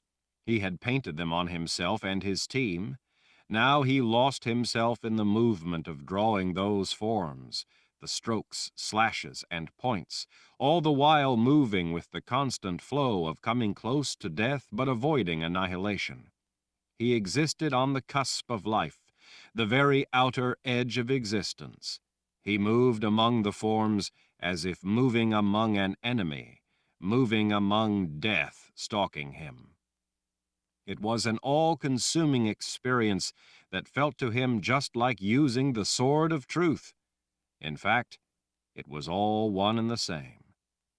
From that first day when Zed had handed Richard the sword across the table outside his house, Richard had in reality been preparing for this. He could feel sweat dripping off his face as he worked. As he drew each form, worked each element to completion without allowing anything to distract him into making a mistake, he lost all sense of time. He was part of the drawings. He was, in a very real sense, in the drawings, just as he was in a sword fight when he used the sword of truth. His brow wrinkled with the intensity of it. He added each element, laid down each stroke and curve with the precision of a cut with his sword, or with the precision of his chisel when he had sculpted. It was the same skill he applied when using a blade. He was destroying and creating all at the same time. When he at last realized that he had drawn every symbol, completed every spell form, connected every element, he sat up straighter. His gaze swept over the sorcerer's sand, and he at last realized the full horror of what lay ahead. He looked around at the garden of life. He wanted to see beauty before he faced the world of the dead. At last he sat cross-legged and rested his hands palm up on his knees. His eyes slid closed. He took deep breaths. This was his last chance to stop. In another moment, it would be too late to change the course of events. Richard raised his head and opened his eyes. In High Daharan he whispered, "Come to me." There was a moment of dead silence in which he could hear only the soft burning of the torches all around the sorcerer's sand. And then the air itself shook with a sudden wailing roar. The ground shook. From the center of the sparkling white sand, from the center of the spell forms, a white shape, like white smoke, began to rise. It spiraled around itself in tumbling swirls and eddies as it slowly ascended through the sand, as if drawing itself upward out of the spells themselves. As it came, as it lifted ever upward, the sorcerer's sand beneath it was rent open, allowing the blackness of death to establish a void in the world of life. Richard watched as the white form ascended out of that void, forming into the shape of a figure in flowing white robes. The figure opened its arms the way a flower would open itself to the world of life and light, until the gossamer robes hung in flowing folds from those widespread arms. The figure floated, suspended above the black void in the white sand. Richard rose up before the figure. "Thank you for coming, Denna." She smiled a beautiful, radiant, and yet longingly sad smile. As Richard gazed at the spirit, she reached out and touched his cheek. It was as loving a touch as Richard had ever felt. In that touch, he knew that he would be safe with her, as safe as he could be in the world of the dead. From the shadows of the trees, where Richard had asked her to wait, Nietzsche watched in wonder as Richard stood before the soft glow of an ethereal figure. She was an achingly beautiful creature, a spirit of quiet purity and dignity. Nietzsche felt tears run down her cheeks at actually seeing a good spirit there before her. It filled her with joy, and at the same time terror for Richard, for where that spirit would be taking him. As the glowing figure in white robes circled a sheltering arm around Richard, closing him off from the world of life, Nietzsche stepped forward into the light of the torches. Her forehead beaded with sweat as she watched the gossamer glow gently spiral down into the darkness with her charge. "Safe journey, my friend," she whispered. "Safe journey." And then, before the opening had completely closed, before the sparkling white sorcerer's sand had healed itself over again, a dark form came together in the air above. The thing whirled itself into a tight funnel as it followed them down into darkness. The beast had been attracted to Richard through the use of his gift, and now it was pursuing him down into its own realm.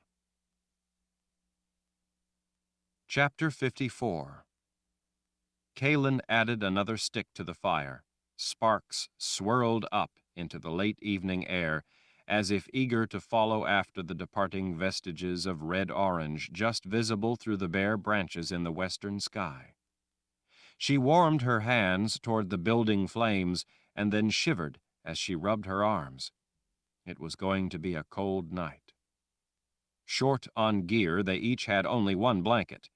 At least she also had her cloak. Lying on the cold ground made for a miserable, sleepless night. Spruce trees were plentiful, though, so she had cut a number of boughs for bedding. Even as thick as the woods were, they wouldn't have offered good protection from any wind, but since the clear night was dead calm, at least they wouldn't need to build a shelter. Kahlan just wanted to have something to eat and then get some sleep. Before they had built the fire, she had taken the opportunity to set a couple of snares, hoping to catch a rabbit, if not to eat that night, then maybe in the morning before they started out again. Samuel had collected a good supply of firewood to last the night, then built the fire. After finishing with that, he had gone off to a nearby stream down a rocky bank to collect water. Kahlan was bone-weary as well as hungry. They were nearly out of the food they'd brought from the Imperial Order's camp. Not that they'd stopped all that often to eat or rest. Unless they caught a rabbit, it would be dried biscuits and dried meat again. At least they had that. It wasn't going to last much longer, though. Samuel hadn't wanted to stop to try to see if they could get more food. He seemed in a frantic urgency to get somewhere. They had a few coins they'd found in the bottom of the saddlebags, but rather than venturing into one of the several small towns they had passed near in order to try to get more supplies, Samuel had insisted that they stay well clear of any people. He was convinced that Imperial Order soldiers would be hunting them. Considering how much Jagang apparently hated her, and how keen he was to extract vengeance, Kahlan couldn't really offer any argument against Samuel's theory. For all she knew, soldiers might be hot on her heels. The thought added an uneasy edge to her chill. When Kahlan asked Samuel where they were going, he was vague about it, simply pointing west-southwest. He assured her, though, that they were going someplace where they would be safe. He was proving to be a strange traveling companion. He spoke very little when they rode, and even less at camp. Whenever they stopped, he rarely ventured far from her. She imagined that he simply wanted to protect her, to keep her safe, but she wondered if it was more that he was watching over his prize. While he had come into the Order's camp to rescue her, he never wanted to talk about his reasons for doing so. One time, when she had pressed him, he said it had been because he wanted to help her. On the surface, it seemed a nice sentiment, yet he never explained how he knew her, or how he knew that she had been held captive. By the way that he was always glancing at her, when he didn't think she was watching, she thought that maybe he was just bashful. If she pressed him about anything, he would typically pull his head down between his shoulders and shrug. She sometimes came to feel that she was torturing the poor man with her questions, and so she would stop and let him be. It was only then that he would seem to relax. Still, all of the unanswered questions gave her pause. Despite everything he had done and how he helped her at every turn, she didn't trust him. She didn't like that he wouldn't answer such simple questions, such important questions. Having so much of her own life a mystery to her left her rather sensitive to the relevance of unanswered questions. She knew, too, that Samuel was fascinated by her. He often seemed eager to do things to please her. He would cut pieces of sausage, giving her one slice at a time until she had to stop him, telling him that she'd had enough and that he should eat too. At other times, though, like when he was distracted by his own hunger, he would forget to offer her anything until she asked. Sometimes she would glance over and see him staring at her with those strange golden eyes.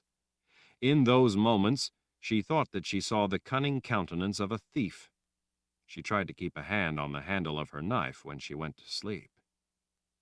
At other times, when she would try to ask questions, he seemed too shy even to look her in the eye, much less answer her, and would hunch back toward the fire as if hoping he could be invisible. Most of the time, she had trouble getting more than a yes or no out of him. His reticence never seemed to be out of cruelty, arrogance, or indifference, though. In the end, since it was so difficult getting him to talk, and the answers she did get were virtually useless, she had stopped trying. He was either painfully shy, or he was hiding something. In those long periods of silence, Kahlan's mind would turn to thoughts about Richard. She wondered if he was alive or dead. She feared that she knew the answer, but was reluctant to accept the finality of his death. She was still astonished, recalling the sight of him using weapons, the way his blade moved, the way he moved. He had done so much to help her escape. She feared that he had paid the ultimate price for it. In the still air, thinking about Richard, Kahlan felt a chill that was not from the cold. It was a strange night. Something about it felt out of sorts and empty. The world felt like an even more lonely place than usual. That was the thing that bothered her the most, the constant, gnawing emptiness she felt. The terrible loneliness of being isolated from almost everyone else in the world. A part of her life was missing, too, and she didn't know what it was. She didn't even know who she was, other than her name and that she was the mother confessor. When she had asked Samuel what a confessor was, he had stared a long moment and then shrugged. She got the clear impression that he knew but didn't want to say. Kahlan felt cut off not only from the world, but from herself. She wanted her life back. In the fading light, she made her way over to the exhausted horse as he cropped at the clumps of long grass.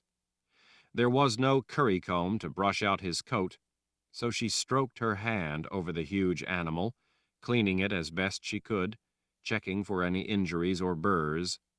She used her fingers to pry off dried clumps of mud from his legs and then the side of his belly. The horse turned his head back, watching her cleaning off the caked mud. The horse liked her care and gentle touch. He was an animal kept by men who were little more than animals themselves and wasn't used to being treated with kindness and respect, so he knew the value of both. When she finished picking his hooves clean, she gave the horse a good scratch behind the ears. He neighed softly, nuzzling his head against her. Kahlan smiled and scratched some more, which pleased the horse just fine. His big eyes closed as he soaked in the attention. She felt closer to the horse than to Samuel. To Samuel, the horse was just a horse. He wanted to hurry, and the horse was his means of covering ground. Kahlan wasn't sure if it was so much that he had somewhere to go, or if he simply wanted to put as much distance between them and the imperial order as possible. Since he kept to a steady course, she supposed that he must have a real destination. If that was the case, then he had some reason to get there in a hurry. If he had a destination and was eager to get there, then why wouldn't he at least tell her where they were going? As she rubbed behind the horse's ears, he pressed his head a little tighter against her in appreciation. She smiled at the nudge the horse gave her when she paused, urging her to continue. She thought that he was falling in love with her. Kahlan wondered if she was being less kind to Samuel. She didn't mean to be deliberately cold toward him, but since he was being less than candid and likely evasive, she had decided to trust her instincts and remain businesslike with him.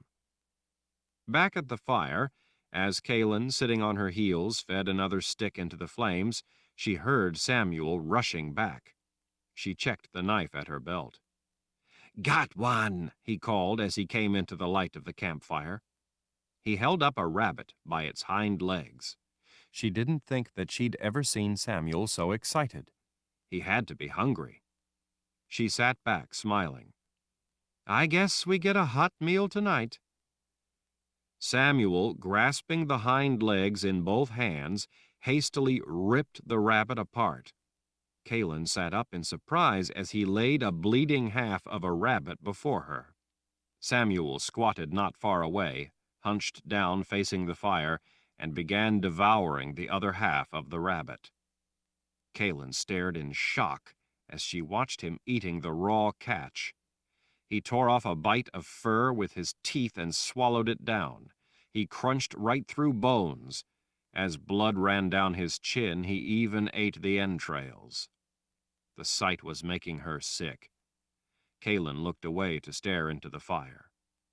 "Eat," Samuel said. "It's good." Kahlan picked up the hind leg and tossed her half to him. "I'm not very hungry." Samuel didn't argue. He tore into her half. Kahlan lay back, resting her head against the saddle, and watched the stars. To take her mind off Samuel, she thought again about Richard, wondering who he really was and what his connection to her was. She thought about how he fought with a blade. In many ways, it reminded her of the way she fought. She didn't know where she had learned what she knew. As she wandered through an internal landscape of shadowy uncertainties, she watched the moon slowly rise. She began wondering why she should continue to stay with Samuel. He had saved her life after a fashion, after Richard told him how. She supposed that she did owe him some gratitude, but why stay with him? He wasn't providing her any answers or real solutions. She didn't owe him her dogged allegiance. She wondered if she should strike out on her own. She realized that even if she left Samuel and struck out on her own without knowing who she was, where would she go?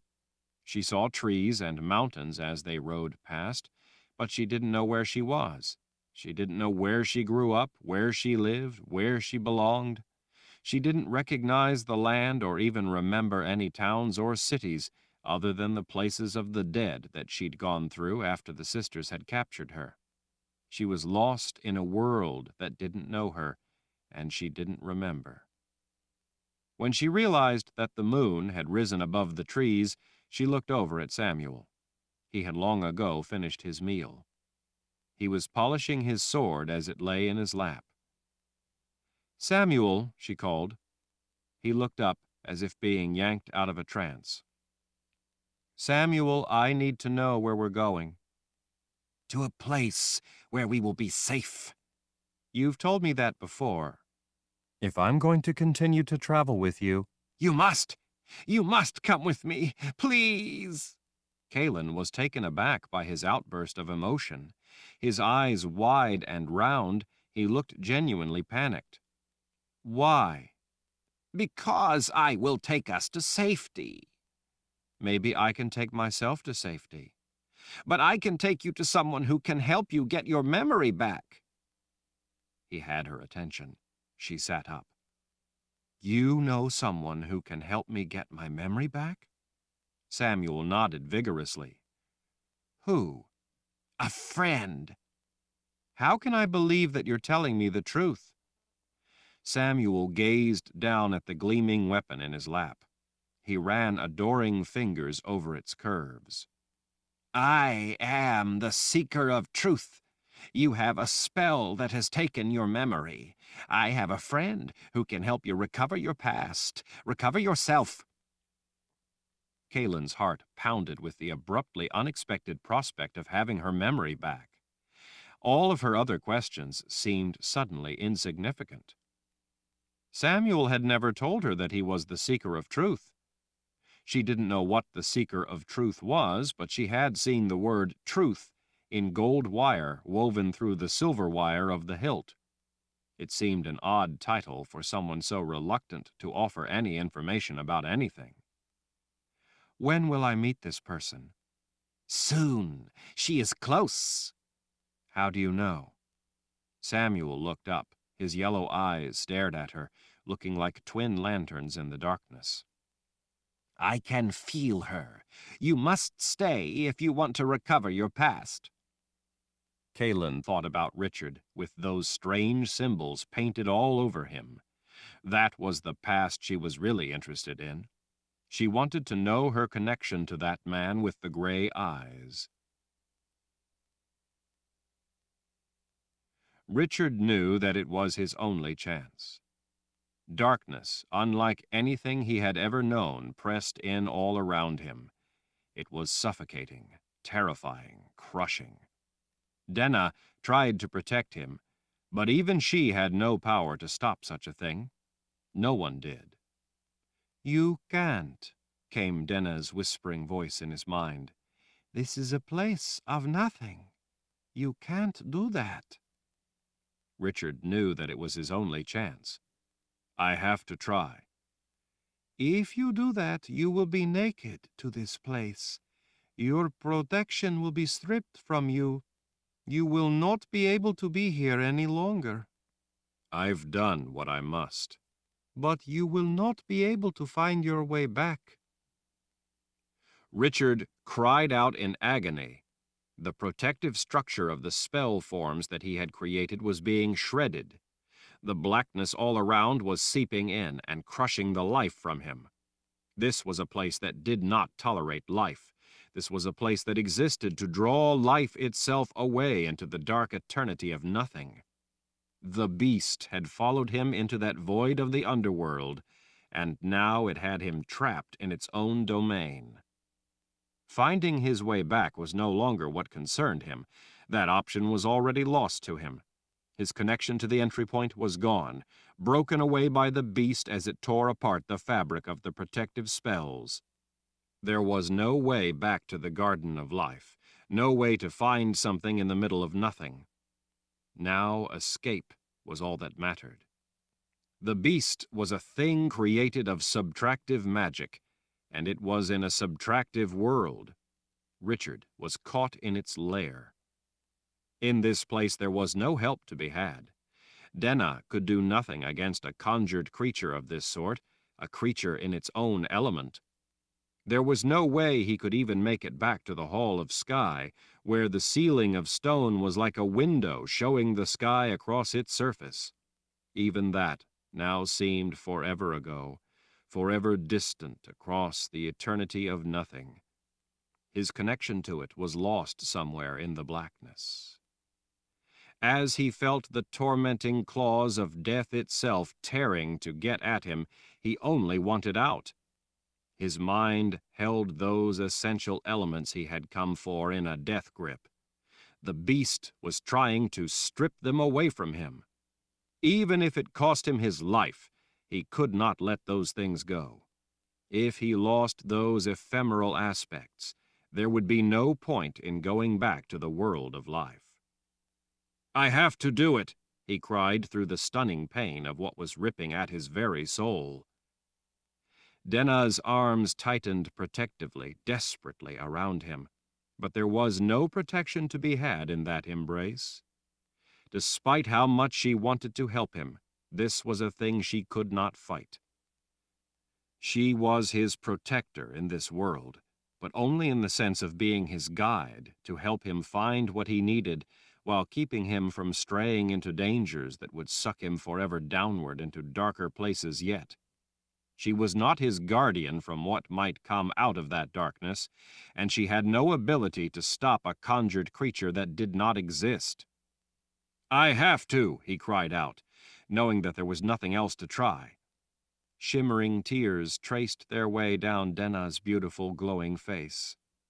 "If you do this, I can't protect you." "If I don't, what do you suppose will happen to me?" She smiled sadly. "You will die here." "Then what choice do I have?"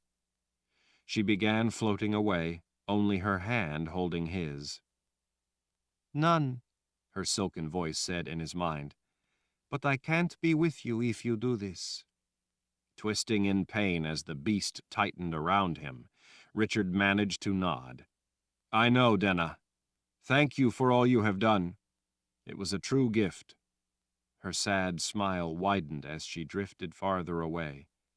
"For me too, Richard. I love you." Richard felt her fingers still touching his. He nodded as best he could. "One way or another, you will always be in my heart." He felt her kiss on his cheek. "Thank you, Richard, for that above all else." And then she was gone. When she vanished, and Richard was suddenly alone, enveloped in incomparable solitude and darkness, in the absence of everything, he released additive magic into the beast in a world where it could not exist. In that instant, as the concussion of the additive came into being in the heart of nowhere, the beast, unable to endure such an irreconcilable clash between what was and what was not, between the world of life and the world of the dead, between suddenly containing, without any protective buffers, an element of additive in a world of subtractive, disintegrated out of existence in both worlds. At the same time, Richard felt a stunning blow from every direction at once. There was suddenly ground under his feet. Unable to stand, he collapsed among skulls. Naked men, painted in wild designs, sat in a circle all around him. Shaking with pain and shock, he felt comforting, calming hands on him. From all around he heard words he didn't understand. But then he began to see faces he recognized. He saw his friend, Savidlin. At the head of the circle, he saw the Birdman. "Welcome back to the world of life, Richard with the temper," a familiar voice said. It was Chandlan. Still catching his breath, Richard blinked at the grim faces watching him. They were all painted in wild designs with black and white mud. He realized that he understood the symbols. When he had first come to these people and asked for a gathering, he had thought the black and white mud was simply random patterns. He knew now that it wasn't. It had meaning. "Where am I?" "You are in the spirit house," Chandlan said in his deep, grim-sounding voice. The men all around him, speaking in the strange language, were the Mud People elders. It was a gathering.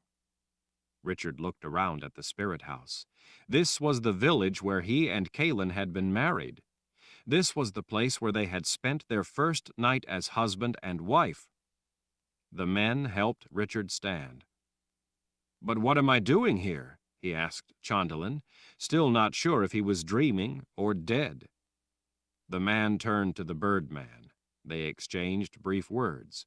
Chandlan turned back to Richard. "We thought you would know, and that you could tell us. We were asked to have a gathering for you.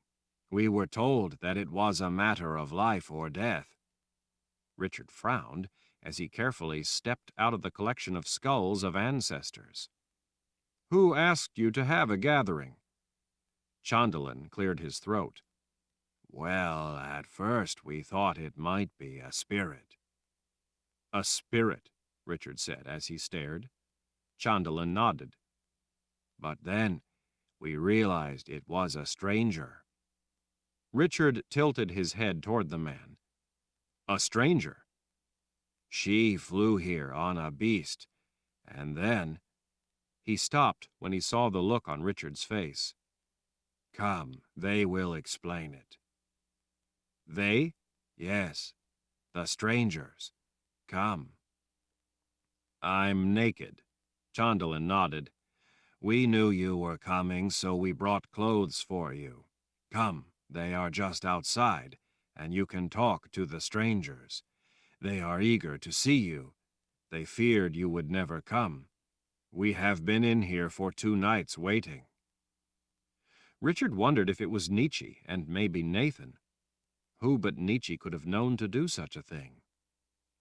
2 nights, Richard mumbled, as he was funneled out the door among all the elders as they touched him, patted his shoulder, and jabbered greetings. Despite the unexpected circumstances, they were pleased to see him. He was, after all, one of them, one of the Mud People.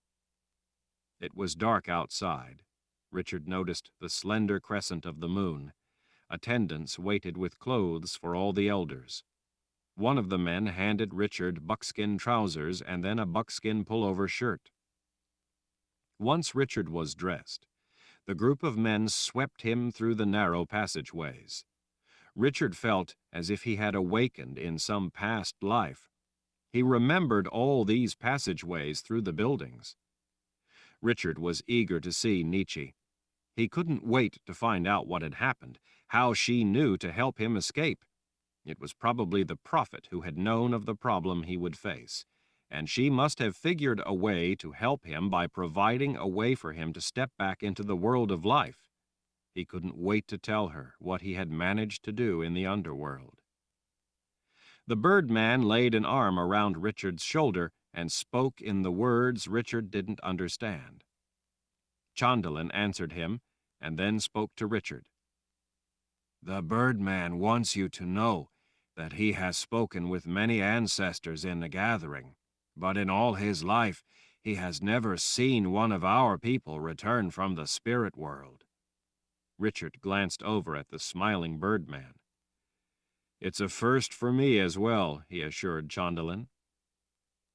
In the open center of the village, large fires were burning, lighting the crowds attending the feast. Children ran through the legs of adults enjoying the festivities. People were gathered on and around the platforms. "Richard!" a girl shouted. Richard turned to the sound and saw Rachel jump off a platform and run toward him. She threw her arms around his waist. She seemed a head taller than the last time he'd seen her.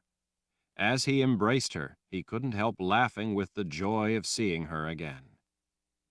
When he looked up, Chase was standing there as well.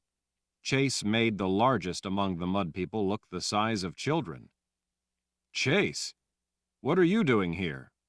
He folded his arms, looking unhappy. "It's too incredible. You wouldn't believe me if I told you." Richard gave him a look. "I just came back from the underworld. I think I have you beat for incredible." Chase thought it over. "Maybe. I was at camp. I'd been searching for Rachel. My mother visited me." "Your mother? Your mother passed away years ago." Chase made a face, as if to say he knew that better than Richard. "That kind of thing gets your attention." "Well," Richard said, trying to grasp what was going on, "it obviously wasn't your mother. Didn't you think to ask who she really was?" Chase, his arms still folded, shrugged. "No." He glanced off into the darkness. "It was a rather emotional experience. You would have had to have been there." "I imagine you're right," Richard said. "Did she tell you why she had come to visit you?" "She told me that I had to come here as fast as I could.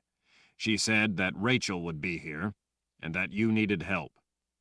Richard was dumbfounded. "Did she tell you what sort of help I needed?" Chase nodded. "Horses. Fast horses." "My mother came to me, too," Rachel said. Richard looked from the girl back up at Chase. Chase shrugged, as if to say he had no answer. "Your mother?" Richard asked Rachel. "You mean Emma?" "No, not my new mother, my old mother. My mother who gave birth to me." Richard didn't quite know what to say. "What did she want with you?" "She told me that I had to help you by coming here. She said that I needed to tell these people that you were in the spirit world, and they had to have a gathering so that you would have a way to get back." "Really?" was all Richard could think to say. Rachel nodded. "She said I had to hurry, that there was little time, so she had a gar fly me here. His name is Gratch. He was real nice. Gratch told me that he loves you, but he had to go home after we came here." Richard could only stare. "That was a few days back," Chase said. "We've been waiting for you. The mud people had to prepare for the gathering. I brought you 3 fast horses. We have food packed up for you. They're ready to go." "Ready to go?" Chase nodded. "As much as I'd like to visit, and believe me, I think we have some things to talk about, my mother said that you would be in a hurry to get to Tamarang." "Tamarang," Richard repeated. Zed was going to Tamarang. That wasn't all that was there. The book that Baracus had written for Richard and then hidden for him 3,000 years before was in Tamarang. Richard had found the book, but then been captured by 6. The book, Secrets of a War Wizard's Power, was hidden in a stone cell in Tamarang. He needed that book now more than ever. Baracus had already provided invaluable help. If Richard was to open the boxes of Orden, though, that book might well provide the things he needed. "Tamarang," Richard said again in thought. "There was a spell there that cut me off from my gift." Rachel nodded. "I fixed it." Richard stared down at her. "You fixed it?" Chase gave Richard a look. "Like I said, there are some things we need to talk about, but now is not the time. As I hear it told, you're in a big hurry. You only have until the new moon." With a feeling of sinking dread, Richard glanced at the sliver of a moon. "I can't get back to the People's Palace by the new moon. It's too far away." "You aren't going to the People's Palace," Chase reminded him. "You're going to Tamarang." Richard grasped Chase by the arm. "Take me to the horses. I'm running out of time." Chase nodded. "So my mother told me." Chapter 55. Zed winced in pain. He heard someone calling his name again. The voice sounded like it was drifting into him from some distant world. He didn't want to answer the call, didn't want to open his eyes, didn't want to be fully conscious and have to feel the full brunt of awareness. "Zed," the voice called again. A big hand shook him, gently rocking his body back and forth. Zed forced his eyes open just a little, squinting with the full dread of consciousness. Rika and Tom, hunched over him, were both looking down with intent worry. Zed saw that the side of Tom's blonde hair was matted with blood. "Zed, are you all right?" It was Rika's voice, he realized. He blinked, trying to tell if every bone in his body was broken or if it only felt that way. Fear lurking in the shadows of his mind whispered that this might be the end of everything. His middle hurt. That was where Six's spell had caught him. He felt like a fool. Having taken the measure of her before, he had been prepared. He had been sure that he could counter the woman's ability, and he would have been able to, except that she had caught him off guard with a form of constructed spell, a little surprise that she had drawn in the caves, patiently waiting for his arrival should he ever enter her domain. Even though it was the type of thing he'd never known a witchwoman to do, he should have considered that possibility. He should have been ready for a trick. She was a witchwoman, not a sorceress or wizard, and she knew that while she had considerable talents of her own, she was vulnerable to certain things Zed could do. He had revealed some of those things back at the Wizard's Keep by preventing her from killing him and the others when she tried. She had learned from that experience and found a way to construct a counter, something that was simply out of character for a witchwoman. It was quite brilliant, actually, but right then he wasn't exactly in the mood to marvel at her accomplishment. "Zed," Rika said, "are you all right?" "I think so," he managed. "You?" Rika grunted with a note of displeasure. "They were certainly ready for us. Whatever she did kept me from being able to stop her." "Well, don't feel bad. She did the same to me." "With you unconscious, all those soldiers were more than I could handle," Tom added. "Sorry, Zed, but I let you down when you needed me the most. I should have been the steel against steel for you." Zed squinted up at the man. "Don't be silly. Steel has its limits. It was I who shouldn't have allowed us to be taken in such a way. I should have known better and been prepared for it." "I guess we all failed," Rika said. "Worse, we failed Richard. We didn't even make it into the cave to help him. We need to get into the cave to break that spell, keeping him from his gift." "Not much hope of that now," Rika said. "We'll see about that," Zed grumbled. "At least it appears we're safe for the moment." "Unless Six returns to finish us." Zed peered up at the man. "You're a comfort." With the help of both of them pulling on his arms, Zed sat up. "Where are we, anyway?" he asked as he looked around in the dim light. "Some sort of prison room," Tom said. "The walls are entirely stone except for the door. The hallway outside is filled with guards." It wasn't especially large. A lantern burned on a small table. There was a single chair. Other than that, the room was barren. "The ceiling is beams and planks," Zed observed. "I wonder if I could breach them with my power, enough for us to sneak out of here." With their help, he staggered to his feet. Rika steadied him as he lifted an arm to use his gift to probe the ceiling. "Bags," he muttered. "When she used that constructed spell, she also put some kind of barrier around this room. It keeps me from breaching it with my gift. We're sealed in." "Something else," Tom said. "The guards are mostly Imperial Order soldiers. It appears that Six is working on the same side as Jagang." Zed scratched his scalp. "Great! That's all we need." "At least she didn't kill us," Tom offered. "Yet," Rika added. Zed squinted as he looked up at the ceiling. He pointed. "What's that?" "What?" Tom said, looking up. "That, there. at the edge of the ceiling up against the wall. There is something wedged between that last beam and the top of the wall."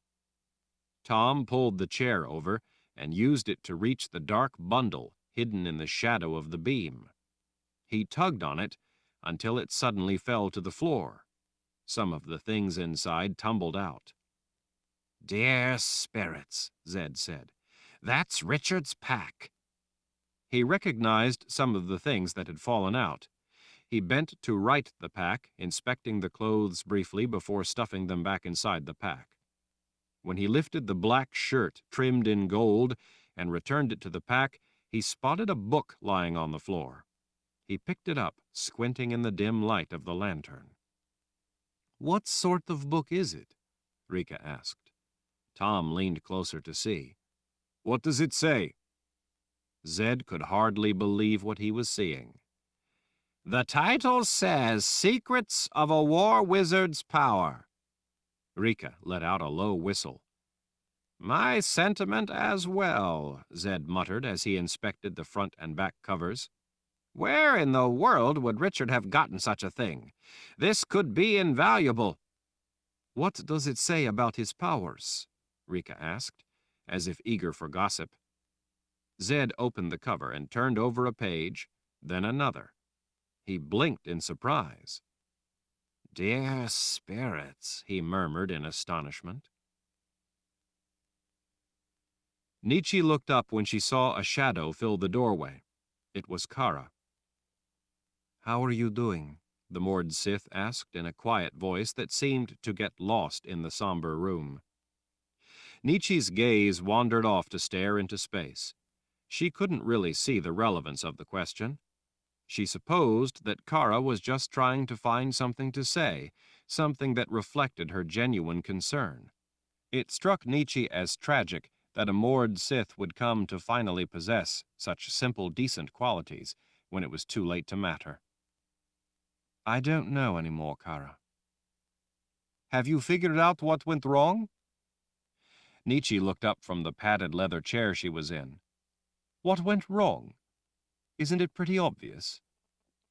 Kara stepped closer and idly stroked a finger along the other side of the mahogany table. In the dimly lit library, her red leather stood out like a splash of blood. "But Lord Raoul will find a way back." It sounded to Nietzsche like a plea rather than a statement. "Kara, if Richard was coming back, he would have been back 10 days ago," Nietzsche said in a dejected voice, unable to summon a lie. Kara deserved more than to have the truth obscured with the deceit of false hope. "Well, maybe it took longer than the two of you thought it would take." Nietzsche wished it were that simple. She shook her head. "He should have been back by the next morning. Since he never returned, that means he didn't survive what he—" "But he has to come back!"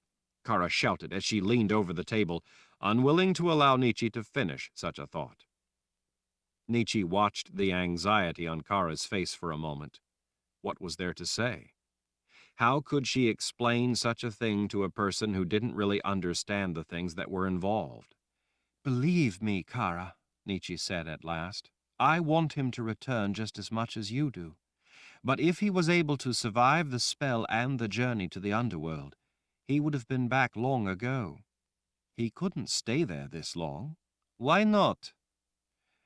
"You might say that it's a little like diving to the bottom of a lake. You can hold your breath for a time, but you need to come back out of the water within a certain amount of time.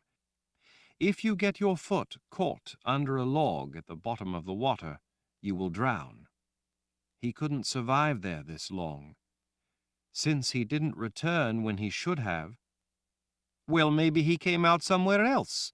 Maybe he came up for air in another place." Nietzsche shook her head. "Imagine that the lake is covered with ice. The hole he went through, that's the spells in the sorcerer's sand, is the only way back out. The boxes of Auden are a gateway. This part of it was using elements of Auden, of that gateway. The underworld is just emptiness." She knew she was getting tangled up trying to make it understandable to Kara. Nietzsche didn't even fully grasp the nature of the underworld herself.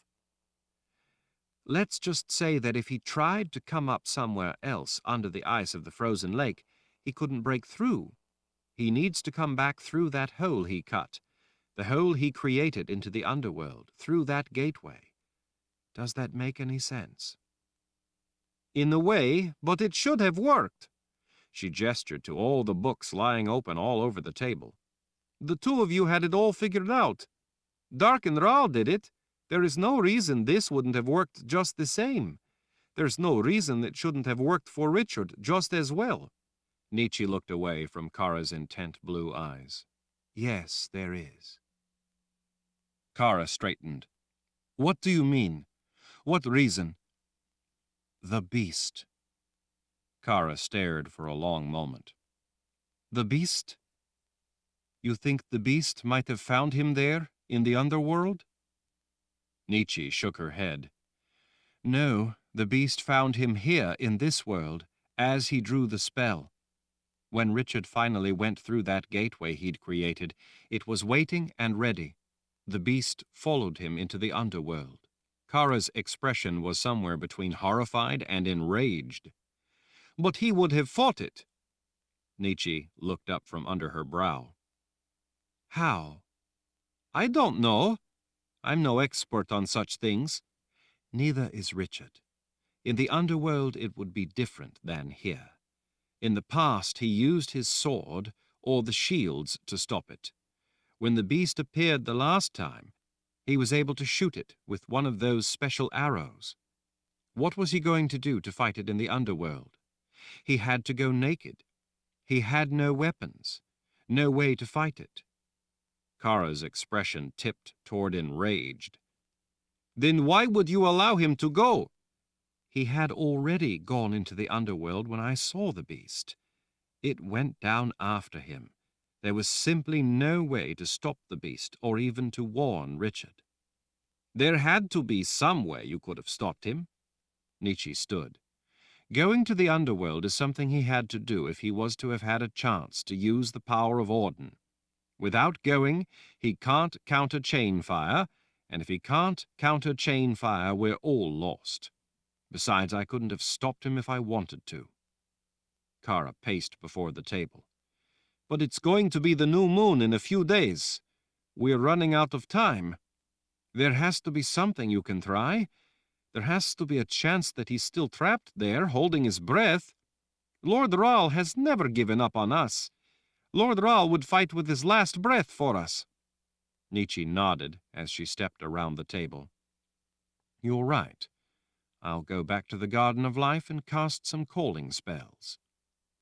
She knew it was a silly idea. She knew that such a thing was not only impossible but a waste of time. Still, she felt like she needed to do something or she would go mad, and it would at least make Kara feel better until the end came. Besides, what else was there to do now? Good idea, Kara said. Do some calling spells until you pull Lord Raal back. Out in the hallway, Nietzsche saw that in both directions it was blocked off by men of the first file. They each had a crossbow armed with a red-fletched bolt. It looked like the men were deliberately sealing off the library area. Nietzsche saw the top of Nathan's head of white hair as he made his way through the dense wall of men. The prophet finally stepped through all the soldiers. Spotting Nietzsche, he immediately headed toward her. His face looked more than grim. Just seeing the look on his face made Nietzsche's mouth go dry. Nathan, what is it? She asked as he came to an abrupt halt before her. His azure eyes looked tired. I am sorry, Nietzsche, but this is the only way. Nietzsche blinked in confusion. She glanced briefly to the soldiers standing shoulder to shoulder across the hallway.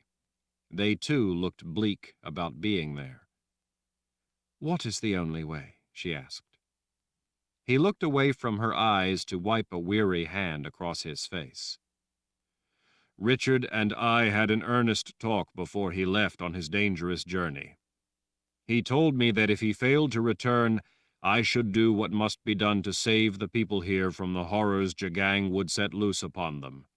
Without Richard, prophecy says that we will lose in this final battle.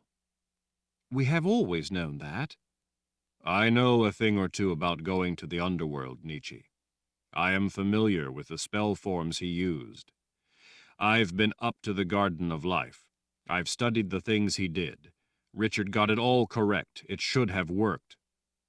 The beast chased him into the underworld, Kara said. Nathan sighed heavily, but didn't look all too surprised. I figured it had to be something like that. The thing is, I've studied the methods Richard used. Kara appeared hopeful that the prophet could offer an answer that Nietzsche couldn't provide. Good! Have you figured out a way to get him back from the underworld?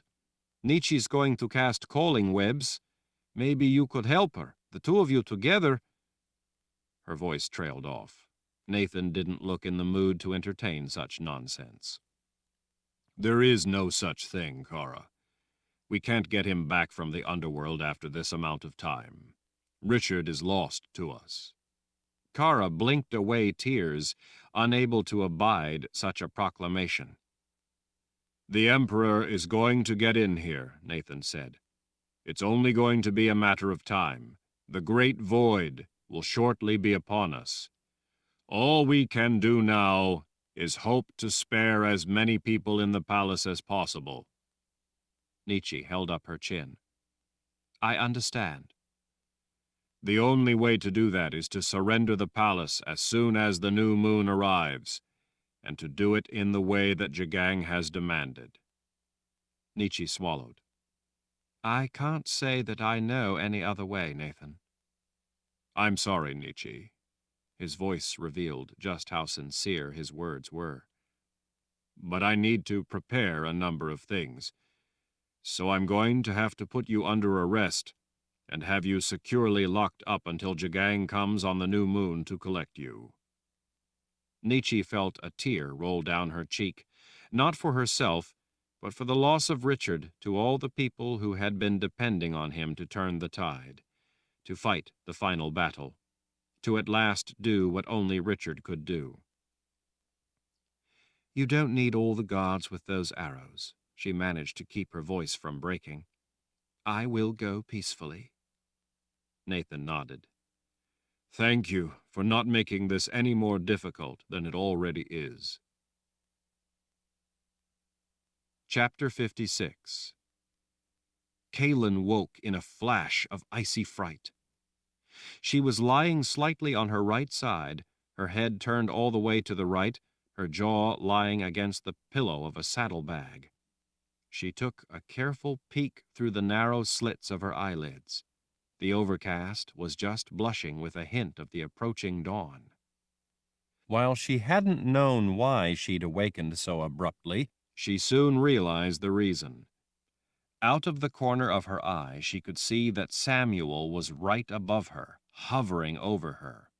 He was still and silent, mere inches away, like a mountain lion poised over prey.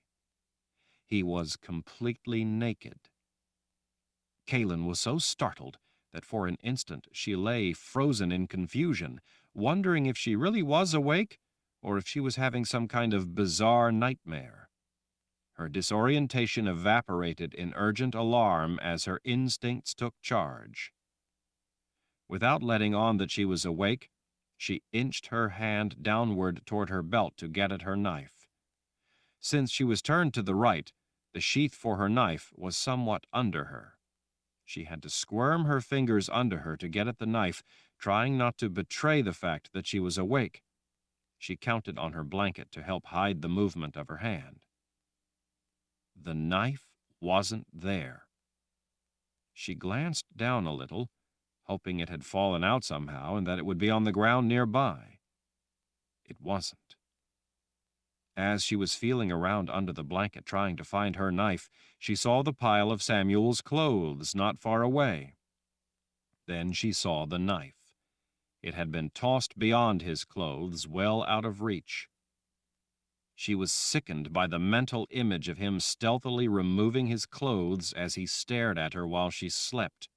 She was appalled by the thought that he had been so close to her, watching her, taking her knife, preparing for the obscene things he wanted to do to her, and that she hadn't even been aware of it. Besides being appalled, she was angry at herself for letting him get this far. While Samuel had always seemed timid and shy, and sometimes eager to curry favor, this didn't entirely surprise her. She remembered all too well the times she'd caught him staring at her. Those looks had always seemed to contain a sneaky craving that he never otherwise betrayed. She controlled her outrage, focusing instead on survival. Being hesitant and indecisive, Samuel was moving ever so slowly, inching into position, skulking in close rather than boldly pouncing. He apparently wanted to get completely over her, and then, when he felt he was close enough to be sure that she couldn't get away, he would muscle her under control and then live out the dark thoughts that had always been hiding behind his golden yellow eyes. Samuel wasn't a big man, but he was muscular. He was certainly stronger than she was. There was no way she could escape without a fight, and she was in a poor position to grapple with him. From this close, she couldn't even punch effectively. In this close, without a knife, without anyone to help her, she had little hope of fending him off.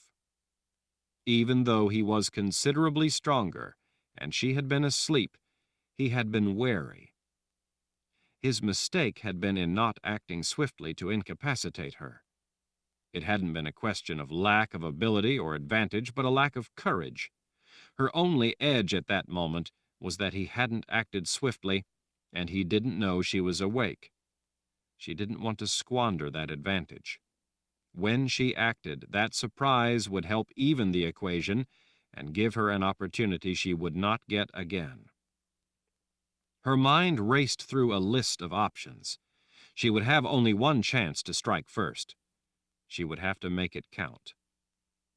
Her first thought was to bring her knee up where it would hurt him most, but the way she was lying, turned to her right, her legs trapped under a blanket, and with the way he was positioned over her, pinning that blanket down, she deemed it a poor choice for a first strike.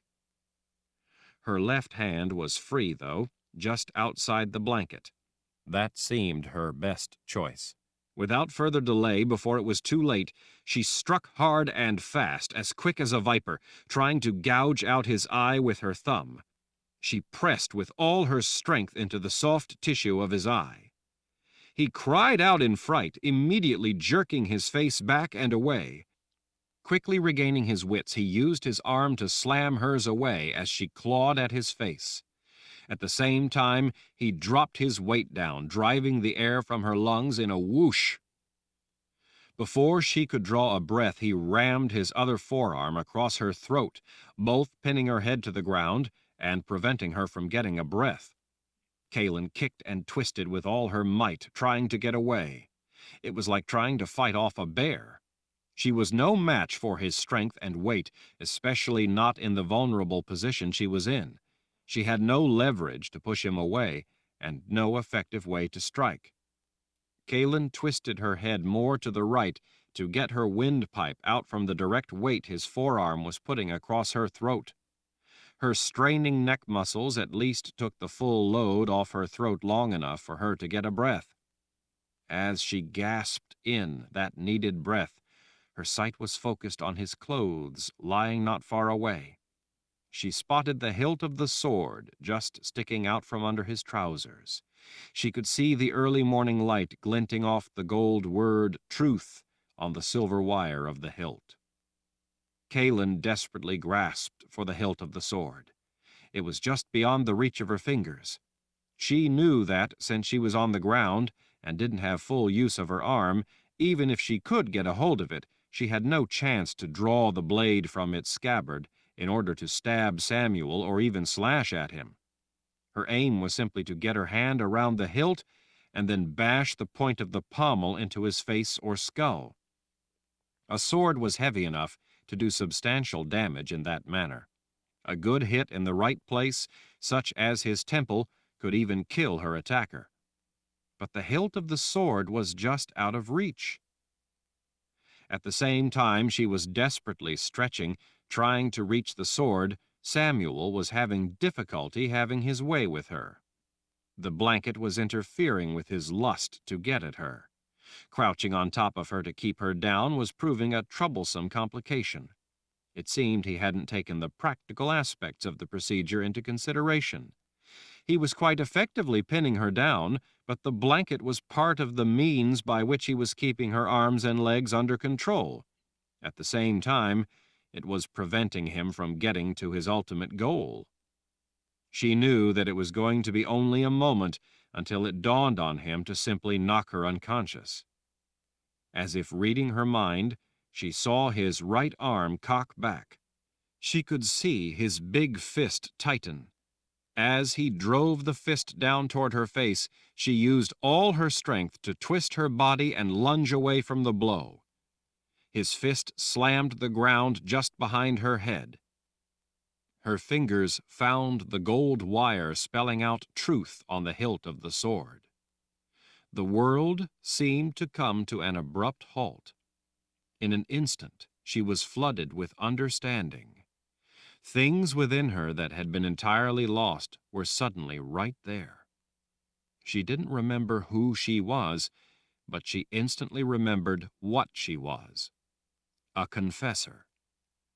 It was far from a complete joining with her past, but in that thread of linkage she knew what being a confessor meant. It had been a complete mystery for so long, but now she not only remembered all that it meant, she felt that birthright within her, felt its bond to her. She still didn't know who she was, who Kahlan Amnel was, and she didn't remember anything of her past, but she remembered what it meant to be a confessor. Samuel drew back his arm to punch at her again. Kahlan pressed her hand to his chest. It no longer felt like there was a powerful man atop her controlling her. She no longer felt panic or fury. She no longer struggled. She felt as if she were as light as a breath of air, and that he no longer had any power over her. There was no longer any frantic rush, any sense of desperation. Time was hers. She didn't need to consider, evaluate, or decide. She knew with complete certainty what to do. She didn't even have to think it through. It was not necessary for Kahlan to invoke her birthright, but merely to withdraw her restraint of it. She could see his furious, focused expression frozen above her, his fist remaining poised, unmoving, in an ever-expanding spark of time, as it would until this was finished. She had no need to hope, or expect, or act. She knew that time was hers. She knew what was going to be, almost as if it had already happened. Samuel had come into the Imperial Order camp not to rescue her, but, for reasons she would know before this was finished, to capture her. This was not her savior. This was the enemy. The inner violence of her power's cold, coiled force slipping its bounds was breathtaking. It surged up from that deep, dark core within, obediently inundating every fiber of her being. Time was hers. She could have counted every whisker on his frozen face had she wanted to, and he still would not have moved an inch in his headlong rush to hit her. Her fear was gone. The calm of purpose and control had replaced it. There was no hate. The cold appraisal of justice had taken over. In a state of profound peace born of the command of her own ability, and through it her own destiny, she contained no hate, no rage, no horror, nor any sorrow. She saw the truth of what was. This man had condemned himself. He had made the choice. Now he would have to encounter the immutable consequences of his choices. In that infinitesimal spark of existence, her mind was in a void. where the all-consuming rush of time seemed suspended. He had no chance. He was hers. Even though she had all the time she could want, doubt did not exist. Kahlan unleashed her power. From her innermost being, that power became all. Thunder without sound jolted the air, exquisite, violent, and for that pristine instant, sovereign. The memory of that instant of effect was an island of sanity for her in the dark river of her unknown self. Samuel's face was frozen in twisted hate for that which he had hoped to possess. Kahlan stared up into his golden yellow eyes, knowing that he saw only her merciless eyes. In the twist of that instant, his mind, who he was, who he had been, was already gone. Trees all around in the frigid early morning air shook from the violent blow of the concussion. Small twigs and dry bark dropped from branches and boughs. The profound shock to the air lifted a ring of dust and dirt all around that raced away in an ever-expanding circle. Samuel's strange eyes went wide. "Mistress," he whispered, "command me." "Get off me." He immediately rolled away to end up on his knees, his hands pressed together in supplication as his gaze remained fixed on her. As Kahlan sat up, she realized that the sword was still gripped in her right hand. She let go of it. She needed no sword to deal with Samuel. Deeply distressed as he waited, Samuel looked on the verge of tears. "Please, how may I serve you?" Kahlan tossed the blanket aside. "Who am I?" "Kahlan Amnel, the Mother Confessor," he answered immediately. Kahlan already knew that much. She thought a moment. "Where did you get that sword?" "I stole it." "Who does it rightfully belong to?" "Before or now?" She was a bit confused by the response. "Before." Samuel became distraught by the question. He began to cry in earnest as he wrung his hands. "I don't know his name, mistress. I swear I don't know his name. I never knew his name." He fell to sobbing. "I'm so sorry, mistress. I don't know. I swear I don't know." "How did you get it away from him?" "I snuck up and cut his throat while he was asleep. But I swear I don't know his name." Those touched by a confessor confessed, without the slightest hesitation, anything they had done. Anything. Their only concern was their constant, torturous dread that they might not please the woman who had touched them with her power. Their minds' only remaining purpose was to do her bidding. "Have you murdered other people?" Samuel looked up sharply with the sudden joy of having a question he could fully answer. His face beamed with a smile. "Oh, yes, mistress, many. Please, may I kill someone for you? Anyone. Just name them. Just tell me who I am to kill. I will do it as quickly as possible. Please, mistress, tell me who, and I will do your bidding and dispatch them for you." "Who does the sword belong to now?" He paused at the change of subject. "It belongs to Richard Rall." Kahlan was not surprised. "How does Richard Rall know me?" "He is your husband." Kahlan froze with the shock of what she thought she had just heard. She blinked, her thoughts suddenly scattered in every direction at once. "What?" "Richard Rall is your husband." She stood staring for a long moment, unable to reconcile it all in her mind. In one way, it was a stunning shock. At the same time, it made sense in a way she couldn't begin to fathom. Kahlan stood struck speechless.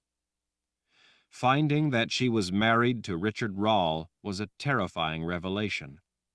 In another way, it made her heart swell with profound joy. She thought of his gray eyes, thought of the way he looked at her, and the frightening aspect of it seemed to evaporate. It was as if all the dreams she had not dared to dream had just come true. She felt a tear roll down her cheek. With her fingers, she wiped it away, but it was quickly followed by another. She almost let out a jubilant laugh. "My husband?"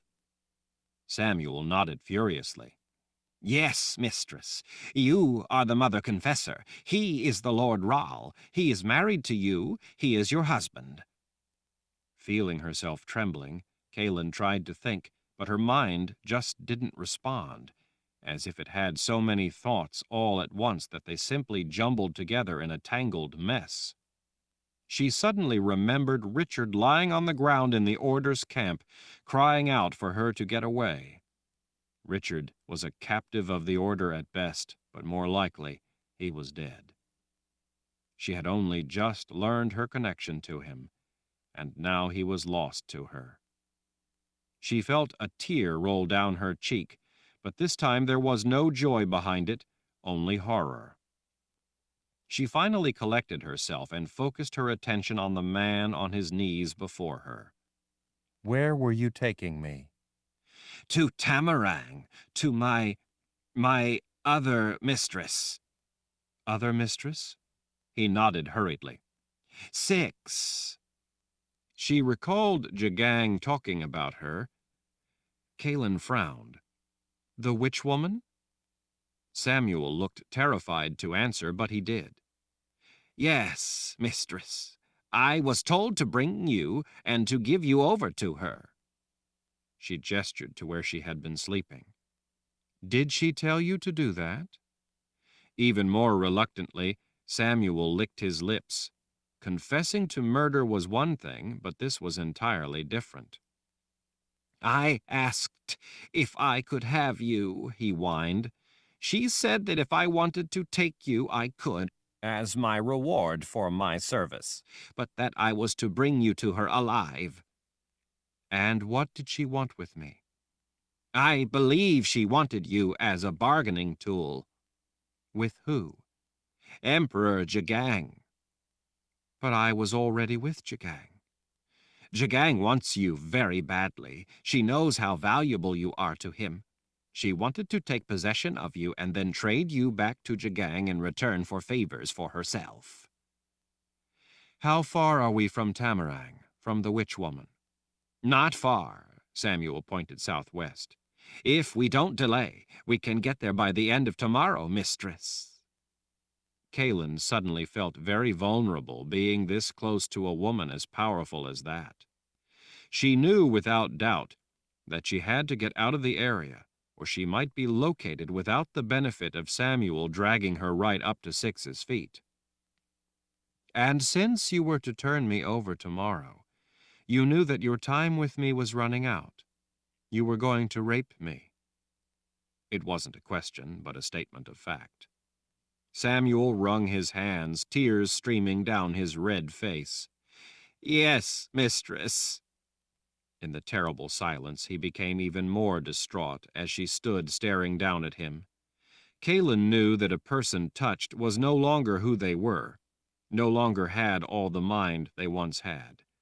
Once taken, they were completely devoted to the confessor. It occurred to her that something very much like that had been done to her. She wondered if her memory was as lost to her as Samuel's past was now forever lost to him. It was a terrifying thought. "Please, mistress, forgive me." In the dragging silence, he could not endure the guilt of his intent. He began to cry hysterically, unable to endure the condemnation in her eyes. "Please, mistress, find mercy for me in your heart." Mercy is a contingency plan devised by the guilty in the eventuality that they are caught. Justice is the domain of the just. This is about justice. "Then please, mistress, please, forgive me." Kahlan stared into his eyes to be sure that he would not mistake her words or her intent. "No. That would be a corruption of the concept of justice. I will not forgive you, not now, not ever. Not out of hate, but because you are guilty of more crimes than those against me. I know, but you could forgive me of my crimes against you. Please, mistress, just those things. Just forgive me for what I have done to you, and for what I intended to do to you. No. The reality of the finality of that proclamation settled into his eyes. He gasped in horror at the realization that his actions, the choices he had made, were irredeemable. He felt nothing for his other crimes, but he felt the full weight of responsibility for his crimes against her. He saw himself, probably for the first time in his life, for what he really was, the way she saw him. Samuel gasped again as he clutched his chest and then crumpled onto his side, dead. Without delay, Kahlan began gathering up her things. With the witch woman this close, she had to get away as fast as possible. She didn't know where she would go, but she knew where she couldn't go. She suddenly realized that she should have thought more about it and asked Samuel a great many more questions. She had let those many answers slip through her fingers. The news about Richard being her husband, had so scrambled her thoughts that she simply hadn't considered asking Samuel anything else. She suddenly felt like a monumental fool for missing such an invaluable opportunity. Done was done. She had to concentrate on what to do now. She rushed over in the dim early light to saddle the horse. She found the horse on the ground, dead. Its throat had been cut. Samuel, probably fearing that she might use the horse to somehow escape before he could have his way with her, had cut the poor animal's throat. Without delay, she rolled as much as she could carry into her blanket and stuffed it into the saddlebags. She tossed the saddlebags over a shoulder and picked up the sword of truth in its scabbard. Sword in hand, Kahlan started away, in the opposite direction of Tamarang. Chapter 57. In crushing loneliness, Kahlan plodded northeast. She began to wonder why she bothered. What was the point of fighting for her life if there could be no future? What could there be to a life without her own mind, in a world dominated by the fanatical beliefs of the imperial order, by people who defined their existence through a filter of hatred for those who wanted to live and accomplish for themselves? They didn't want to accomplish anything. They simply wanted to murder anyone else who did, as if by destroying productive accomplishment they could revoke reality and live a life made of wishes. All those who defined their existence by that burning hatred of others were smothering all joy out of life, and in the process suffocating life itself out of existence. It would be easy to simply give up. No one would care. No one would know. But she would care. She would know. Reality was what it was. It was the only life she would ever have. In the end, that precious life was all she had, all anyone had. It had been up to Samuel to decide how he would live his life, and he had made his choices. It was no less true for her. She had to make the most of what she had in life, even if her choices were limited, and even if that life itself was to be cut short. She had walked for less than an hour when she began to hear the distant rumble of galloping hooves. She paused as she saw horses break from a line of trees ahead. They were coming right toward her. She glanced around the bottomland she was crossing. In the gloomy light of a leaden sky, she could see that the trees covering the foothills to each side were too far for her to reach their cover in time. The grass, long since brown as winter closed in, had been flattened by wind and weather. It didn't provide anywhere for her to hide. Besides, it looked like she might have been spotted. Even if she hadn't, at the speed the horses were closing, they soon would catch up to her, and she had no hope of running across their line of sight and not being seen. She tossed the saddlebag on the ground. The gentle breeze lifted her hair back off her shoulders as she gripped the scabbard of the sword in her left hand. Her only choice was to stand and fight. She realized then that she was invisible to most everyone. She almost laughed aloud with relief. This was one of those rare times when she was thankful to be invisible. She stood her ground, remaining quiet, hoping the riders wouldn't see her and would simply ride by and be gone. But in the back of her mind, she remembered Samuel telling her that Jagang would send men after them. Jagang had men who could see her. If that was who was riding toward her, then she was going to have to fight. She didn't pull the sword free in case the riders, on the off chance they could see her, weren't hostile. She didn't want to start a battle unless she really had no choice. She knew she could draw the blade in an instant if need be. She had 2 knives as well, but she knew that she could handle a sword. She didn't know where she'd learned, but she knew she was good with a sword. She remembered seeing Richard fight with a blade. She recalled thinking at the time that it reminded her somewhat of the way in which she fought with a blade. She wondered if it had been Richard, her husband, who had taught her to use a sword the way she did. She noticed then that while there were 3 horses, only 1 had a rider. That was good news. It cut the odds to even. As the galloping horses bore down on her, she was astonished to recognize the rider. Richard! He leaped off the horse before it had skidded to a halt. It snorted, tossing its head. All 3 horses were lathered and hot. "Are you all right?" he asked as he rushed toward her. "Yes." "You used your power." She nodded, unable to take her gaze off his gray eyes. "How did you know?" "I thought I felt it." He looked giddy with excitement. "You can't imagine how glad I am to see you." As she stared at him, she wished that she could remember their past, remember all they meant to each other. "I was afraid you were dead. I didn't want to leave you there. I was so afraid that you were dead." He stood gazing at her, seeming unable to speak. He looked like she felt, as if he had 1,000 things all bottled up, all wanting out first. Kahlan remembered the way he had fought when he had started the war Nietzsche had said he would start. She remembered the way he had moved so fluidly among the other Jala players, and then among lumbering brutes as they hacked away with swords and axes, desperately trying to kill him.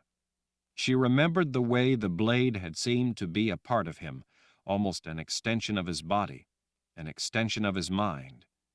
She had been spellbound that day as she'd watched him fighting his way toward her. It had been like watching a dance with death, and death had not been able to touch him. She held the sword out. Every weapon needs a master.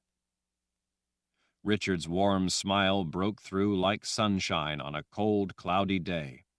It warmed her heart. He gazed at her a moment, still unable to look away, then gently lifted the weapon from her hands. He ducked his head under the baldric, laying it over his right shoulder so that the sword rested against his left hip.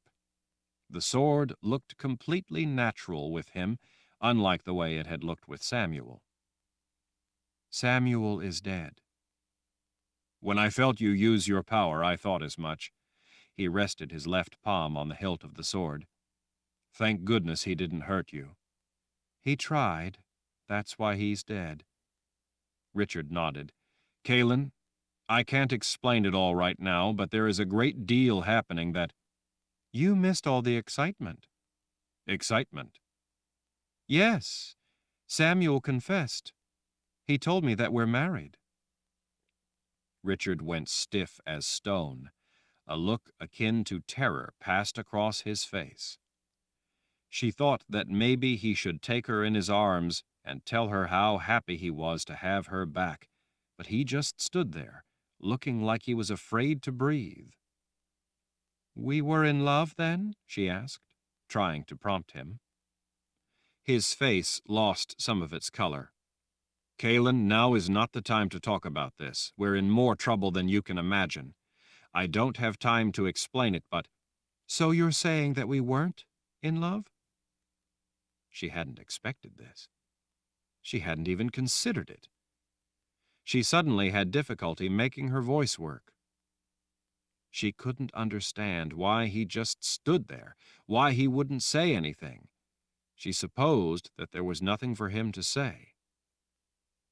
It was just some kind of arranged thing, then? She swallowed back the lump rising in her throat. The mother confessor marrying the Lord Ralph for the good of their respective people? An alliance of convenience, something like that? Richard looked more terrified than Samuel had when she had been questioning him. He drew his lower lip through his teeth as if trying to think how to answer. "It's all right," Kahlan said. "You won't hurt my feelings. I don't remember any of it." So that's what it was then, just a marriage of convenience? Kahlan. "We're not in love then? Please answer me, Richard." "Look, Kahlan, it's more complicated than that. I have responsibilities." That was what Nietzsche had said when Kahlan had asked if she loved Richard. It was more complicated than that. She had responsibilities. Kahlan wondered how she could have been so blind. It was Nietzsche he loved. "You have to trust me," he said, when she could only stare at him. "There are important things at stake."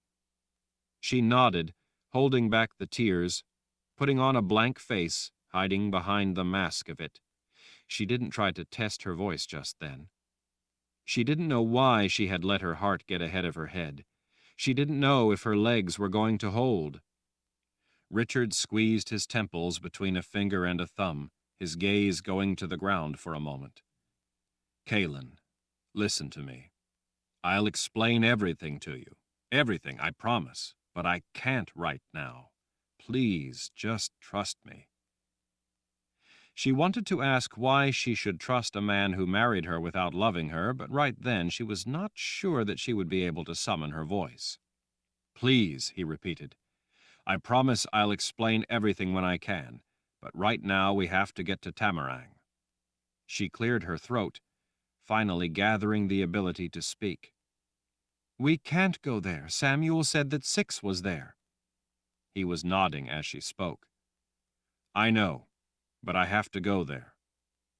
"I don't." He paused, gazing at her. "I don't want anything else to happen to you," he finally said. "Please, you need to come with me. I'll explain later, I promise." "Why is later better than now?" "Because we'll be dead if we don't hurry. Jagang is going to open the boxes of Orden. I have to try to stop him." She didn't buy the excuse. Had he wanted to, he could have already answered her. "I'll go with you if you answer one question. Did you love me when you married me?"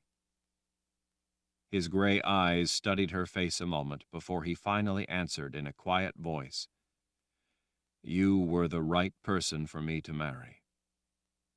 Kahlan swallowed back the pain, the cry wanting to escape. She turned away, not wanting him to see her tears, and started toward where Samuel had been taking her. It was well after nightfall when they were finally forced to stop. Richard would have kept going, but the terrain, thickly wooded, rocky, and becoming uneven as ridge lines rose up around them, was simply too treacherous to negotiate in the dark. The nearly new moon would have come up at sunrise, but the narrow crescent didn't provide enough illumination to brighten the inky cloud cover in the east. Even the light that would have been provided by meager starlight was hidden by the thick clouds. The darkness was so complete that it was simply impossible to go on.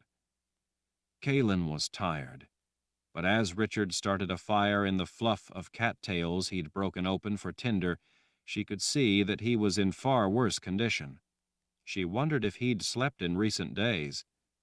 After he had a fire going, he set fishing lines and then started to collect enough firewood to last them through the cold night. Up against a rocky rise, they at least had some protection from the biting wind. Kahlan did her best to care for the horses, fetching them water in a canvas bucket among the supplies Richard had with him. When he'd finished collecting firewood, he found that they had some brook trout on his lines. As she watched him cleaning the fish, throwing the innards on the fire so they wouldn't attract animals, she decided not to ask any more questions about the two of them. She couldn't endure the pain of the answers. Besides, he had already told her what she had asked. She was simply the right person for him to marry. She wondered if he'd even met her before he agreed to marry her. She realized that it must have been heartbreaking for Nietzsche to see the man she loved marry someone else for unromantic, practical reasons. Kahlan forced her mind away from that whole line of thought. "Why are we going to Tamarang?" she asked. Richard glanced up from his work at cleaning the fish. "Well, a long time ago, back in the Great War 3,000 years ago, the people back then were fighting this same war we're fighting now, a war to defend ourselves against those who want to eliminate magic and all other forms of freedom. The people defending against such aggression took a number of extremely valuable things of magic, things they had created over many centuries, and put those things in a place called the Temple of the Winds. Then, to protect it all from falling into the hands of the enemy, they sent the temple into the underworld." "They sent it into the world of the dead?" Richard nodded as he laid out some big leaves. "During the war, wizards on both sides had conjured terrible weapons, constructed spells and such. But some of those weapons were made out of people. That's how the dream walkers came to be. They were created out of people captured in Casca, Gillian's ancestors." "And that was when they created the chain fire event?" she asked. "During that great war?" "That's right," he said, as he spread a layer of mud on the leaves. "Other wizards were constantly working to counter the things that had been created from magic. The boxes of Orden, for example, were created during that great war in order to counter the chain fire spell." "I remember the sisters talking to Jagang about that." "Well, the whole thing is quite complicated, but basically a traitor named Lothane went to the Temple of the Winds where it was hidden away in the underworld. He secretly did things to one day aid the basic cause of the Order when it eventually rekindled." "They thought the war would reignite?" "There have always been and always will be those who are driven by hate and want to blame those who are happy, creative, and productive for their misery." "What sort of things did this Lothane do?" Richard looked up. "Among other things, he made sure that a dreamwalker would one day again be born into the world of life. Jagang is that dreamwalker." Richard finished wrapping the fish in leaves and mud and set the little bundles in the glowing coals at the edge of the fire. "After that, the people on our side sent the first wizard to the Temple of the Winds. His name was Baracus. He was a war wizard. He made sure that another war wizard would be born to try to stop the forces trying to take mankind into a dark age." Kahlan pulled her knees up and drew her blanket around herself to keep warm as she listened to the story. "You mean that there haven't been any war wizards since that time?" Richard shook his head. "I'm the first one in nearly 3,000 years. Baracus, though, did something at the temple to ensure that another would one day be born to carry on the struggle. I'm the one born because of what he did back then. Realizing that such a person wouldn't know anything about his ability, Baracus came back and wrote a book called Secrets of a War Wizard's Power. He had his wife, Magda Cirrus, who he loved very much, take that book away and hide it for me. He was very careful to make sure that no one but me would get a hold of the book. While Magda Cirrus was on that journey to hide Secrets of a War Wizard's Power, Baracus killed himself." Kahlan was astonished to hear this news. "But why would he do such a thing? If he loved Magda Cirrus, Why would he do that and leave her all alone? Richard looked over in the flickering firelight. I think that he had just seen so much pain and suffering in the war, as well as treason and betrayal, to say nothing of the experience of traveling through the underworld, that he just couldn't stand it any longer. His eyes looked haunted. I've been through the veil. I can understand what he did. Kahlan rested her chin on her knees. After spending time in the Order's camp, I guess I know how disheartened a person can get about everything. She looked over at him. So you need this book to help stop the Imperial Order? I do. I found it, but I had to hide it again when I was taken to the Order's camp. To rescue her. Don't tell me the book is in Tamarang. He smiled. Why else would we be going there? Kahlan sighed. Now she could see why it was so important. She stared into the flames, thinking about Baracus. Do you know whatever happened to Magdasiris? Richard used a stick to drag a wrapped fish out of the fire. He opened it and tested it with his knife. When he saw that it was flaky and done, he set it beside her. Careful, it's hot. He dragged out the other baking bundle. Well, Magdasiris was heartbroken. After the war, they needed to get the truth out of Lothane, the traitor who had betrayed them. A wizard at the time, Merritt, came up with a way to do that. Richard stared into the flames for a moment before he went on. He created a confessor to get the truth. Kahlan paused at nibbling at the fish. Really? That was where the confessors came from? When he nodded, she asked, Do you know who she was? Magdasiris.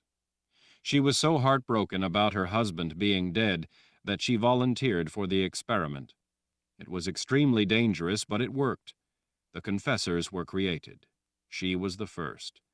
Eventually, she fell in love with Merritt, and they married. Being a confessor was the only part of her past to which Kahlan felt connected. Now she knew where confessors had come from. They had come from a woman who had lost the man she loved. Richard picked up a fat piece of wood and was about to toss it into the fire, but instead he paused and held it in a hand, turning it around, staring at it. He finally set it aside and tossed a different piece in the fire. You'd better get some sleep, he said when they'd finished. I want to be out of here as soon as it's light enough to see. Kahlan could tell that he was more exhausted than she was, but she could also tell that something was deeply troubling him, so she didn't argue. She wrapped herself in her blanket, close enough to the fire to stay warm. As she glanced up at Richard, she saw him still sitting before the fire, staring at the piece of firewood he'd set beside before. She had thought that he would be more interested in looking at his sword, now that he finally had it back. Kahlan woke softly. It was a good feeling not to wake the way she had the day before with Samuel on top of her. She rubbed her eyes and saw that Richard was still sitting before the fire. He looked terrible. She couldn't imagine what must be going through his head, with the responsibilities on his shoulders, with all the people depending on him. I have something I'd like to give you, he said in a quiet voice that felt so soothing to hear when she first woke. Kahlan sat up, stretching for a moment. She saw that there was just a hint of light in the sky. They would need to be on their way soon. What is it? She asked, as she folded her blanket and set it aside.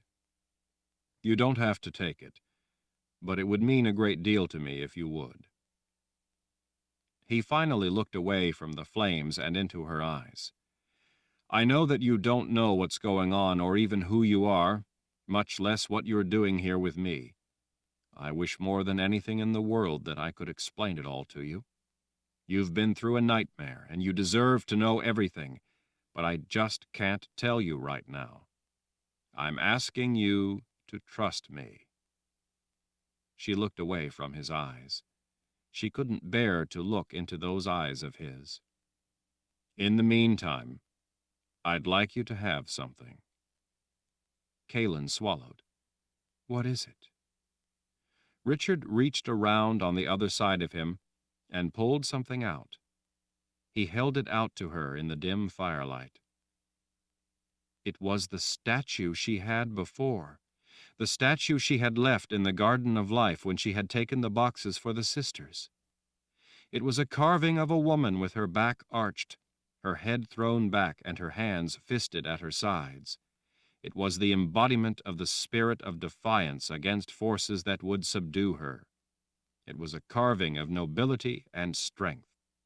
It was the statue she had before.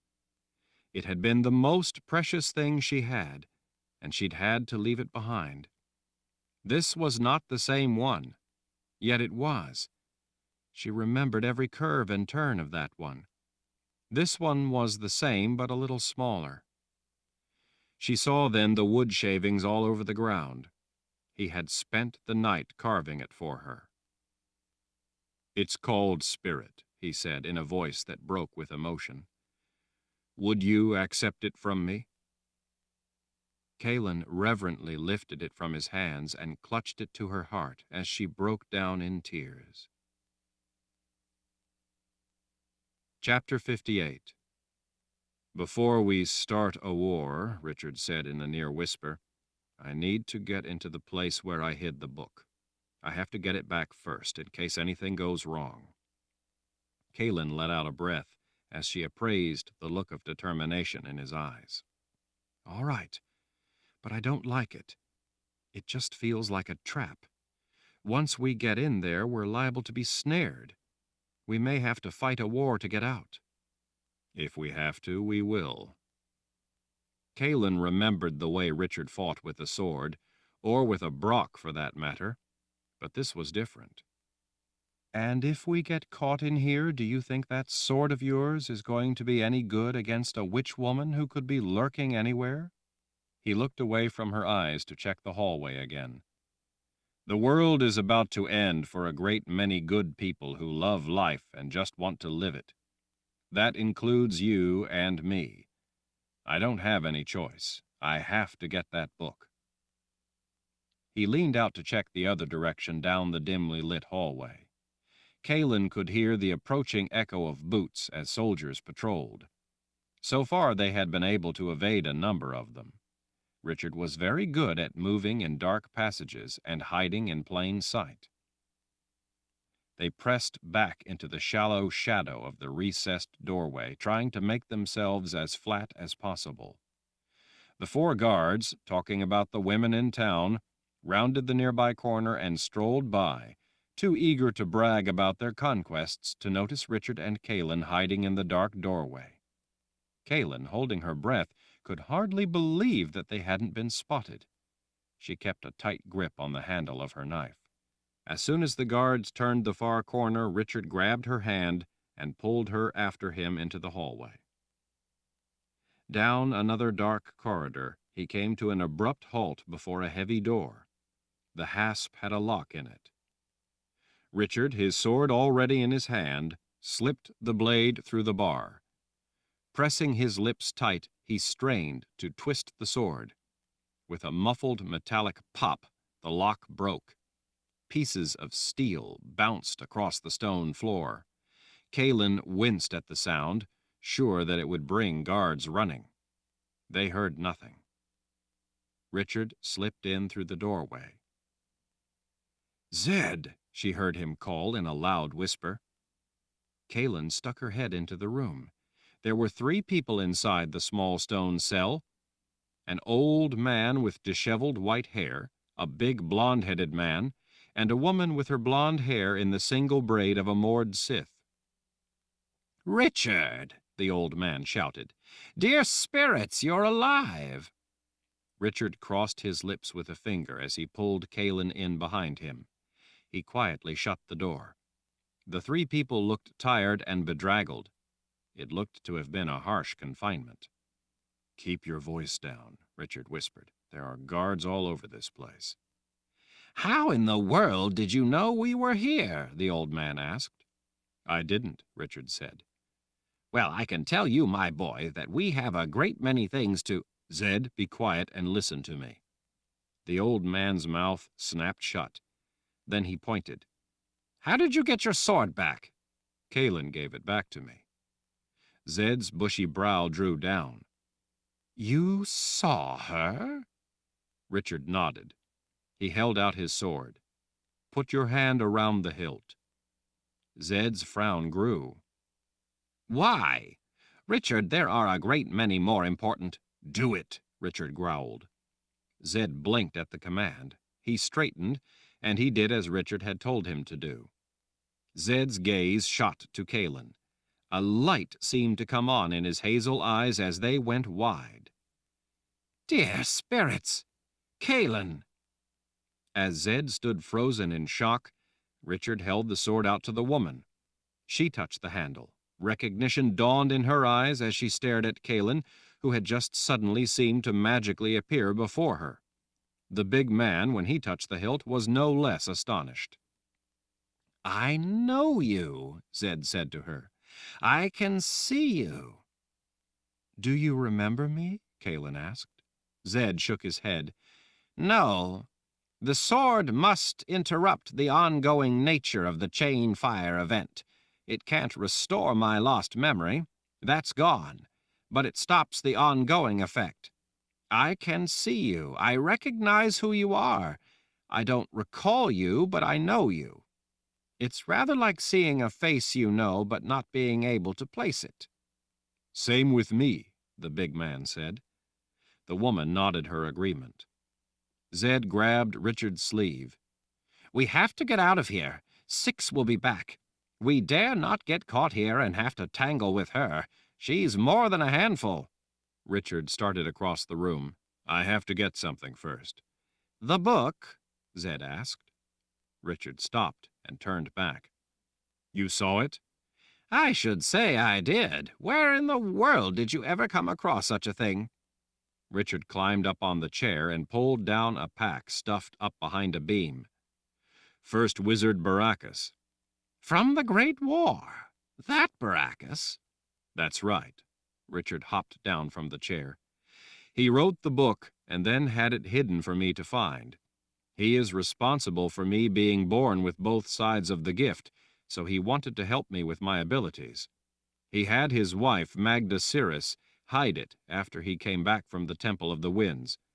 It's a long story, but the book has been waiting for me for 3,000 years.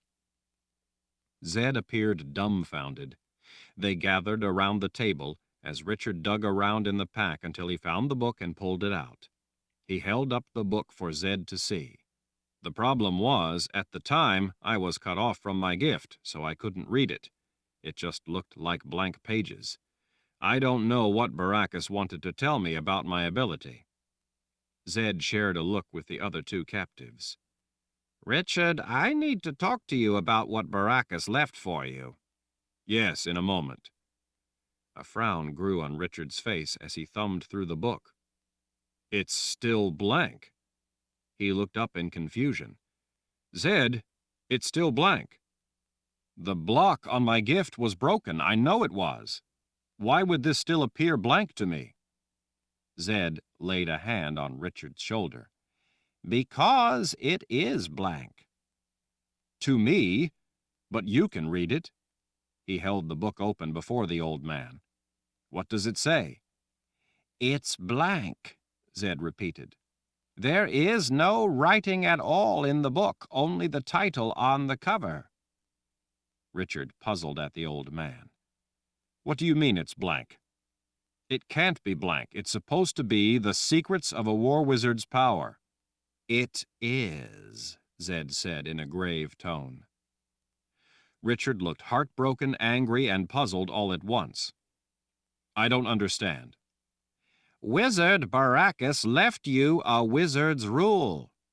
What wizard's rule? The rule of all rules, the rule unwritten, the rule unspoken since the dawn of history. Richard ran his fingers back through his hair. We don't have time for riddles. What did he want me to know? What is the rule? Zed shrugged. "I don't know. It's never been spoken and has never been written. But Baracus wanted you to know that it's the secret to using a war wizard's power. The only way to express it, to make sure that you would grasp what he was intending to tell you, was to give you a book unwritten, to signify the rule unwritten." "How am I supposed to use it if I don't know what it is?" "That's a question for yourself, Richard. If you are the one Baracus thought you were, then you will know how to use what he left for you. He obviously thought it was exceptionally important and worth all the trouble he went to, so I would say that it must be what you need." Richard took a deep breath to steady himself. Kahlan felt so sorry for him. He looked at his wits' end. He looked on the verge of tears. My, came a voice from behind. They all spun around. A reed-thin woman in black smiled a sly smile. Her hair was a tangled nest of black. Her bloodless flesh and blanched eyes made her look cadaverous. "6," Zed said. What do you know if it isn't the Mother Confessor? And won't the Emperor be pleased when I bring him Lord Ral as well, all tied up in a nice bundle?" Kahlan saw Zed press his hands to his head in obvious pain. He staggered back and crumpled to the ground. Richard's sword made a ringing sound as he drew it. He charged the woman but was stopped short and driven back by forces Kahlan couldn't see. His sword clattered across the stone floor. The woman held out a thin finger toward Kahlan. "Not a good idea, Mother Confessor. Not that I care if you fry your own brain trying to turn mine to mush, but you are much more valuable to me alive." Kahlan felt the pain of the unseen power forcing her back, just as Richard had been forced back. The debilitating agony was something like the pain from the collar, but sharper, deeper down in her ears. It made the back of her jaw hurt so much that she had to open her mouth. All 5 of them were cringing back, holding their ears with the pain of it. "This is going to make things so much easier," 6 said in a self-satisfied manner as she glided toward them like death itself. "6!" a stern voice called from the doorway. 6 spun to a voice she obviously recognized. The pain lifted from Kahlan's head. She saw the others recovering as well. "Mother?" 6 said in emotional confusion. "You have disappointed me, 6, the old woman said as she stepped forward into the room. "Disappointed me greatly." She was slender, much like 6, but stooped with age. Her black hair flared out from her face in much the same way, but it was streaked with white. Her eyes, too, were a blanched blue. 6 backed up a couple of steps. "But I... You what?" the old woman demanded in a venomous tone of displeasure. This woman was a commanding presence who feared nothing, least of all 6. 6 cowered back a step. "I don't understand." Kahlan's jaw dropped as she saw the tight, pale flesh of 6's face and hands begin to move, as if bubbling from beneath. 6 started screaming in pain, her bony hands groping the crawling flesh of her face. "Mother, what do you want?" "It's quite simple," the old woman said, stepping closer yet to the witch woman as she shrank away. "I want you to die." At that, 6's whole body jerked about violently as her skin convulsed and churned, looking like it was separating from the turbulent muscle and sinew beneath. She almost looked like she was boiling from within. The old woman grabbed the suddenly slack skin at the back of 6's neck. As 6 began to crumple downward, The old woman gave a mighty pull. The skin, mostly in one piece, pulled right off the stricken witch-woman. She collapsed, a bloody, unrecognizable mess barely contained by the sack of a black dress, to the stone floor. It was about as sickening a sight as Kahlan could imagine. The old woman, holding the sagging remains of Six's skin, smiled at them. They all stood frozen in shock as the old woman seemed to shimmer, her appearance wavering and flickering. Kahlan stared in astonishment. The old woman was no longer old, but young and beautiful, with long, wavy auburn hair. Her variegated gray dress did little to conceal her sensuous figure. Points of the airy fabric floated as if in a gentle breeze. "Shota," Richard said, a grin splitting his face. She dropped the bloody hide in a sloppy pile, then smiled a coy, teasing smile as she stepped forward and tenderly cupped his cheek with her other hand. Kahlan could feel her own face going red. "Shota, what are you doing here?" Richard asked. "Saving your hide, obviously." She smiled even wider as she glanced down to the remains in the black dress. "I guess it cost Six hers." But I don't understand." "Neither did Six," Shota said. "She expected me to scurry away with my tail between my legs to forever hide in trembling fear that she might find me. So she never expected a visit from her mother. Such a thing was not among her otherwise considerable talents or her limited imagination, since she had no comprehension of the value of a mother, and no empathy with those who do. She could not imagine the power and meaning of such a bond, so such a thing blinded her. Her connection to her mother was loathing schooled by fear." Kahlan could feel her face heating even more as she watched Shota run a long, lacquered fingernail down the front of Richard's shirt. "I don't like it when someone takes what I have worked for and created," Shota said to Richard in an intimate voice. "She had no right to what is mine. It took me a great deal of time and effort to reverse all that she had done, to sink her treacherous tentacles into my domain, but I did." "I think there was more to it, Shota. I think you wanted to help us all." Shota stepped away, flicking a hand in acknowledgment as she turned her back on Richard. "The boxes are in play. If the Sisters of the Dark open them, a great many people who have done no wrong will die. I, too, will be cast to the keeper like a scrap of meat." Richard could only nod at the truth of that. He bent and picked up his sword. He held the hilt out. "Here."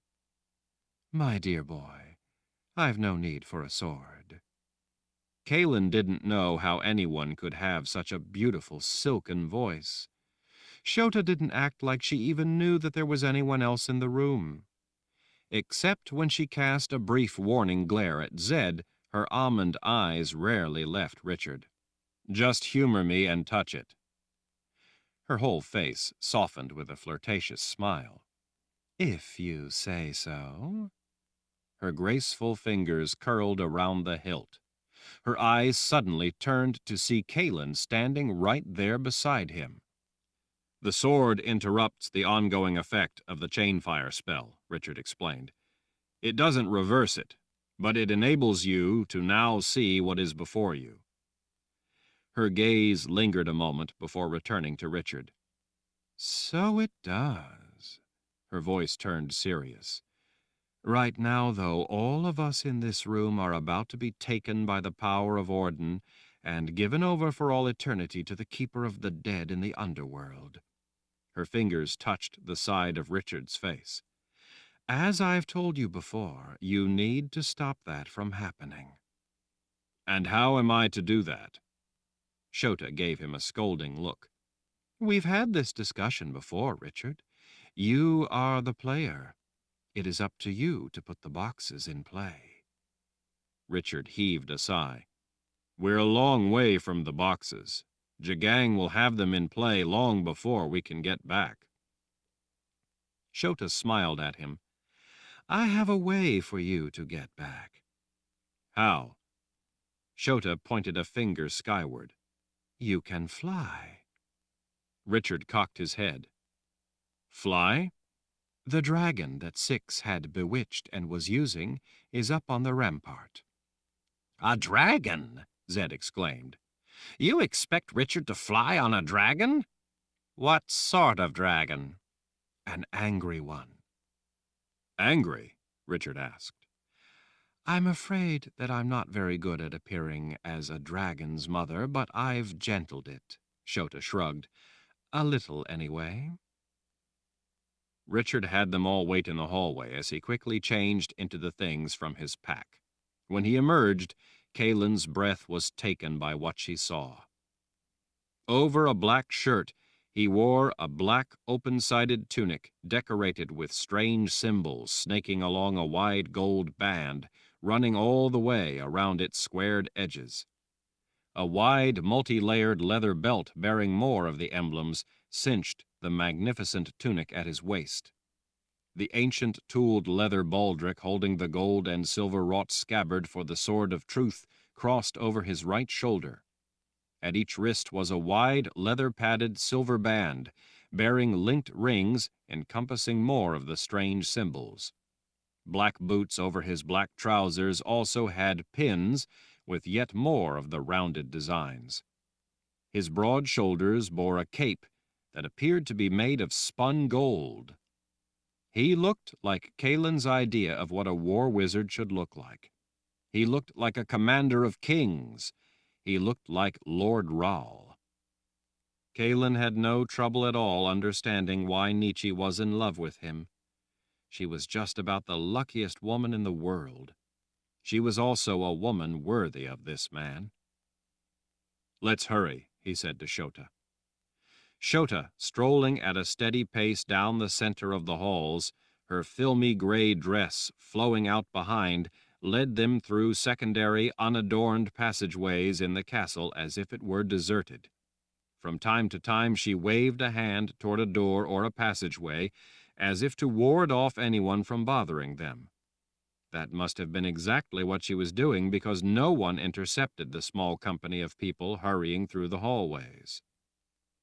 They all paused behind the witch woman when she finally stopped at a heavy oak door. She gave them all a look, as if to ask if they were ready, then threw open the heavy oak door. When they went through the doorway into the overcast day, Richard's cape billowed out behind. Out on the rampart they were confronted by a huge beast with glossy red scales and a forest of black-tipped spikes on its back. Flame roared across the rampart, kicking dirt and gravel in every direction. They all shrank back. That's not Scarlet, Richard said. I thought it might be Scarlet. You know a dragon? Kahlan asked. Yes, so do you, but not this one.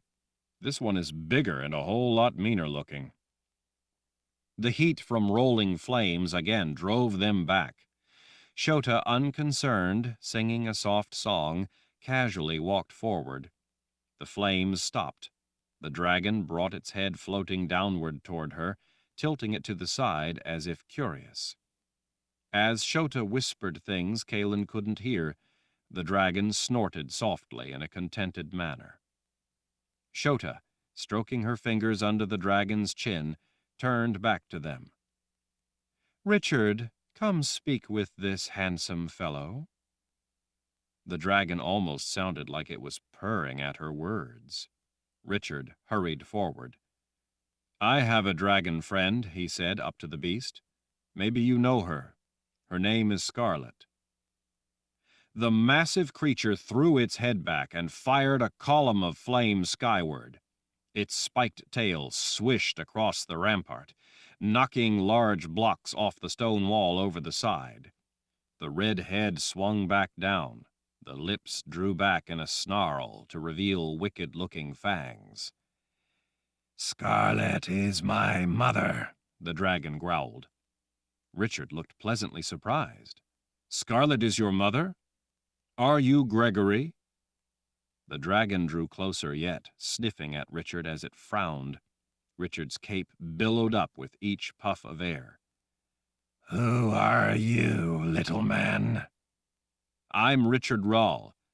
The last time I saw you, you were an egg. Richard, as if talking to an old friend, made a half circle with his arms. You were this big. Richard Rahl. Gregory grinned, its hostility evaporating. My mother has told me of you. Richard laid a hand on Gregory's snout. His voice turned gentle with concern. Is she all right? Magic is failing. I've been worried how it might harm her. Gregory snorted a puff of smoke. She is very sick. She grows weaker by the day. I am stronger and still able to fly. I bring her food, but the witch woman kept me from being able to do so. I don't know how to help her. I worry that she will be lost to me. Richard nodded sadly. It's the taint caused by the chimes having been in this world. That taint is destroying all magic. Gregory nodded his huge head. Then the red dragons are doomed. As are we all, unless I can stop that taint. The big head cocked to the side so that Gregory could peer at Richard with one yellow eye. You can do that? Possibly, but I'm not sure how yet. I do know that I need to get to the People's Palace if I am to try. The People's Palace, where the Dark Army waits? Richard nodded. That's right. I may be the only one who can stop that taint. Will you take us there? I am free now. A free dragon does not serve man. I'm not asking you to be my servant, only to fly us to Dahara, so that I can try to save all of us who want to live free, including you and your mother. Gregory's head glided closer to Zed, Tom, and Rika. He thought it over briefly, looking back at Richard. All of you? All of us, Richard said. I need the help of my friends here. It's our only chance to stop all the terrible things that are about to happen. Gregory's head came down close until his snout nudged Richard's chest, pushing him back a half step. My mother told me the story of how you saved me when I was but an egg. If I do this, we will be even. Even, Richard agreed. Gregory lowered his body down onto the rampart as much as possible. Let us be off, then. Richard told the rest of them how to get up and how to hold on to the spikes and projections. He went up first, settling himself astride the dragon's back at the base of its long neck, then helped pull Zed, Tom, and Rika up behind him. Zed muttered under his breath the whole time. Richard told him to stop cursing.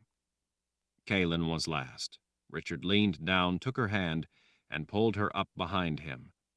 As she adjusted herself on the dragon's back behind him, she saw him pull a white cloth out of his pocket, looking at it. Kahlan, her arms around him, whispered in his ear. I'm afraid. He smiled over his shoulder. You get dizzy flying on dragons, but you don't get sick. Just hold on tight, and close your eyes if you want. It struck her how easy it was being close to him, and how gentle and natural he was with her. He seemed to come alive when she was near him. What's that you have? She asked, tilting her head toward the white cloth. It had an ink spot on one side and another just like it on the opposite side. Something from before, he said in a distracted sort of way. He was obviously not thinking about her question. He was thinking about the white cloth with the 2 ink spots. He stuffed the cloth back in his pocket and looked down at the rampart. Shota, are you coming?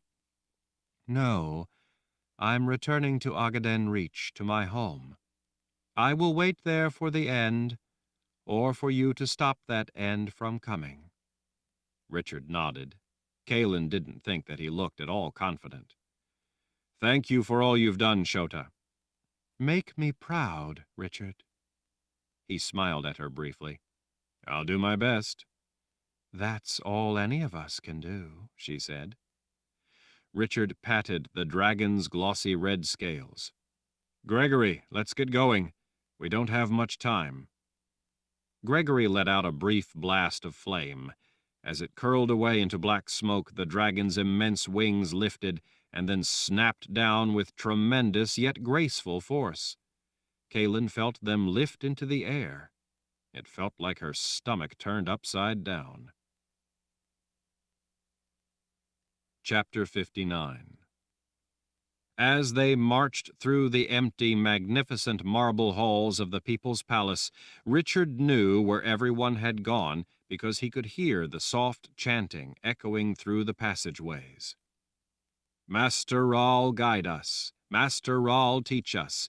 Master Rahl, protect us. In your light we thrive. In your mercy we are sheltered. In your wisdom we are humbled. We live only to serve. Our lives are yours." It was the devotion to the Lord Rahl. Even at a time like this, even when their world was about to end, everyone at the people's palace went to the devotion when they heard the call of the bell. He supposed that this was a time when these people needed him the most, and the devotion was their way to acknowledge that bond. Or maybe it was meant to remind him of his part in that bond and his responsibilities to protect them. "Master Rahl, guide us. Master Rahl, teach us. Master Rahl, protect us. In your light we thrive. In your mercy we are sheltered. In your wisdom we are humbled. We live only to serve. Our lives are yours." Richard put his feelings about the devotion out of his mind. He felt like he was juggling 1,000 thoughts all at once. He didn't know what to do. There were so many different questions overwhelming him all at once that he just couldn't seem to organize the mountain of problems into meaningful order. He didn't know where to start that arduous climb. He felt inadequate to be the Master Rahl. He did believe, though, that the seemingly endless problems were connected, that they were all pieces of the same puzzle, and that if he could just figure out what was at the core of what was bothering him, it would all begin to fit together. He just needed a few years to figure it out. He would be lucky to have a few hours. Once again, he forced his mind back to the relevant issues. Baracus had left him a message in a 3,000-year-old book, a rule unwritten, and Richard didn't know what it meant. Now that he once again had access to his gift, he did at least now recall all of the Book of Counted Shadows, but it was most likely a false copy. Jagang had the original. Jagang had the boxes. Why was a confessor central in it all? Was it because a confessor was central to the boxes of Orden if one of the copies of the Book of Counted Shadows was used? Or was he just imagining it? Was he just thinking that a confessor was central because Kahlan was a confessor and she was central in his life? Just the thought of Kahlan sent his mind off track and racked him with anguish. Having to keep from telling her all the things he so desperately wanted to tell her was crushing his heart. Having to keep from taking her in his arms and kissing her was killing him. He just wanted to hold her tight. But he knew that if he destroyed the sterile field of her mind, then there was no chance for the power of Orden to restore her to who she was. He had to remain distant and vague. What terrified him the most was the thought that it was too late, that Samuel had already tainted that sterile field. He could feel Kahlan walking beside him. He recognized the sound of her footsteps, the scent of her, the presence of her. One instant he was overjoyed that he had her back, and the next he was panicked that he was going to lose her. He had to stop letting his mind drift to the problem and focus instead on the solution. He had to find the answer, if there really was an answer. Master Rawl, guide us. Master Rawl, teach us. Master Rawl, protect us. In your light we thrive. In your mercy we are sheltered. In your wisdom we are humbled. We live only to serve. Our lives are yours. All these people would die unless he helped them by finding that answer. But how in the world was he to do that? He returned to what he thought had to be the heart of the solution. He would need to open the boxes of Orden if he was to reverse all the damage done. That was all there was to it. Unless he did that, the world of life damaged by the chain fire event and its subsequent taint would spiral out of control. Unless he opened the right box, Jagang's sisters would. But he didn't know how to open the boxes, and besides, he didn't have control of them. Jagang did. Richard reminded himself that at least he had accomplished a number of the steps he had to accomplish if he was to have a chance to open the right box. At least he had been successful in his journey through the veil, and he had been successful in returning what he had brought back in the manner required. That in itself had been a puzzle, but he had found the solution. Now Orden was needed to actually restore it. Kahlan had accepted the carving he did of spirit. He reminded himself that he also had the confessor that was needed. Confessor, something was wrong about that, but he couldn't figure out what it could be. But he did know that there was only one way to get close to the boxes of Orden. That was his only chance, if he could figure it out before Sister Ulyssia opened one of them. When he heard the whisper of hurried footsteps, he looked up and saw Verna and Nathan rushing toward him. Kara and General Meifert were close on their heels. Zed, Tom, and Rika were close on Richard's. At a bridge covered in beautifully veined green marble overlooking a devotion square and a conjunction of wide halls, Richard came to a halt as Verna and Nathan rushed up. The people below were all on their knees, bent forward with their foreheads to the tile as they chanted. They were unaware of what he was about to do. "Richard!" Verna gasped, catching her breath. "Glad to see you back," Nathan said to Richard with an additional nod to Zed. 6 will no longer be a problem," Zed told the prophet. Nathan let out a sigh. "One less hornet, but I'm afraid that there's no shortage of them." Verna, ignoring the tall wizard beside her, waved her journey book urgently at Richard. "Jagang says that it's the new moon. He demands your answer. He says that if he doesn't get that answer, then you know the consequences." Richard glanced at Nathan. The prophet looked more than grim. Kara and General Meifert looked tense as well. They were the helpless guardians of a place with tens of thousands of people who were all on the verge of being slaughtered. Soft chanting drifted up from below.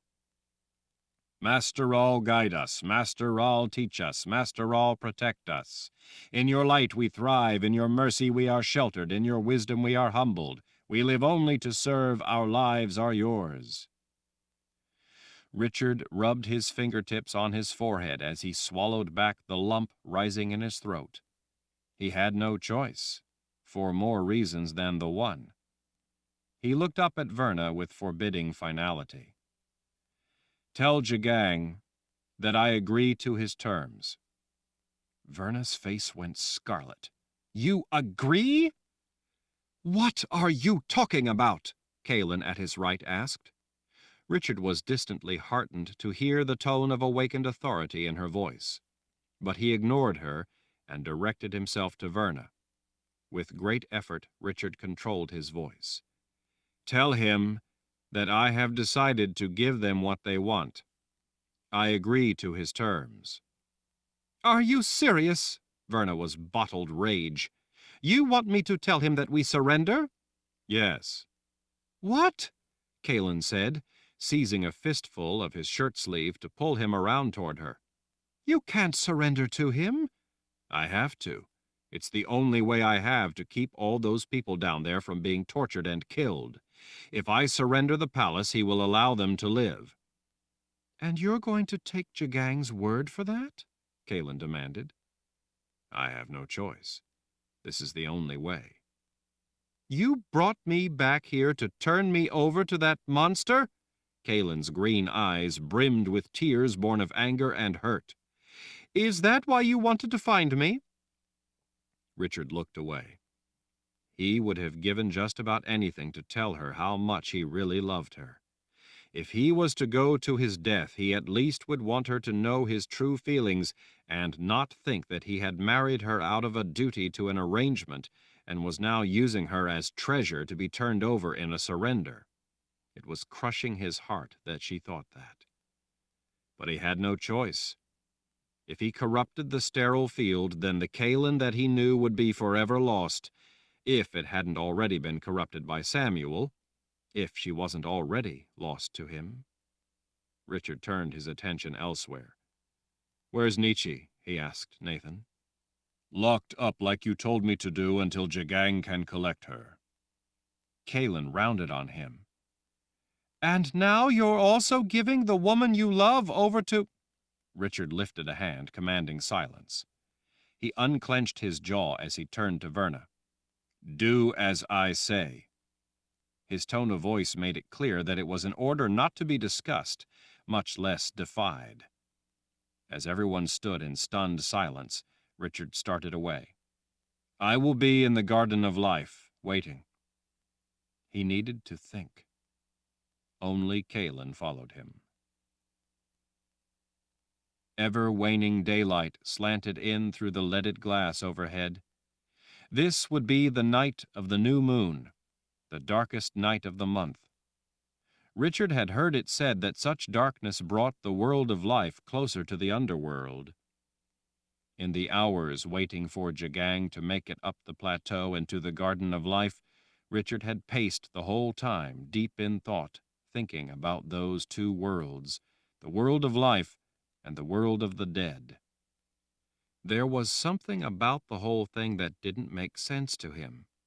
He went through the Book of Counted Shadows that he had memorized, knowing that there was probably some flaw in it that would make it impossible to use it to open the power of Orden, but also knowing that the elements would still be largely true if out of order. It would take nothing more than changing a single detail to have made it a false copy. He knew that there was a flaw in the copy he had memorized, but he didn't know how to identify the specific deviation from the original. Jagang had the original. He wouldn't have to worry about there being errors in his book. Sister Ulyssia, with Jagang in her mind the whole time, would be reading the original directly, so they would be using the actual true version of the book. Therefore, they wouldn't need a confessor. He came to a halt before Kahlan. Copies of the Book of Counted Shadows have to be verified through the use of a confessor. If you had the text to the Book of Counted Shadows, if I recited it for you, do you think you would be able to verify the true parts? Kahlan, deep in her own thoughts, looked up. I've asked myself that same question countless times. I'm sorry, Richard, but I just don't know how. It's too bad that the first confessor, Magda Cirrus, didn't leave me a book on how to use my powers, like her first husband left for you. A lot of good that book was doing him. Richard let out a despondent sigh and went back to pacing. He turned his thoughts back to the book that Baracus had so desperately wanted him to have, Secrets of a War Wizard's Power. Baracus had thought that it was vital that Richard have that book with the rule unwritten. The whole thing was so bizarre that Richard was left stunned and not knowing what to think. It had been a monumental effort to recover that book.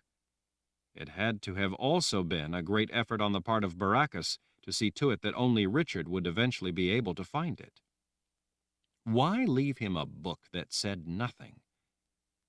Unless it actually said everything.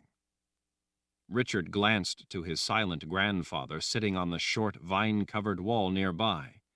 Zed met his gaze, but his sadness at not being able to help Richard was evident. I'm sorry, Kahlan said. Richard glanced over. What? I'm sorry. It had to be a terrible decision. I know that you are only trying to keep Jagang's brutes from slaughtering all the people here. I wish I could touch Jagang with my confessor power. Confessor power, first brought into existence in Magda Cirrus, the woman who had been married to Baracus. But she had been married to Baracus back during the Great War, long before she became a confessor. Dear spirits, Richard whispered to himself, icy realization flashing through his veins. Baracus had left Richard secrets of a war wizard's power to tell him what he needed to know. That was exactly what Baracus had done. He had given Richard the rule unspoken, the rule unwritten since the dawn of time. In that instant, as he grasped the secrets of a war wizard's power, Richard was able to fit the other pieces together and understand it all. He grasped the totality of it, how it all worked, why they had done what they had done, why they had done everything. With trembling fingers, he pulled out the piece of white cloth with the 2 ink stains. He unfolded it and stared at the 2 spots on opposite sides. I understand, he said. Dear spirits, I understand what I have to do. Kahlan leaned close, looking down at the cloth. Understand what? Richard understood it all. He almost laughed maniacally. He understood the whole thing. Zed was watching him, frowning at him. Zed knew Richard well enough to tell that he had figured it out. As Richard stared at him, his grandfather gave him the slightest smile and a nod of pride, even if he had no idea of what Richard had figured out. They all looked up at the sudden clamor of people entering the garden. The few men of the first file present, as instructed, fell back out of the way without offering any resistance. Richard saw Jagang at the head of the wave of people pouring in the doors. Sister Ulyssia was right beside him. Other sisters followed behind, carrying the 3 boxes of Orden. Heavily armed guards, their boots all striking in unison, marched in the double doors, spreading into the garden like a dark flood. Jagang's presence, his burning, enduring hate, not only defiled the garden of life, but defined him. Richard smiled inwardly. The gaze of Jagang's completely black eyes were fixed on Richard, as the Emperor marched down the path between the trees, past beds of long dead flowers, and past the short vine-covered walls. His royal guards were spread out behind, pouring through the shrubs as they established a defensive perimeter. Jagang wore a condescending smile as he passed the sorcerer's sand and crossed the sweep of lawn. His hate defined him. The sisters set the 3 inky black boxes on the broad granite slab that was supported by 2 short-fluted pedestals. Sister Ulyssia ignored the people in the garden. Focused on the job at hand, she only glanced briefly at Richard before setting the book on the granite altar in front of the boxes. Without delay, she cast a hand out, igniting a fire in the pit, adding to the light given off by the torches. Night was falling. The new moon was rising. Darkness was coming. Darkness beyond what anyone living had ever experienced. Richard knew that darkness. He had been there. Jagang strode right up to stand close in front of Richard, as if challenging him to a fight. Richard stood his ground. Glad you came to your senses. His gaze slid to Kahlan. He regarded her with a lecherous look.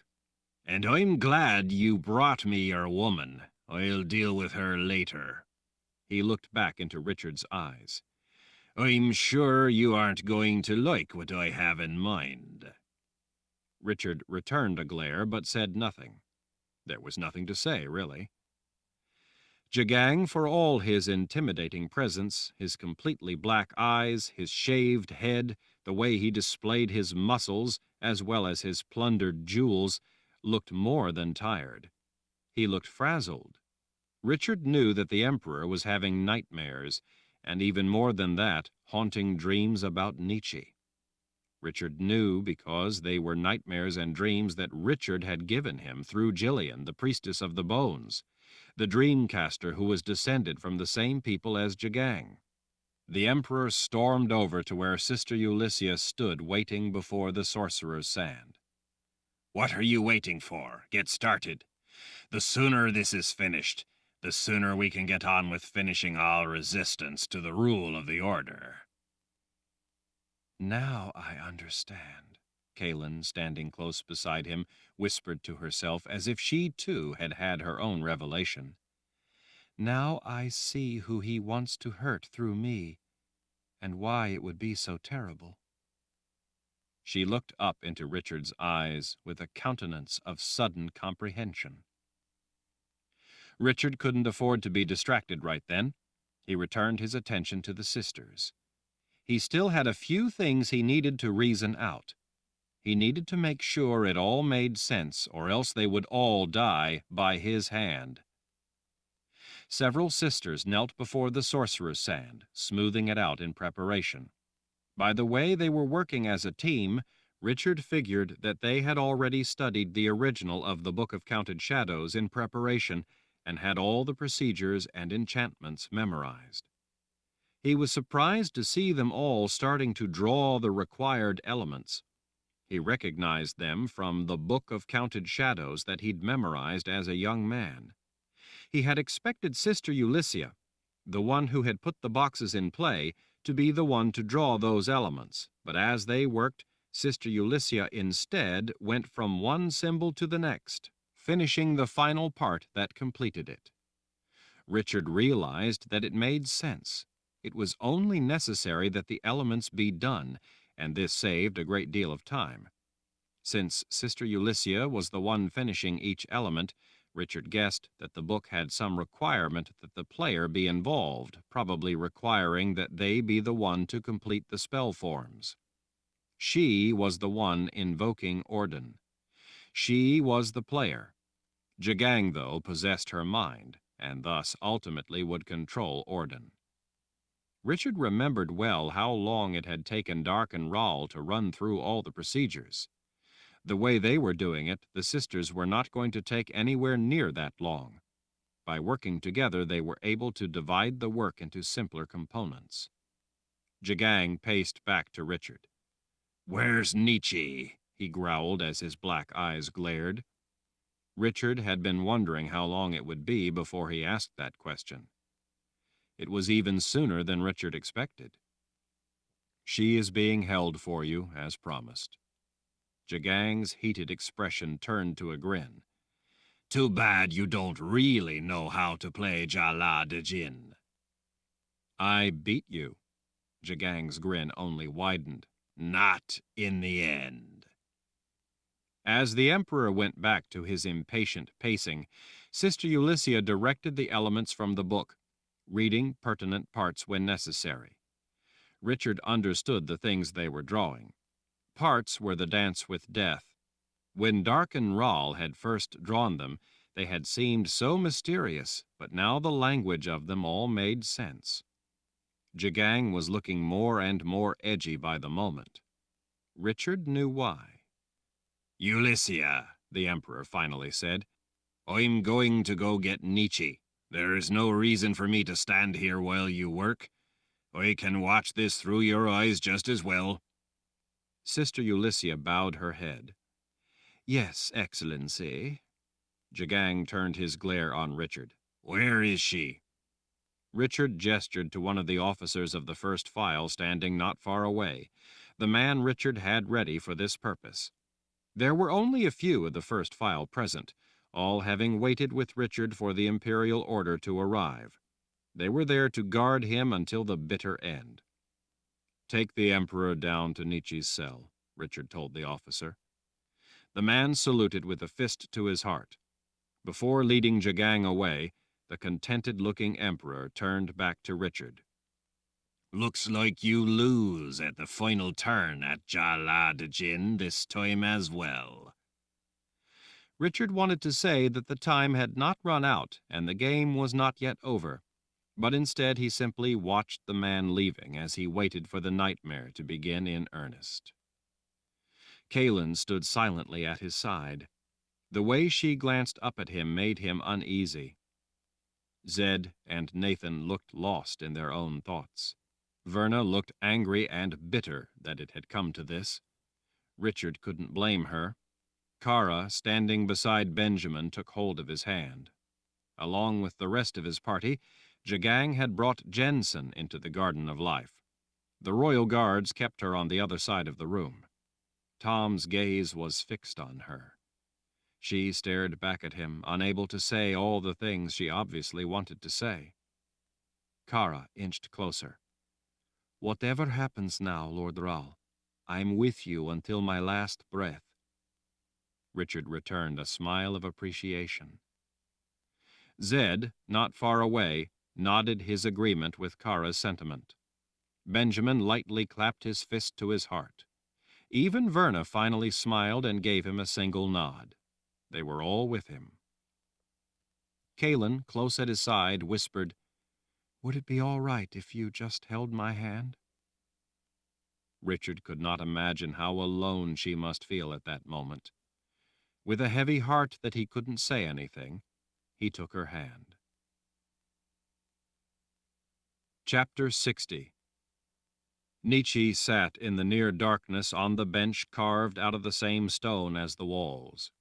The outer room, a second layer of protection guarding the room hollowed out of solid rock, was shielded. The only way in or out was through the double set of iron doors with the shielded room between them. This was where the most dangerous of prisoners were held, prisoners who could command magic. There was no telling how many people had sat in this very room as they awaited their appointment with death or worse. Nietzsche could hear footsteps in the outer passageway beyond the two iron doors. Someone was coming. She had known that it was only a matter of time until he came. Nietzsche was in a state of utter calm. She knew why she was there. She knew why Richard had told Nathan to have her locked in this cell. She heard the lock in the outer door clang open, the metallic sound echoing through the network of low corridors. She could hear someone grunting as they tugged in a series of muscular pulls, forcing the door bound up on rusty hinges to open enough to get through.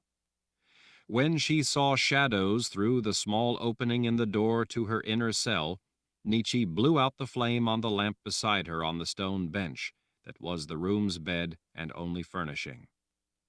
A key scraped, and then the lock to her cell sprang open. After being in complete silence for so long, she found the strident sound exceptionally loud. As the door grated open, the light from a lantern flooded in.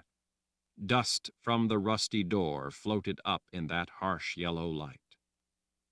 Emperor Jagang ducked down as he stepped over the high sill to squeeze in through the doorway. Nietzsche stood. He was wearing his sleeveless vest so as to display his muscular bulk. His shaved head reflected the single flame of the lantern he'd brought. His black eyes looked entirely at home in the depths of the dark hole in the rock. Those black eyes gleamed as he took in the sight of her. She had made sure to loosen the top of her dress so that he would have something to catch his attention. It worked. "I've been dreaming of you, darling," he said, as if he thought it would impress her. He always had believed that his lust proved something to her, as if his lack of civility or restraint only demonstrated how overwhelmingly appealing she was to him. To Nietzsche, it only served to prove that he was an unprincipled savage. Nietzsche stood tall, saying nothing, refusing to shy away as Jagang moved in close. He circled his muscular arm around her waist, pulling her tight against his powerful bulk, demonstrating his command of her, his virility, his unchallenged authority. Nietzsche had no desire to drag it out. She casually reached her arms up around him and snapped the Radahan closed around his bull neck. He staggered back a step in confusion.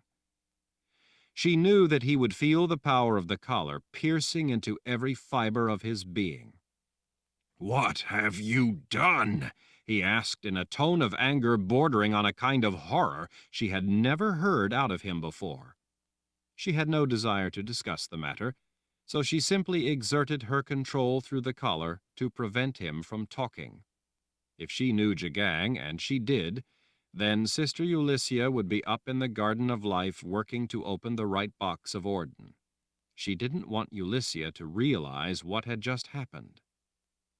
Jagang would have been impatient to get at Nietzsche. The nightmares Richard had sent had plagued him, but the dreams Richard had given him of Nietzsche had turned his obsession for her into a passion, a mania, that had slowly grown to the point where it was nearly intolerable.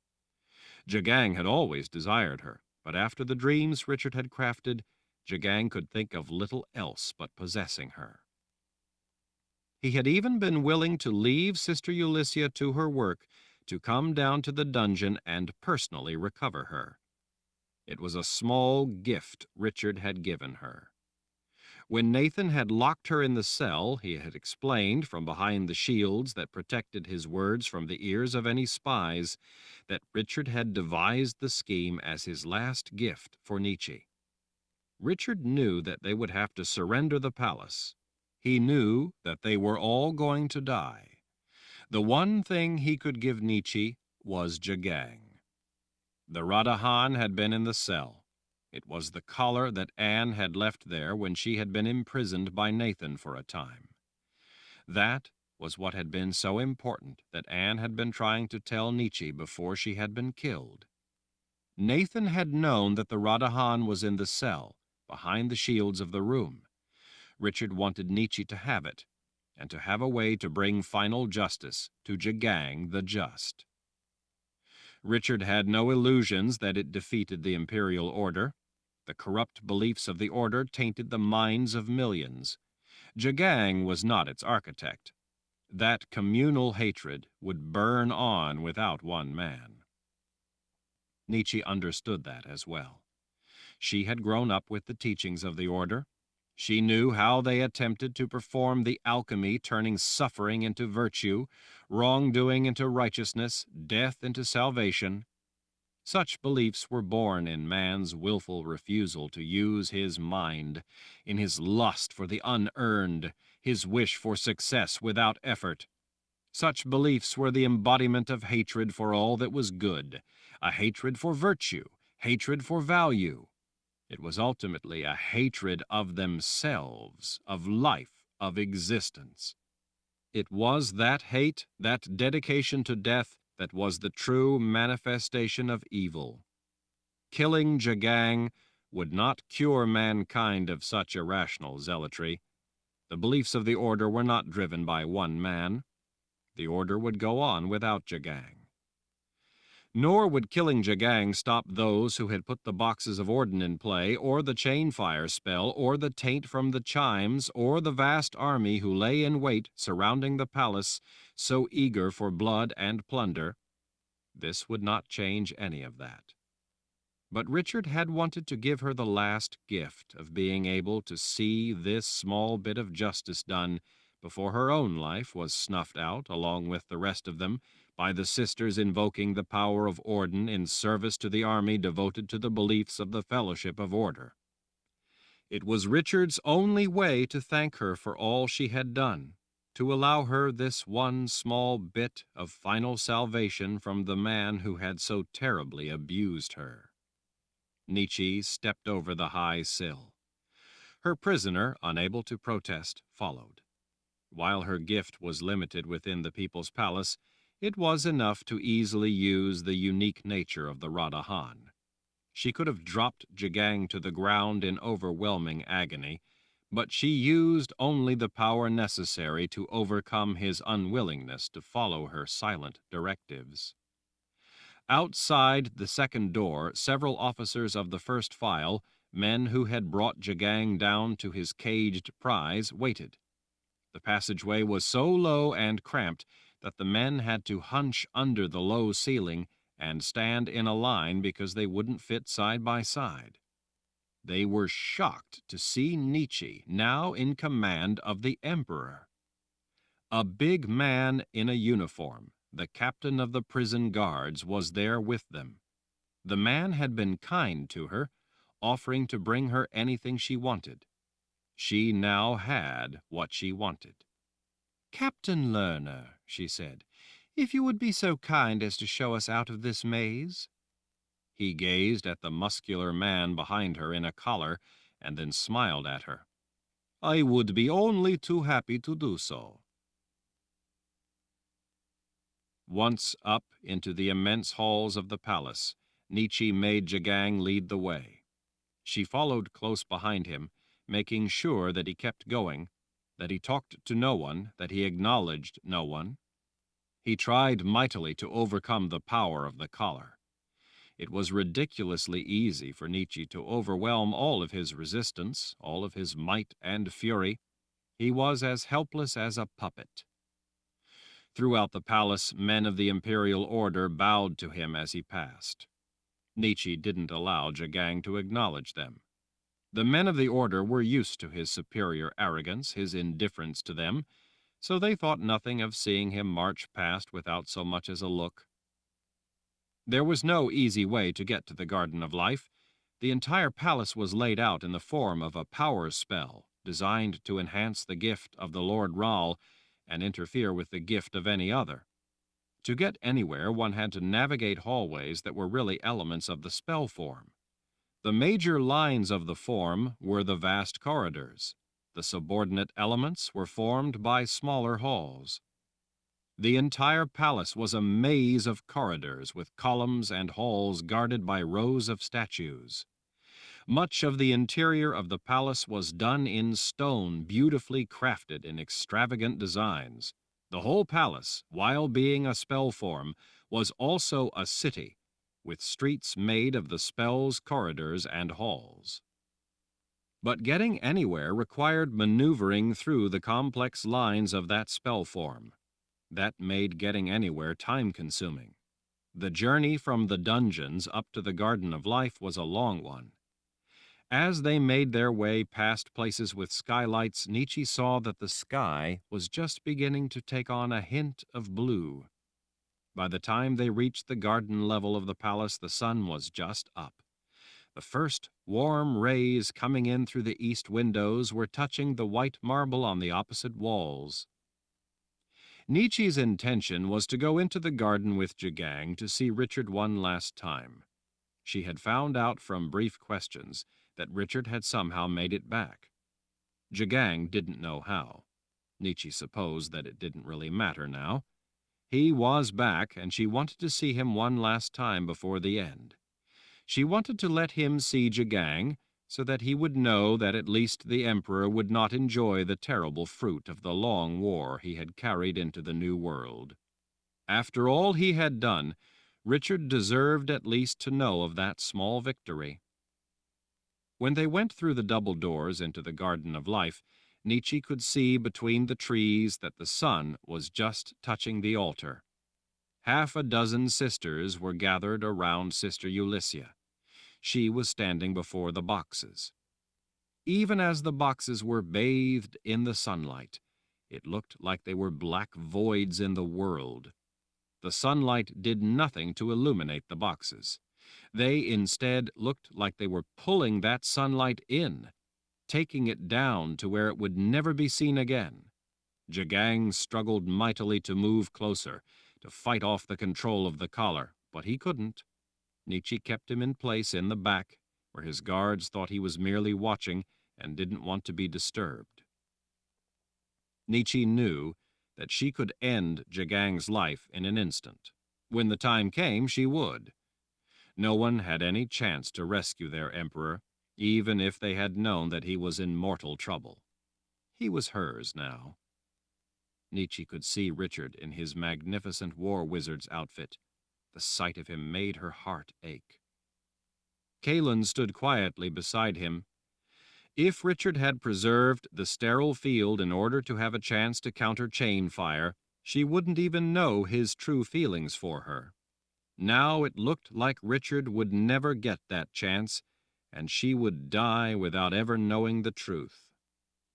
Richard spotted Nietzsche. He saw Jagang beside her, and understood that she had succeeded in using the gift he had given her. He gave her a small, private smile. Sister Ulysses tapped the box on the right. "This one." The other sisters were beaming at their success. They would now be able to deliver the power of Orden to the Emperor. They didn't know that he would never be able to celebrate their victory. Sister Ulysses lifted the lid on the box on the right. Golden light flowed from within, almost as if it were liquid. It enveloped the sisters standing before the stone altar. They all smiled with exhilaration at what they had accomplished, even if it was to be put into service of the imperial order and not themselves. Of course, they would put it to that service without even realizing that Jagang was no longer controlling their minds. If Nietzsche made them aware of that, though, then the sisters would use the gateway to free the keeper of the underworld. Nietzsche's choice was to allow them to give the world over to the order or to the keeper. She knew that was no real choice. At least life under the imperial order would be life. If Sisters of the Dark were allowed to do as they would prefer, there would be no real life. Nietzsche did not want to live to see what was going to come of the new world brought into being by hate. She supposed that she would not have to worry about it. She expected that she had mere moments to live. But Jagang would die before she did. She would make sure of that. Justice would finally visit Jagang the Just. The one thing Nietzsche couldn't understand was why Richard was smiling. Chapter 61. Richard watched as the golden light coming from the box of Orden lifted the seven sisters. Kahlan's hand tightened on his. The others in the room watched with a mix of awe and terror. This was something unlike anything that any of them had ever seen or would ever see again. Richard glanced at Nietzsche. Even she was transfixed by the sparkling light that swirled around the sisters. Jagang, standing beside her, was smiling. Richard could just see the metal of the collar peeking through the front of the vest.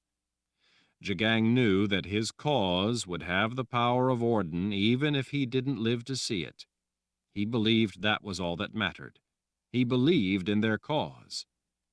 The sisters within the golden glow appeared to be delighted by the heady power of Orden. It was short-lived. The light darkened as it swept them all up into the air, carrying them toward the darkening sea of sorcerer's sand. The floating sisters glided together, collecting in a tight cluster above the ground. They all began to rotate helplessly in the sparkling amber light.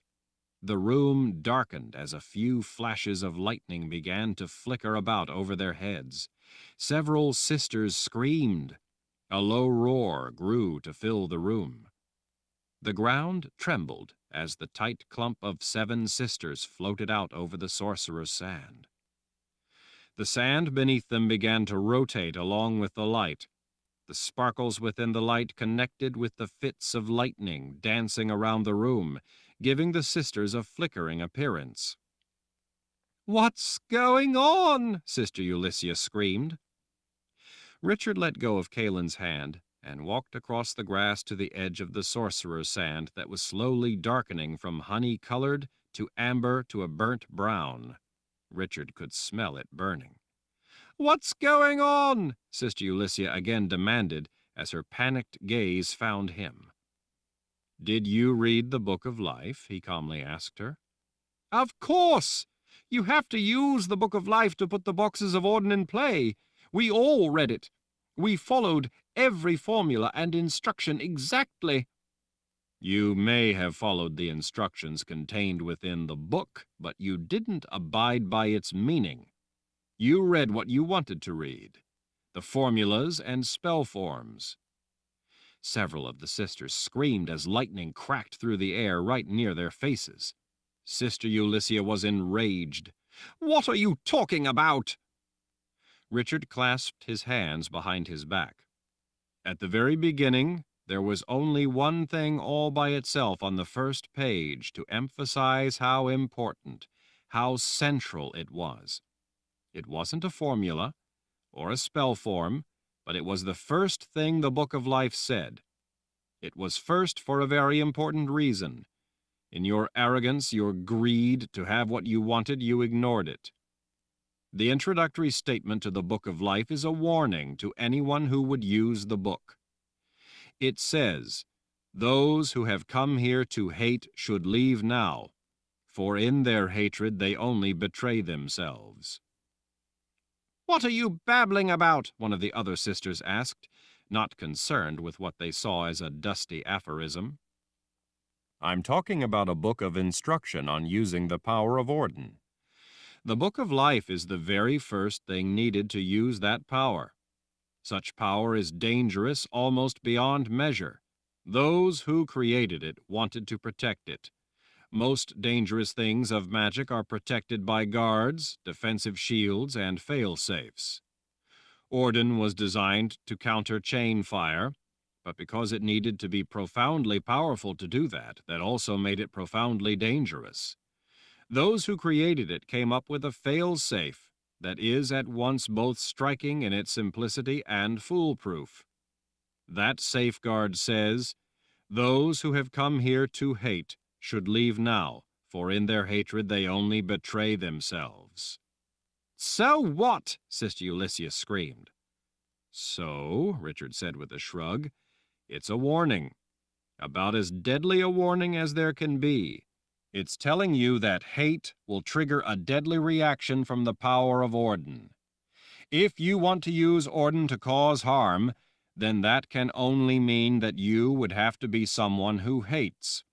Only those with hate in their hearts would scheme to use such a thing to harm others." "That doesn't make any sense. How would it harm someone who is evil?" she asked. "How could you use Orden to stop us? You hate us. You would be using Orden for hate." Richard shook his head. "You mistake hate and justice.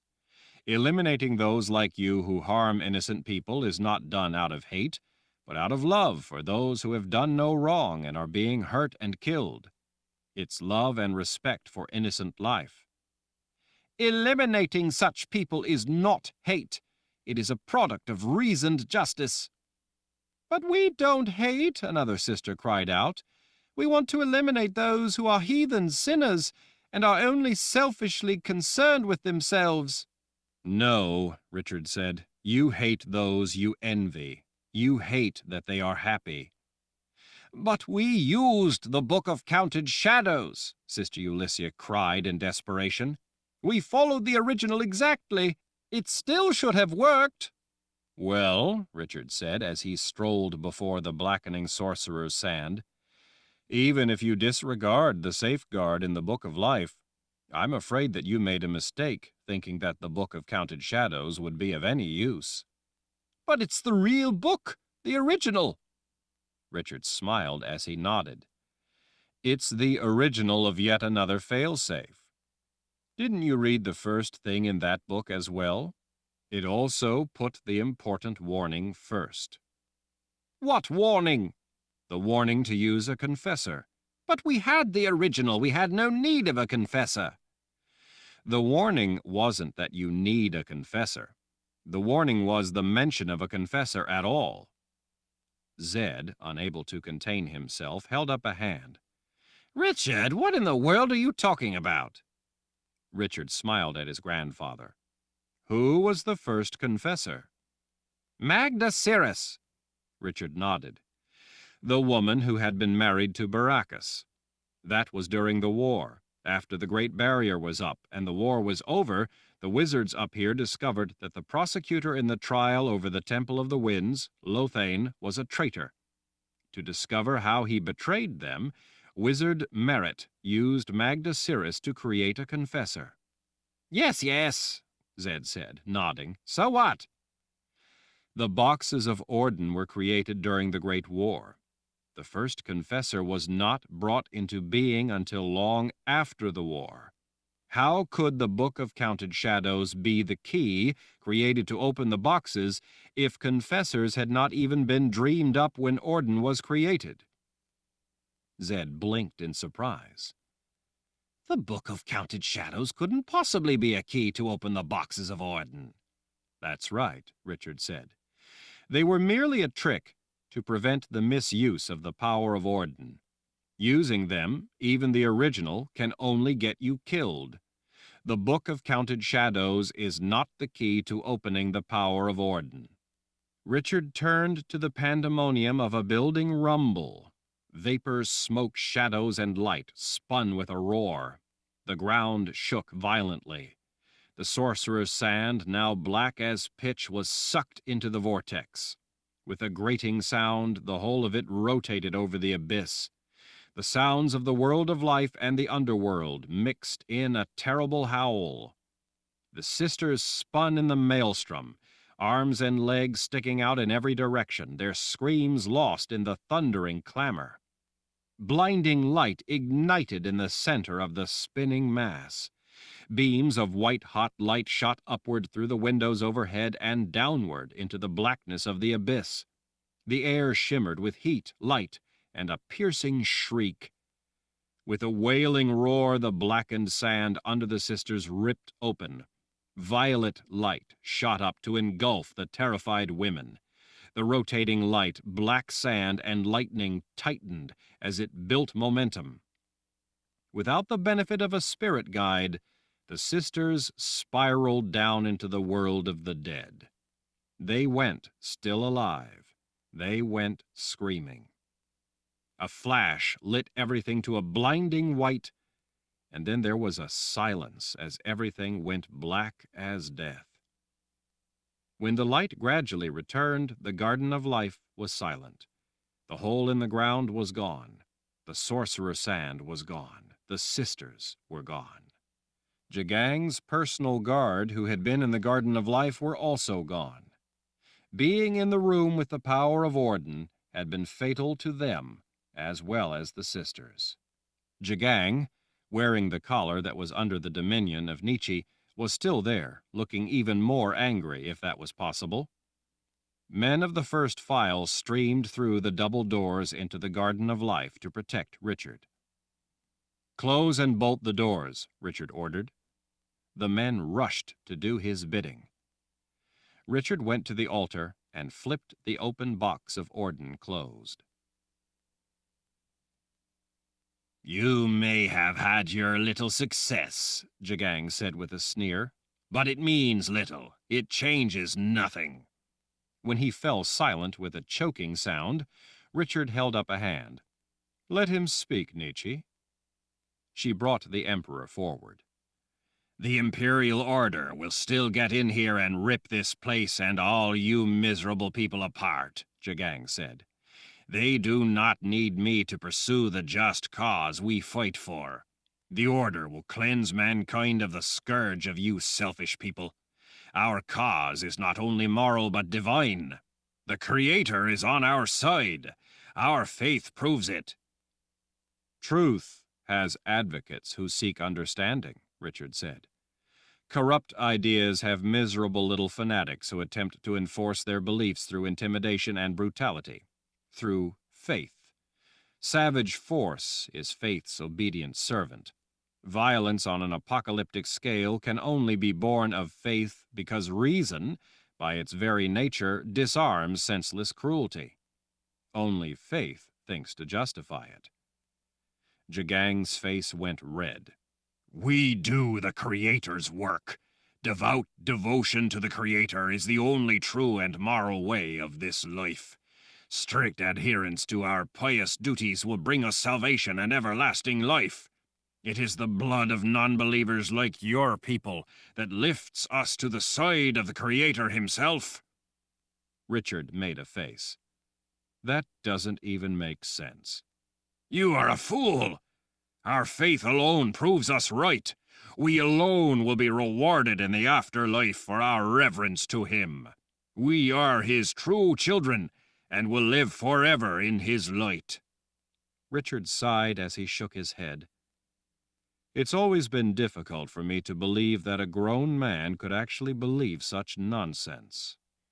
Jagang ground his teeth in fury. "Put me to your tortures. I accept your hatred of me because I have faithfully performed my duties to a greater good for mankind." "You will not serve some grand place on the stage of life," Nietzsche said. "You will not be paraded in chains.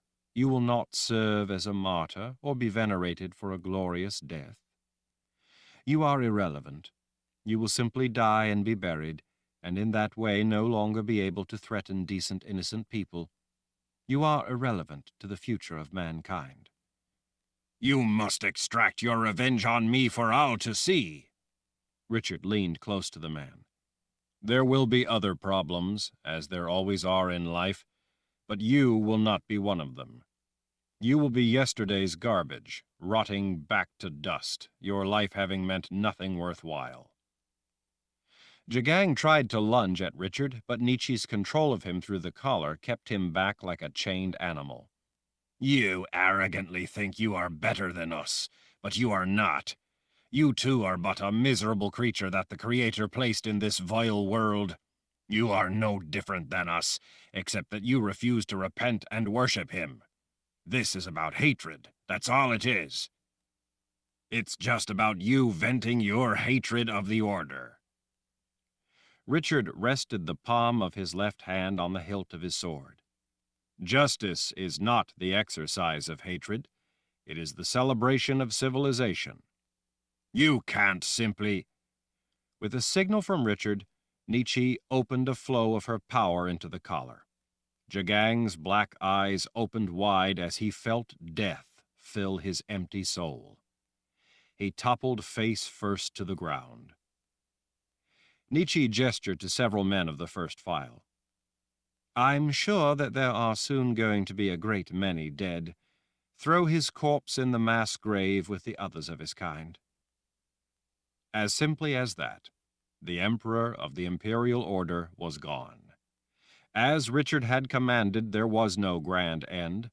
There would be no celebration through violence and mutilation, no torture, no forced confessions of wrongdoing. Reasoned people understood the wrongdoing quite well enough. The threat to reasoned people was removed. That was all that mattered. Jagang's death was no more significant than that. Chapter 62.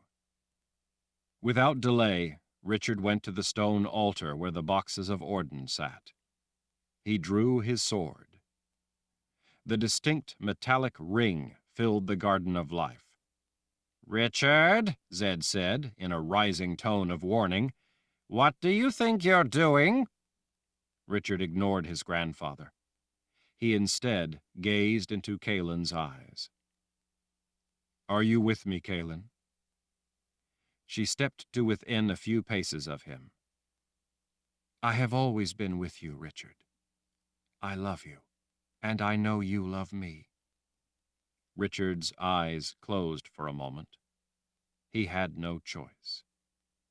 He turned to the boxes of Orden and closed his eyes as he lifted the blade to touch his forehead.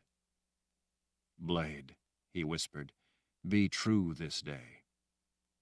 He brought the sword of truth down and drew it across the inside of his arm, letting blood run down until it dripped off the tip. He placed the blade on top of the box on the right, the one that Sister Ulyssia had opened. The blade turned as black as the box itself. He withdrew the blade, and it returned to its shiny state. He placed the sword on the box to the left. Again it turned as black as the underworld itself. He withdrew it, letting it return to its normal state. Richard took a deep breath and then laid the flat of the blade on the center box. He thought about all the innocent people who simply wanted to live their lives. He thought about all those like Kara and the other Mord Sith who had been driven mad until they would serve a tyrant. He thought about Nietzsche, indoctrinated her whole life with hate, driven to a miserable life of sacrificing herself to twisted beliefs. He thought about Bruce, his left-wing man, who, when he saw strength without hate, was drawn to it. He thought about Denna. When he opened his eyes, the blade had turned white. The box beneath it was just as white. Gripping the hilt in both hands, Richard lifted the point of the sword of truth high over the white box, and with the killing thrust from the Dance with Death, drove it down, pinning the box to the altar. The Garden of Life went white. The entire world of life went white. Time stopped. In that moment, Richard stood in the center of a white world with nothing around him. He looked around, but there was no one there, and at the same time, everyone was there with him. Every individual in the world of life was there with him. He understood. This was, in many ways, the opposite of the last journey he had taken in this room when he went into the world of darkness, and in a way, every soul there had been with him. In this place, in this state, he had the conscious awareness of every living person. In this moment, in this place, they all waited for what the man who commanded the power of Orden would say, and what he would do. This was Orden, the power of life itself. Every person makes choices as to how they will live, Richard began. Evil does not exist independent of man. Men do evil by choice. Choice involves the requirement to think, even if ineffectually. The most basic choice you can make is to think or not to think. To let others do the thinking and tell you what to do, even if they tell you to do evil. Wise choices require more. They require rational thinking. Refusal to think rationally affords one the ability to maintain the illusion of knowledge, wisdom, even sanctity, while committing evil. If you follow the teaching of others who do your thinking for you, and who have you do evil, the innocent victims are harmed just the same as if you choose to harm them yourself. Dead is dead. Their life is over. Teachings that defy reason defy reality. What defies reality defies life. Defying life is embracing death. Celebrating faith over reason is merely a way of denying what is in favor of embracing any whim that strikes your fancy. The followers of the Fellowship of Order have decided how they wish to live their lives. If it stopped there, none of us who value our individual liberty would care how they choose to live. But they have made the choice, made a conscious choice, that they will not allow others to live their own lives as they wish. It is that choice, made of their own free will, which we cannot abide. We will not allow them to impose their evil choice on us. It ends here, now. I give them their wish for a world in which they can live as they have chosen. I grant them the thing they want most in life, the life they choose. I could condemn them to no worse fate. From this moment on, there are now two worlds, twins in most ways. This world will remain as it is. The power of Orden has just duplicated in many ways this world, giving them a world of their own. Their world will be theirs. They may not ever come to realize the foolishness of their choice, but they will certainly suffer for it. They will have the lives of misery they so fervently cling to. They will have the lives of suffering they piously embrace. They will have the lives of hopeless dread and fear they have chosen to impose on themselves by refusing to use their own minds to think rationally. They have chosen to throw their lives into the cauldron of all-consuming hatred. I grant them their wish. It is the last time wishing will ever bring them anything. They will live out their existence wishing and hoping, endlessly lost in the darkness they have imposed on their own minds, in their own self-loathing. But they will never be able to harm us again. They believe that those who are free cause all of their hardship. They blame us for their woes. They attack us, saying we are the root of evil because we exist, because we are prosperous, because we are happy. They wish to destroy us, so that they may have the world be the way they wish it. Richard turned his attention to the followers of the order already in that other world, already at the other end of the gateway that was open. Those in his world could hear as well. I grant you your wish. You now have what you always claimed to want, a world in which your beliefs rule, a world without magic, without free men and free minds. You can believe as you wish, live as you wish. But you will not have us as the excuse for the misery you create for yourselves. You will not have us as an excuse to fuel your hate. You will be without any enemy but your miserable selves. Your world will be yours to rule as you see fit, to crumble around you as you wallow in your own hate. Your children, witness to the senseless cruelty of your willfully ignorant beliefs, will in time hopefully change your world for the better, will make their own adult lives worthwhile and joyful. But that will be entirely up to them. They will have to choose for themselves to use reason rather than force to deal with each other. Like anyone else, they will have to make choices as to how they will live their only life. This world will be ours. This will be a world without the teachings of the imperial order, without those who wish to use force to impose those beliefs on us, without those who would murder us for wanting to choose how to live our own lives. This world will be a world with all the imperfections and uncertainty of life, with all the consequences of poor choices, with all the hardships and failures that life presents. But it will be a world in which we have a chance to make what we will of our lives, a world in which our lives are our own and our achievements are our own, a world in which man can learn, create, accomplish, and keep the products of his mind and labors. This will be a world of liberty, a world in which people have the right to live their life as they wish, to believe as they wish, as long as they follow reasoned laws and do not use force to impose their will on others. Not everyone in this world will succeed or be happy, or even understand how to make a moral life for themselves. For now, though, for those of us who are living, it will be a world without the followers of the order. This is a world of life. Life is what we make of it. We may fail, but for the time being we will have the freedom to succeed or to fail. How we honor that freedom will be up to each of us. Perhaps our children will throw all this away, wanting to sink back into the misery of faith, of wishing, of force, but that too will be the world they create anew for themselves. That will be their choice, their life. They too will have to suffer the consequences if they fail to mind the lessons learned through our struggle.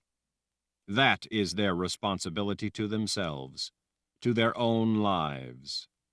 But for now, for those of us actually alive, those of us who exist now, this will be a world where reason is free to allow us to live our lives, lives without the beliefs of the imperial order to blight us. Despite the harm those in that newly distant world have inflicted on us, I will not kill them. I don't need to kill them. My responsibility to myself and those I love is to remove the threat so that we may live. I have done that. Our revenge will be to live lives filled with love, laughter, and joy. We will turn our attention and precious lives to the meaningful matters of life, to those we love and care about, to our future. Those of you in the newly distant world can look forward to what you would have brought us, 1,000 years of darkness. I expect that you shall forever worship that to which you no longer will have any connection, or any possibility of a connection, that you will forever pray for an afterlife with the Creator in the spirit world, but you will be forever cut off from any world but your own. In that distant world, you will have your own lives, and after you die, you will be dead. Your spirits will no longer exist. Your souls will extinguish along with your lives. You will have your lives, and if you waste them by continuing to worship other worlds, wishing for invented visions of eternal salvation, wanting an escape from the reality of existence, you will reap only the emptiness of death after enduring lives unlived. You will have a chance at life. It will be up to you to value those precious lives or to cast them away for nothing. You wanted a new dawn of mankind. You wanted a world of life in which pining for other realms invented in your minds alone was the righteous cause of mankind. I grant you your wish. Now you must live with it. We will be free of you. Your world will be yours. You can never return to this world, for there will be no way back. Once this gateway closes, there will be no underworld for you as a conduit back. No other world for you but your own. There will be no means to get to this world and whatever worlds layer it. Those of us who remain behind will continue in our world as it has been, with whatever other realms have always existed around this world, the world of life. Your world will be surrounded by no other realms. It will be an island of life. Eternity will separate you from everything here. That means that you will be cut off from the underworld, the world of the dead. Your existence in your world is finite. You will have your lives, but when you die, your souls will cease to exist. You have only one existence in your world of life.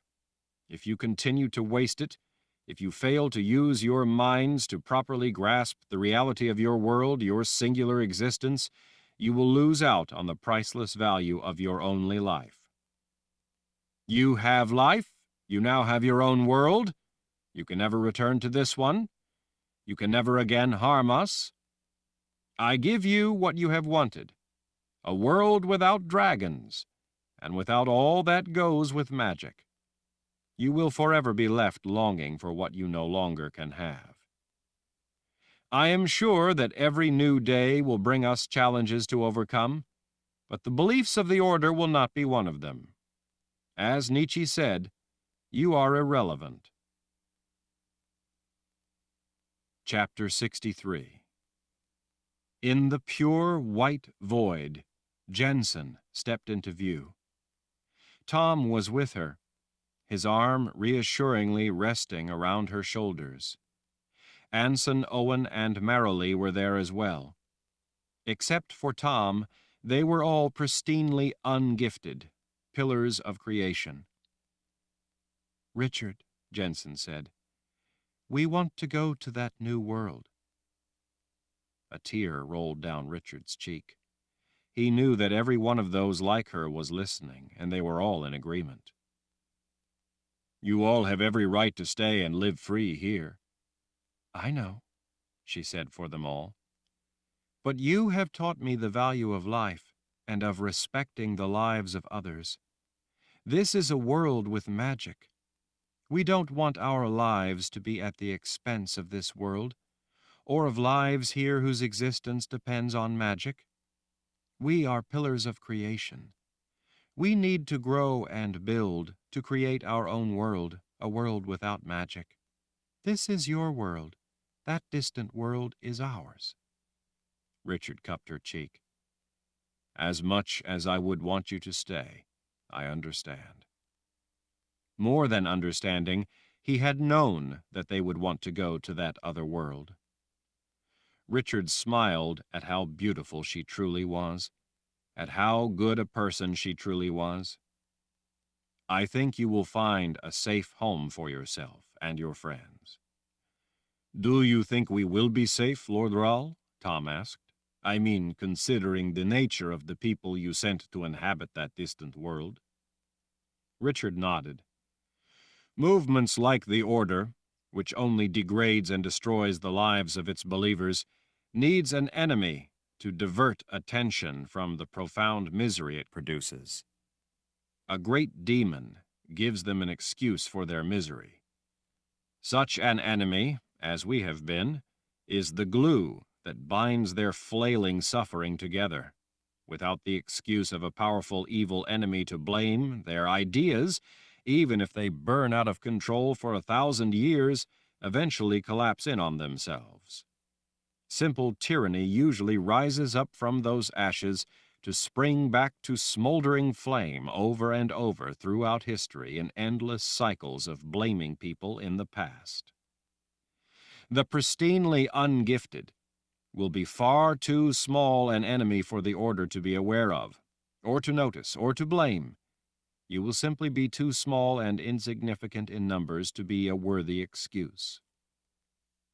"We will be safe," Jensen said, answering the concern still in Richard's eyes. "Without an enemy like they had here to blame, to battle, to conquer, the people of the Order will turn their hatred inward. They will prey on their own. We will see to it that we don't bring too much attention to ourselves. We will be fine." Richard nodded. "If you get in their way, in their sight, they will crush you. But I'm hoping that you and your people can find a place. Perhaps in the area there that is known as Bandakar here in this world. You can live your own lives there. I wish it were otherwise, but I know it must be this way." "I have sent the chain fire spell to that distant new world," he told her. "It will work its way through all the people there, erasing the memory of this world, of what you have left behind. I must leave it infected with the chimes to ensure that any magic carried into that distant world will be destroyed. Along with magic, memories of this place will be destroyed. I have no idea how the voids in the memories of people will be filled in, what they will eventually substitute for their real history, their real memories. Those created memories will, by definition, be more tenacious than the reality of what once was, of what was here. Those created memories will link together in the mind of man through the chain fire spell, becoming a common conviction, a shared certainty. Those beliefs will hold sway over future generations despite all else. Any memory of us will eventually be lost in that distant world. But I can't count on the chain fire spell and the contamination destroying all magic the way I believe it will. I simply can't count on those who will still have magic there for a time, not finding a way around it." Richard laid a hand on Jensen's shoulder. "You, and those like you, will be the insurance for the future of your world. Insurance that magic will forever be erased from existence in that world, from future generations. Once your descendants eventually touch everyone born, there will be no more magic in that distant world, even if some try to preserve it, secret it away for their own despotic ambitions. Time, and all those pillars of creation who are born, will spread your trait of having no spark of the gift, so that in the future, no one in that world can ever again be born with any spark of the gift. None will ever be able to bring back magic. But it will live on here. I know that you will remember me, Jensen, but I also know that after time, that memory, along with all of this world, all that was in it, will slip away and come to be nothing more than legend." Richard turned to Tom, the big blonde-headed Daharan. "You are not pristinely ungifted." Tom nodded. "I know, but I love Jensen and wish to be with her more than anything in life. Wherever we are together is wonderful, and we will have a wonderful life together. I'm rather excited about the prospect of helping to build a world for us, a world where Jensen and all the other ungifted will not be different, but simply people. I ask, Lord Rahl, that you release me from service to you, so that I may devote my life to loving and protecting your sister, as well as our people there in our new world." Richard smiled as he clasped hands with the man. "There is no need for me to release you, Tom. You have always served me by your own grace. I will be eternally thankful that you have made Jensen happy." Tom saluted with a fist to his heart, then, grinning, embraced Richard briefly. Owen, Anson, and Marilee, also grinning with the excitement of their lives ahead, clasped hands with Richard, thanking him for teaching them to embrace life. "I love you," Jensen whispered as she gave him a tight hug. "Thank you, Richard, for helping me love life. Even if I forget you, you will always be in my heart." As she stepped away, she and the others began to slip away into the white void of the gateway. All alone in the white void, Richard gripped the sword of truth to withdraw it from the box of Orden, to pull the key from the gateway. He could only think that even if everything had worked as he had planned, the one thing he had hoped for the most for himself had failed. The sterile field he had needed to allow the power of Orden to succeed had been tainted. Kahlan had known that he loved her. "You are a rare person, Richard Rahl," came the most beautiful voice in the world. Richard turned to see her standing there before him. Her green eyes sparkled. She wore her special smile that she wore for no other. Richard stood frozen, one hand still gripping the sword so hard that he could feel the word truth pressing into his hand. Kahlan stepped close, slipping an arm around his neck. "Richard, I love you." Richard circled an arm around her waist, his feelings overwhelming him. "I don't understand. It wouldn't work if the sterile field was breached with foreknowledge." "I was protected," she said with a crooked smile. Richard frowned. "Protected? How?" "I had already fallen in love with you all over again.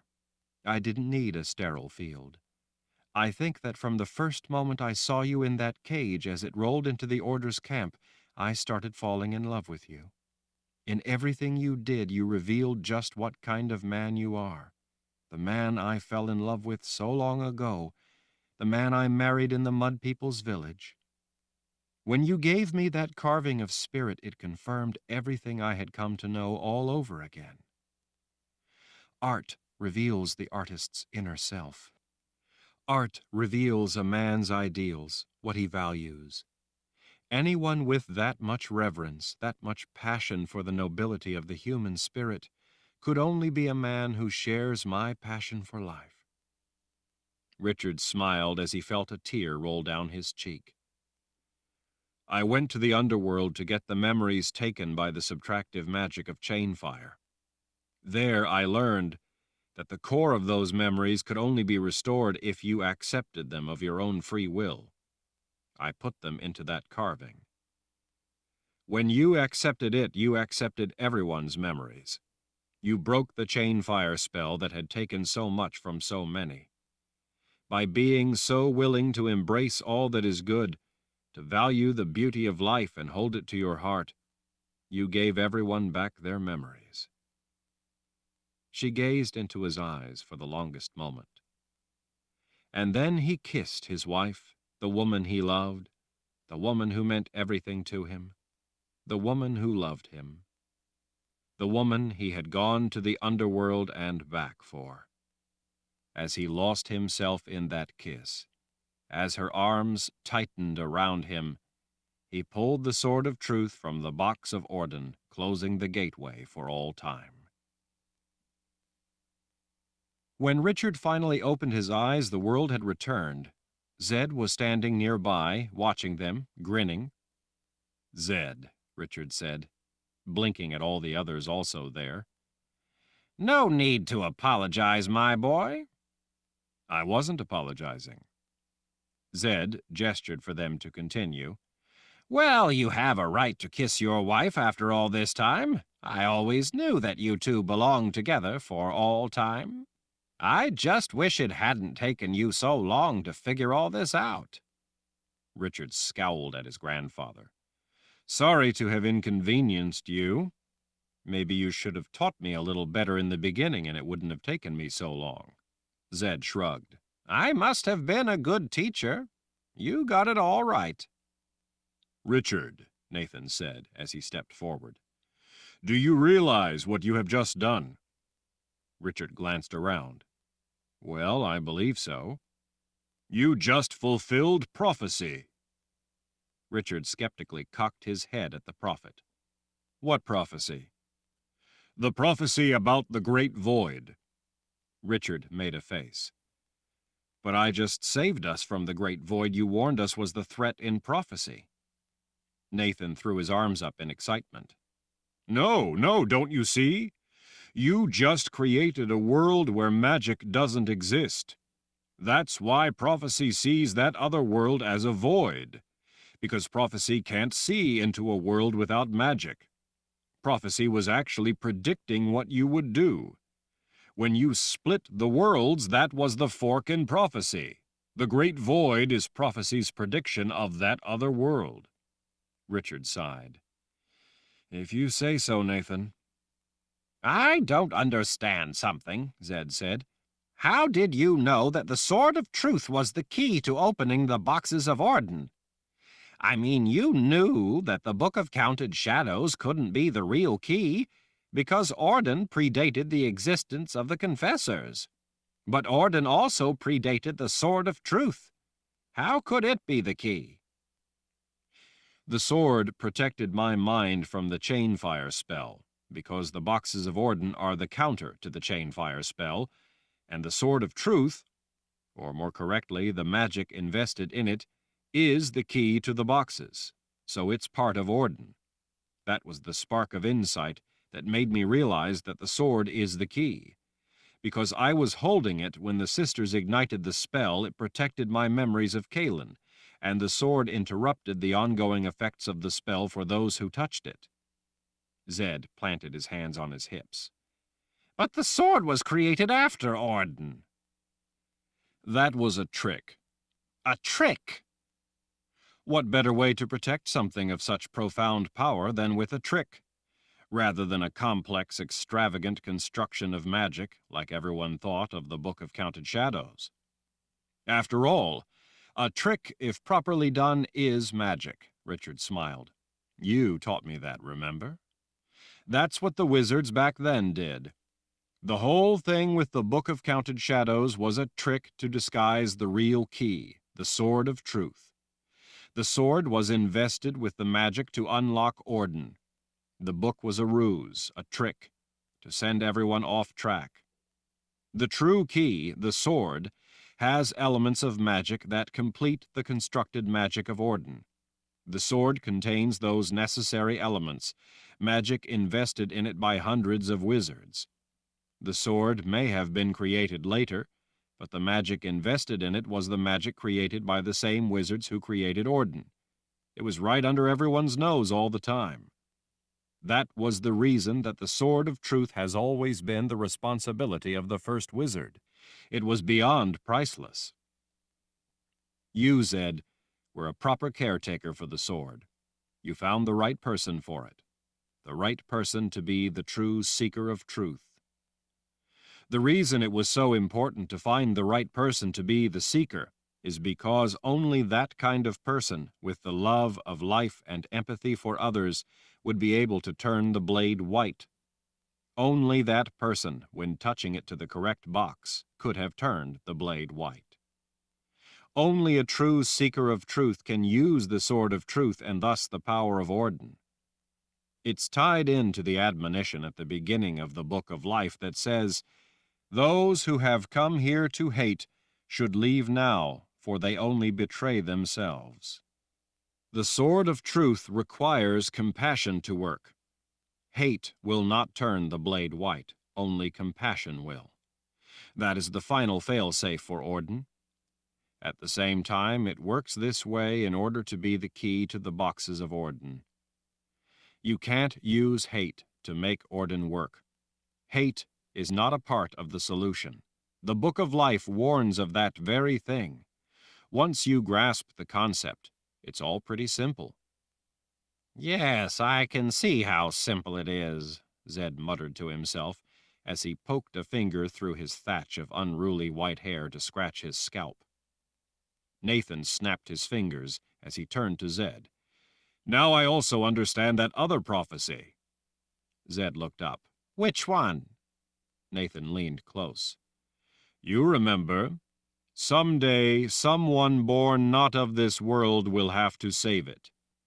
Now it makes more sense. Zed frowned. Not to me.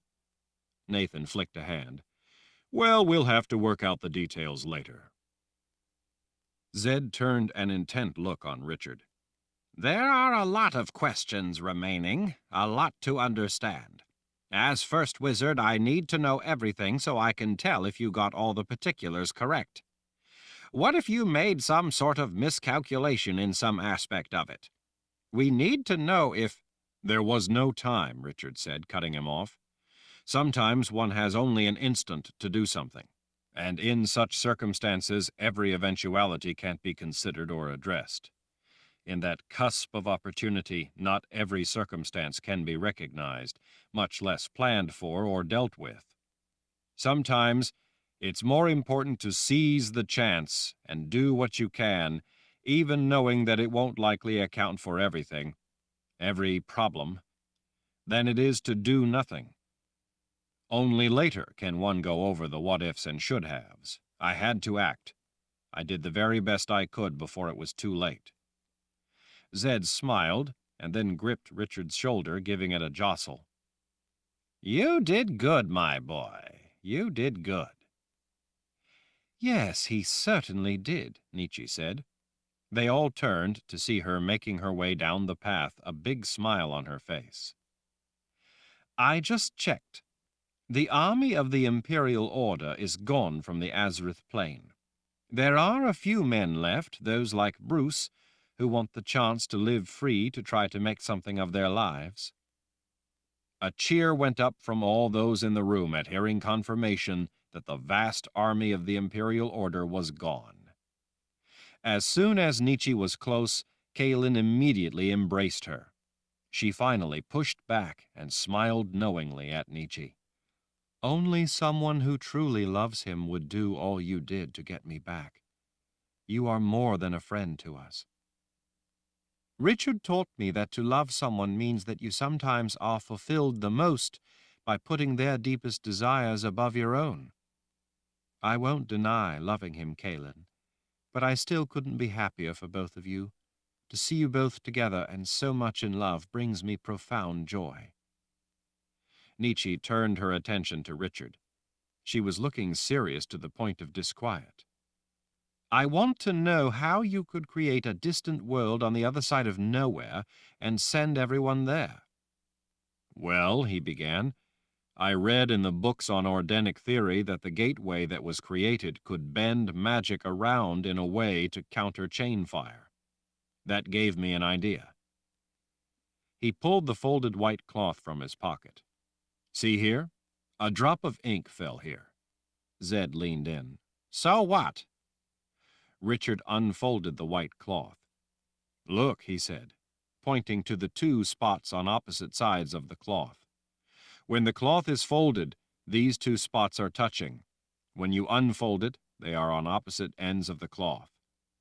The power of Orden is able to bend existence. In effect, Orden is the bend in existence that is able to undo chain fire and restore memory. So, in effect, I used Orden's power to create an impression of this world. Orden sent those people through the gateway to that other world that was actually right here in the same place. And then, when I pulled the sword back out of the box and closed off the gateway, That other world is now on the other side of existence, just like this spot that was once touching the original is now on the other side of the cloth. You mean, Zed said, deep in thought as he rubbed his chin, Auden created a gateway that momentarily joined the two places in order to allow those who wished a world without magic to step across, and then it separated the worlds forever. You're a quick study, Richard said, teasingly. Zed swatted Richard's shoulder. Richard took a few steps to lay a hand on Verna's shoulder. It was Warren who gave me the spark of the idea. It was he who first told me that the boxes of Auden were a gateway, a conduit through the underworld.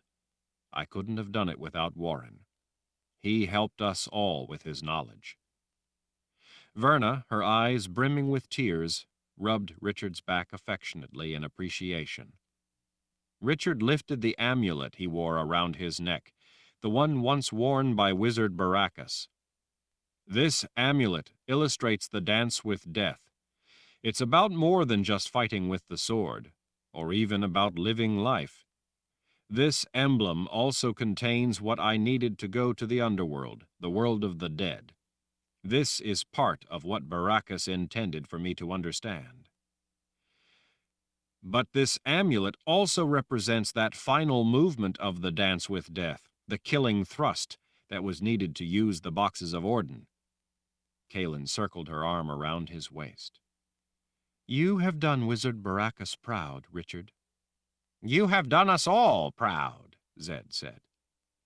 Nietzsche's blue eyes sparkled with her smile. He certainly has. Zed smiled in a manner Richard had not seen in a very long time. It was the old Zed, Richard's grandfather, advisor and friend. Zed spoke with quiet pride. What all those ancient wizards tried to do with the Great Barrier to the south, and what I, as first wizard, tried to do with the boundaries, you actually did, Richard. You eliminated the threat to prevent them from ever harming us again. But you left life for the future. All those children of those people will have a chance to learn from the mistakes of their parents, and possibly they will learn and grow and rise above hatred of others as a way of life. You have given them a world to live out their hatred of life, a world to take into 1,000 years of darkness, but you have also given future generations the chance for a rebirth of mankind there, who hopefully will embrace life and the nobility of the human spirit. You have given both worlds the gift of life, and you did it through strength without hate. Chapter 64. A balmy breeze lifted Jensen's red hair as she stared at the ornate letter R engraved on the silver handle of her knife. "Thinking about your brother?" Tom asked as he walked up to her, bringing her out of her memories. She smiled up at her husband, and she hugged him with one arm. Yes, but only good thoughts. I miss Lord Rahl, too. He pulled out his own knife to gaze at it. It was the twin of Jensen's. His had the same ornate letter R for the House of Rahl. Tom had spent the better portion of his young adult life as a member of the special forces that served covertly to protect the Lord Rahl. That was how he had earned the right to carry that knife. Jensen leaned a shoulder against the doorframe. It seems you only just got a Lord Rahl worth serving when you gave it all up to come here with me. You know, he said, smiling as he slipped his knife back in its sheath, I rather like my new life with my new wife. She hugged her arms around the bear of a man. You do you? She asked in a teasing way. I like my new name, too, he added. I'm finally used to it. You know, comfortable with it. When they married, Tom had taken her name, Rahl, so that they could carry it on in the new world. It seemed only fitting that the man who had given them their new life should be remembered in some fashion. In every other way, he was vanishing from memory. It was surprising to Jensen how so many people no longer even remembered the place they came from, their old world. It was just as Richard said. The chain fire spell was taking their memory, and those blank places were being rebuilt with new memories, new beliefs about who they were. Since the chain fire spell and the taint within it were both subtractive magic, it had affected even the pristinely ungifted, so even they were continuing to lose track of who and what they had been. For the most part, magic had become no more than superstition. Wizards and sorceresses were even less important. They had become no more than tales told around campfires to scare people for a good laugh. Dragons were becoming only folklore. In this world there were no dragons. Any who possessed magic were fading away. Their ability was dying out, smothered by the taint from the chimes. Day by day they became more powerless.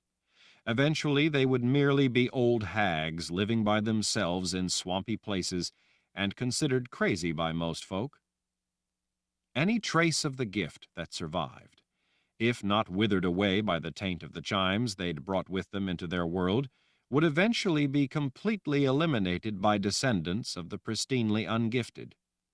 It would be only a matter of generations before there was no trace of the gift left in mankind, just the way the Order had once said they wanted it.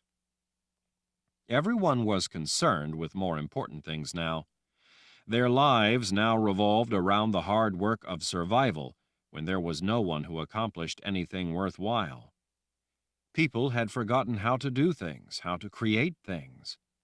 Even what had once seemed the most common of things, such as construction methods, was being lost. The people here never knew how to create. They had depended on others to build and create. It would take future generations to discover them all over again. Those from the old life, those who created, who invented, who made life easier for everyone, and who were the object of such hatred, were not in this world to help make life better. The people left, for the most part, were left to eke out an existence as best they could. For most, living in such a dark age, sickness and death were their constant companion. As they had in the world they had been banished from, they turned to superstition and a grim fatalistic acceptance of the misery of life and its accompanying devotion to their faith. It seemed that everywhere Tom and Jensen traveled to trade for supplies, they saw churches going up as the hope for mankind's salvation from misery. Men of God traveled the countryside to spread the word and demand devotion to him. Jensen and her people kept mostly to themselves, enjoying the fruits of their own labor and the simple joy of being left alone by tyrants and brutes. Some of them, though, had started keeping the symbols of the religious beliefs pressed on them. It seemed easier for them to go along than to question, to accept pre-packaged beliefs than to think for themselves. Jensen knew that their world was going to be one that sank into a very dark age, but she also knew that within that dark world, she and those with her could carve out their own small place of happiness, joy, and laughter. The rest of the world was too busy suffering to bother with the remote area of a few quiet people. Some of the pristinely ungifted, though, as their memories of the old world vanished, had left to go out among the cities and far-off places. Unknowingly, they carried the pristinely ungifted trait. It would continue to spread to the far corners of the world. "How is the garden coming?" she asked Tom, as he knocked mud off his boots.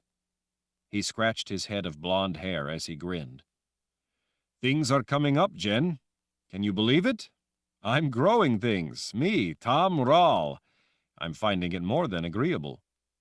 And I think the sow is going to have her litter any time now. I tell you, Betty is beside herself. The way her tail is wagging, I have the feeling that she thinks the piglets are going to be hers." Betty, Jensen's brown goat loved her new home. She got to be near Tom and Jensen all the time, and she could rule the roost. Betty had a couple of horses she was in love with, a mule she tolerated, and chickens that were beneath her. She would soon have her own kids. Tom leaned his shoulders back against the wall and folded his arms as he gazed out appreciatively at the beautiful spring countryside. "I think we'll do just fine, Jen." She rose up on her tiptoes and kissed his cheek. "Good, because I'm going to have a baby." He looked thunderstruck for a moment. Then he leaped in the air with a wild hoot. "You are! Jensen, that's wonderful! We're bringing a new little Rahl into the new world." "Really?" Jensen laughed, nodding at his enthusiasm. She wished that Richard and Kahlan knew, that they could come visit once she eventually had her baby. But Richard and Kahlan were in another world. She had come to love the broad sunlit fields, the trees, the beautiful mountains beyond, and the cozy house they had built. It was home, a home filled with love and life. She wished that her mother could see her place in the world. She wished Richard and Kahlan could see her new home, the place Tom and she had built out of nothing. She knew how proud Richard would be. Jensen knew that Richard was real, but to the rest of her friends in the new world, Richard and all that he embodied, all that he represented, everything they once had known, was passing into the shrouded realm of legend and myth. Chapter 65. Kahlan stopped every step, it seemed, to greet people. She rose up on her toes to gaze out over the crowd, trying to see people she was looking for, people she was excited about seeing again. It seemed like the entire world was assembled in the expansive corridors of the People's Palace. She couldn't ever recall seeing so many people come out for anything. But then this was a special event, something no one had ever seen before. No one wanted to miss it. The world was a different place. With so many people devoted to hatred vanished out of this world and into their own, there was a rebirth, it seemed, of spirit. With fewer people to produce by the toil of labor, the need for food and other goods had spurred labor-saving innovation and inventions. Every day she heard of accomplishments, of new things being developed. The opportunities for individuals to create and prosper were no longer restrained. It seemed the world was in flower. Kahlan stopped when someone caught her arm. She turned to see Jillian with her grandfather. Kahlan hugged the girl tightly and told her grandfather what a brave young woman she had been, and how she had helped to save them all by casting dreams. Her grandfather beamed with pride. Kahlan was besieged by people all wanting to take her hand, to tell her how beautiful she looked, to ask if she and Richard were well. The crowd seemed to float her along. It was a delight to see such celebration, such joy and goodwill come together like this. Several members of the crypt staff stopped her to express their excitement at being invited. She hugged one of the women to stop her from talking. Since Richard had unleashed the power of Orden and grown them their tongues back, Kahlan didn't think any of the crypt staff had stopped talking. Kahlan spotted Nathan strolling through the hallway. His full head of straight white hair hung to broad shoulders, holding a blue velvet cape over a ruffled white shirt. He was wearing an elegant sword at his hip. He said that it made him look dashing. He had an attractive woman on each arm, so she guessed that it worked. Kahlan hoped that Richard was as ruggedly handsome wearing his sword when he was 1,000 years old. She waved at Nathan across a sea of people. He pointed to signify that he would see her with Richard. She headed in that direction. When she spotted Verna, Kahlan caught the prelate's arm. "Verna, you came!" Verna smiled like the sunshine. "I wouldn't think of missing such a thing." "How is life at the Wizard's Keep? Are your sisters happy there?" Verna's smile widened. "Kahlan, I can't begin to tell you. We've found a few new gifted boys. They've come to join us, and we've been teaching them. It's so much different than before, so much better. It's all so new and exciting with a first wizard to help. Seeing such young boys coming to know their gift is wondrous." "And life with Zed at the keep?" "Zed has never seemed so happy. With a keep full of people, you would think he would be grumpy, but I tell you, Kahlan, the man has come alive. He's like a child himself again, to have Chase and Emma living there now with all their children and the boys learning their gift. The place is full of life again." Kahlan was getting choked up just hearing about it. "That sounds wonderful, Verna." "When are you coming for a visit? Everyone wants to see you and Richard again. Zed has seen to it that people have come in to repair the damage to the Confessor's palace. It's looking majestic again. It's ready for you to come back to visit your home whenever you wish. You won't believe all the staff who have returned and are hoping you and Richard will spend some time there." It was such a joy for Kahlan to know that so many people were sincere in their desire to have her around. She had grown up a confessor, a woman feared by all. Now, because of Richard and all that had happened, she was loved as herself and as the mother confessor. "Soon, Verna, soon. Richard has been talking about wanting to get out. The palace is driving him nuts. He is surrounded by marble, and the man wants to go look at trees." Verna kissed Kahlan's cheek before Kahlan started on her way again. She had gone only a short distance when the square-jawed Captain Zimmer saw her and tapped his fist to his chest in salute. "Have any ears to show me, Captain?" He smiled knowingly. "Sorry, Mother Confessor. Haven't needed to collect any lately, thanks to you and Lord Rahl." She gave his shoulder a squeeze as she moved on. She finally spotted Richard through the crowd. He turned to look at her, almost as if he could sense her presence. She didn't doubt that he could. The sight of him, as it always did, made her weak with joy. He looked magnificent in his black war wizard outfit, fitting attire for the occasion. When she reached him, and he circled an arm gently around her waist, drawing her close to kiss her, the rest of the world, the thousands of people, most of them no doubt watching, vanished from her mind. "I love you," he whispered in her ear. "You are the most beautiful woman here." "I don't know, Lord Rahl," she said with a playful smile. "Some more might show up. Better not judge too quickly." Richard saw Victor Casella, with his wolfish grin, tap his fist to his heart in salute. Richard, smiling at the blacksmith, returned the salute in kind. Kahlan spotted Zed then. She threw her arms around the old man. "Zed!" "Don't squeeze the life out of me." She pulled back, gripping his arms. "I'm so glad you came." His grin was infectious. "Wouldn't miss it for the world, dear one." "Are you enjoying yourself? Have you had anything to eat?" "I would be enjoying it more if Richard would leave me be so I could sample a few of the delightful-looking treats."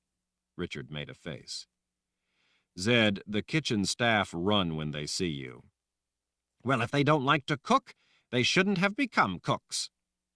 Kahlan felt someone grab her hand. "Rachel!" She bent and hugged the girl. "How are you?" "Wonderful. Zed has been teaching me to draw when he's not eating." Kahlan laughed. "Do you like living at the keep?" Rachel beamed. "It's the most fun ever. I have brothers and sisters and friends, and Chase and Emma, of course. I think Chase really likes being a keep warden."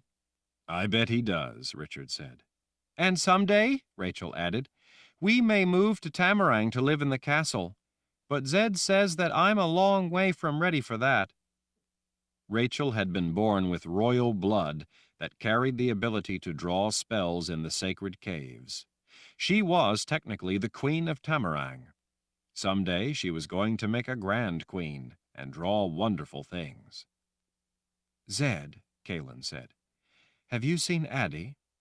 "Yes," Zed smiled to himself. Friedrich Gilder makes her happy. If ever there was a woman who deserved to find happiness, I think it's Addie. Lucky for her, she traveled to the keep back when the palace was under siege and ran into Friedrich. The two of them just seemed to hit it off. Now that Aidendrill is back full of life, Friedrich has more work gilding than he can handle. I can hardly get him to do any work for us at the keep." "And you're all right?" Kahlan asked. His brows lifted. "Well, I will be when you and Richard come and stay for a while." He shook a finger at Richard. "I tell you, Richard, sometimes I feel like you've gone off to the underworld to live at the Temple of the Winds." Richard leveled an even look at his grandfather. "The Temple of the Winds isn't in the underworld." "Of course it is. It was banished there during—" "I brought it back." Zed stiffened. "What?" Richard nodded with the slightest smile. "When I went to the underworld, before I opened the power of Orden, I did a few little things. While the gateway of Orden was open, I was able to put the temple back where it belongs, in this world. It was designed, created, and built by the mind of man.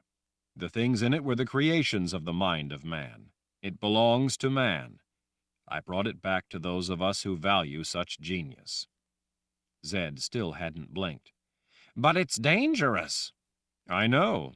I made sure that for now no one but me can get in. I figured that when you're not busy, you and I can go visit it. It's quite a remarkable place, actually.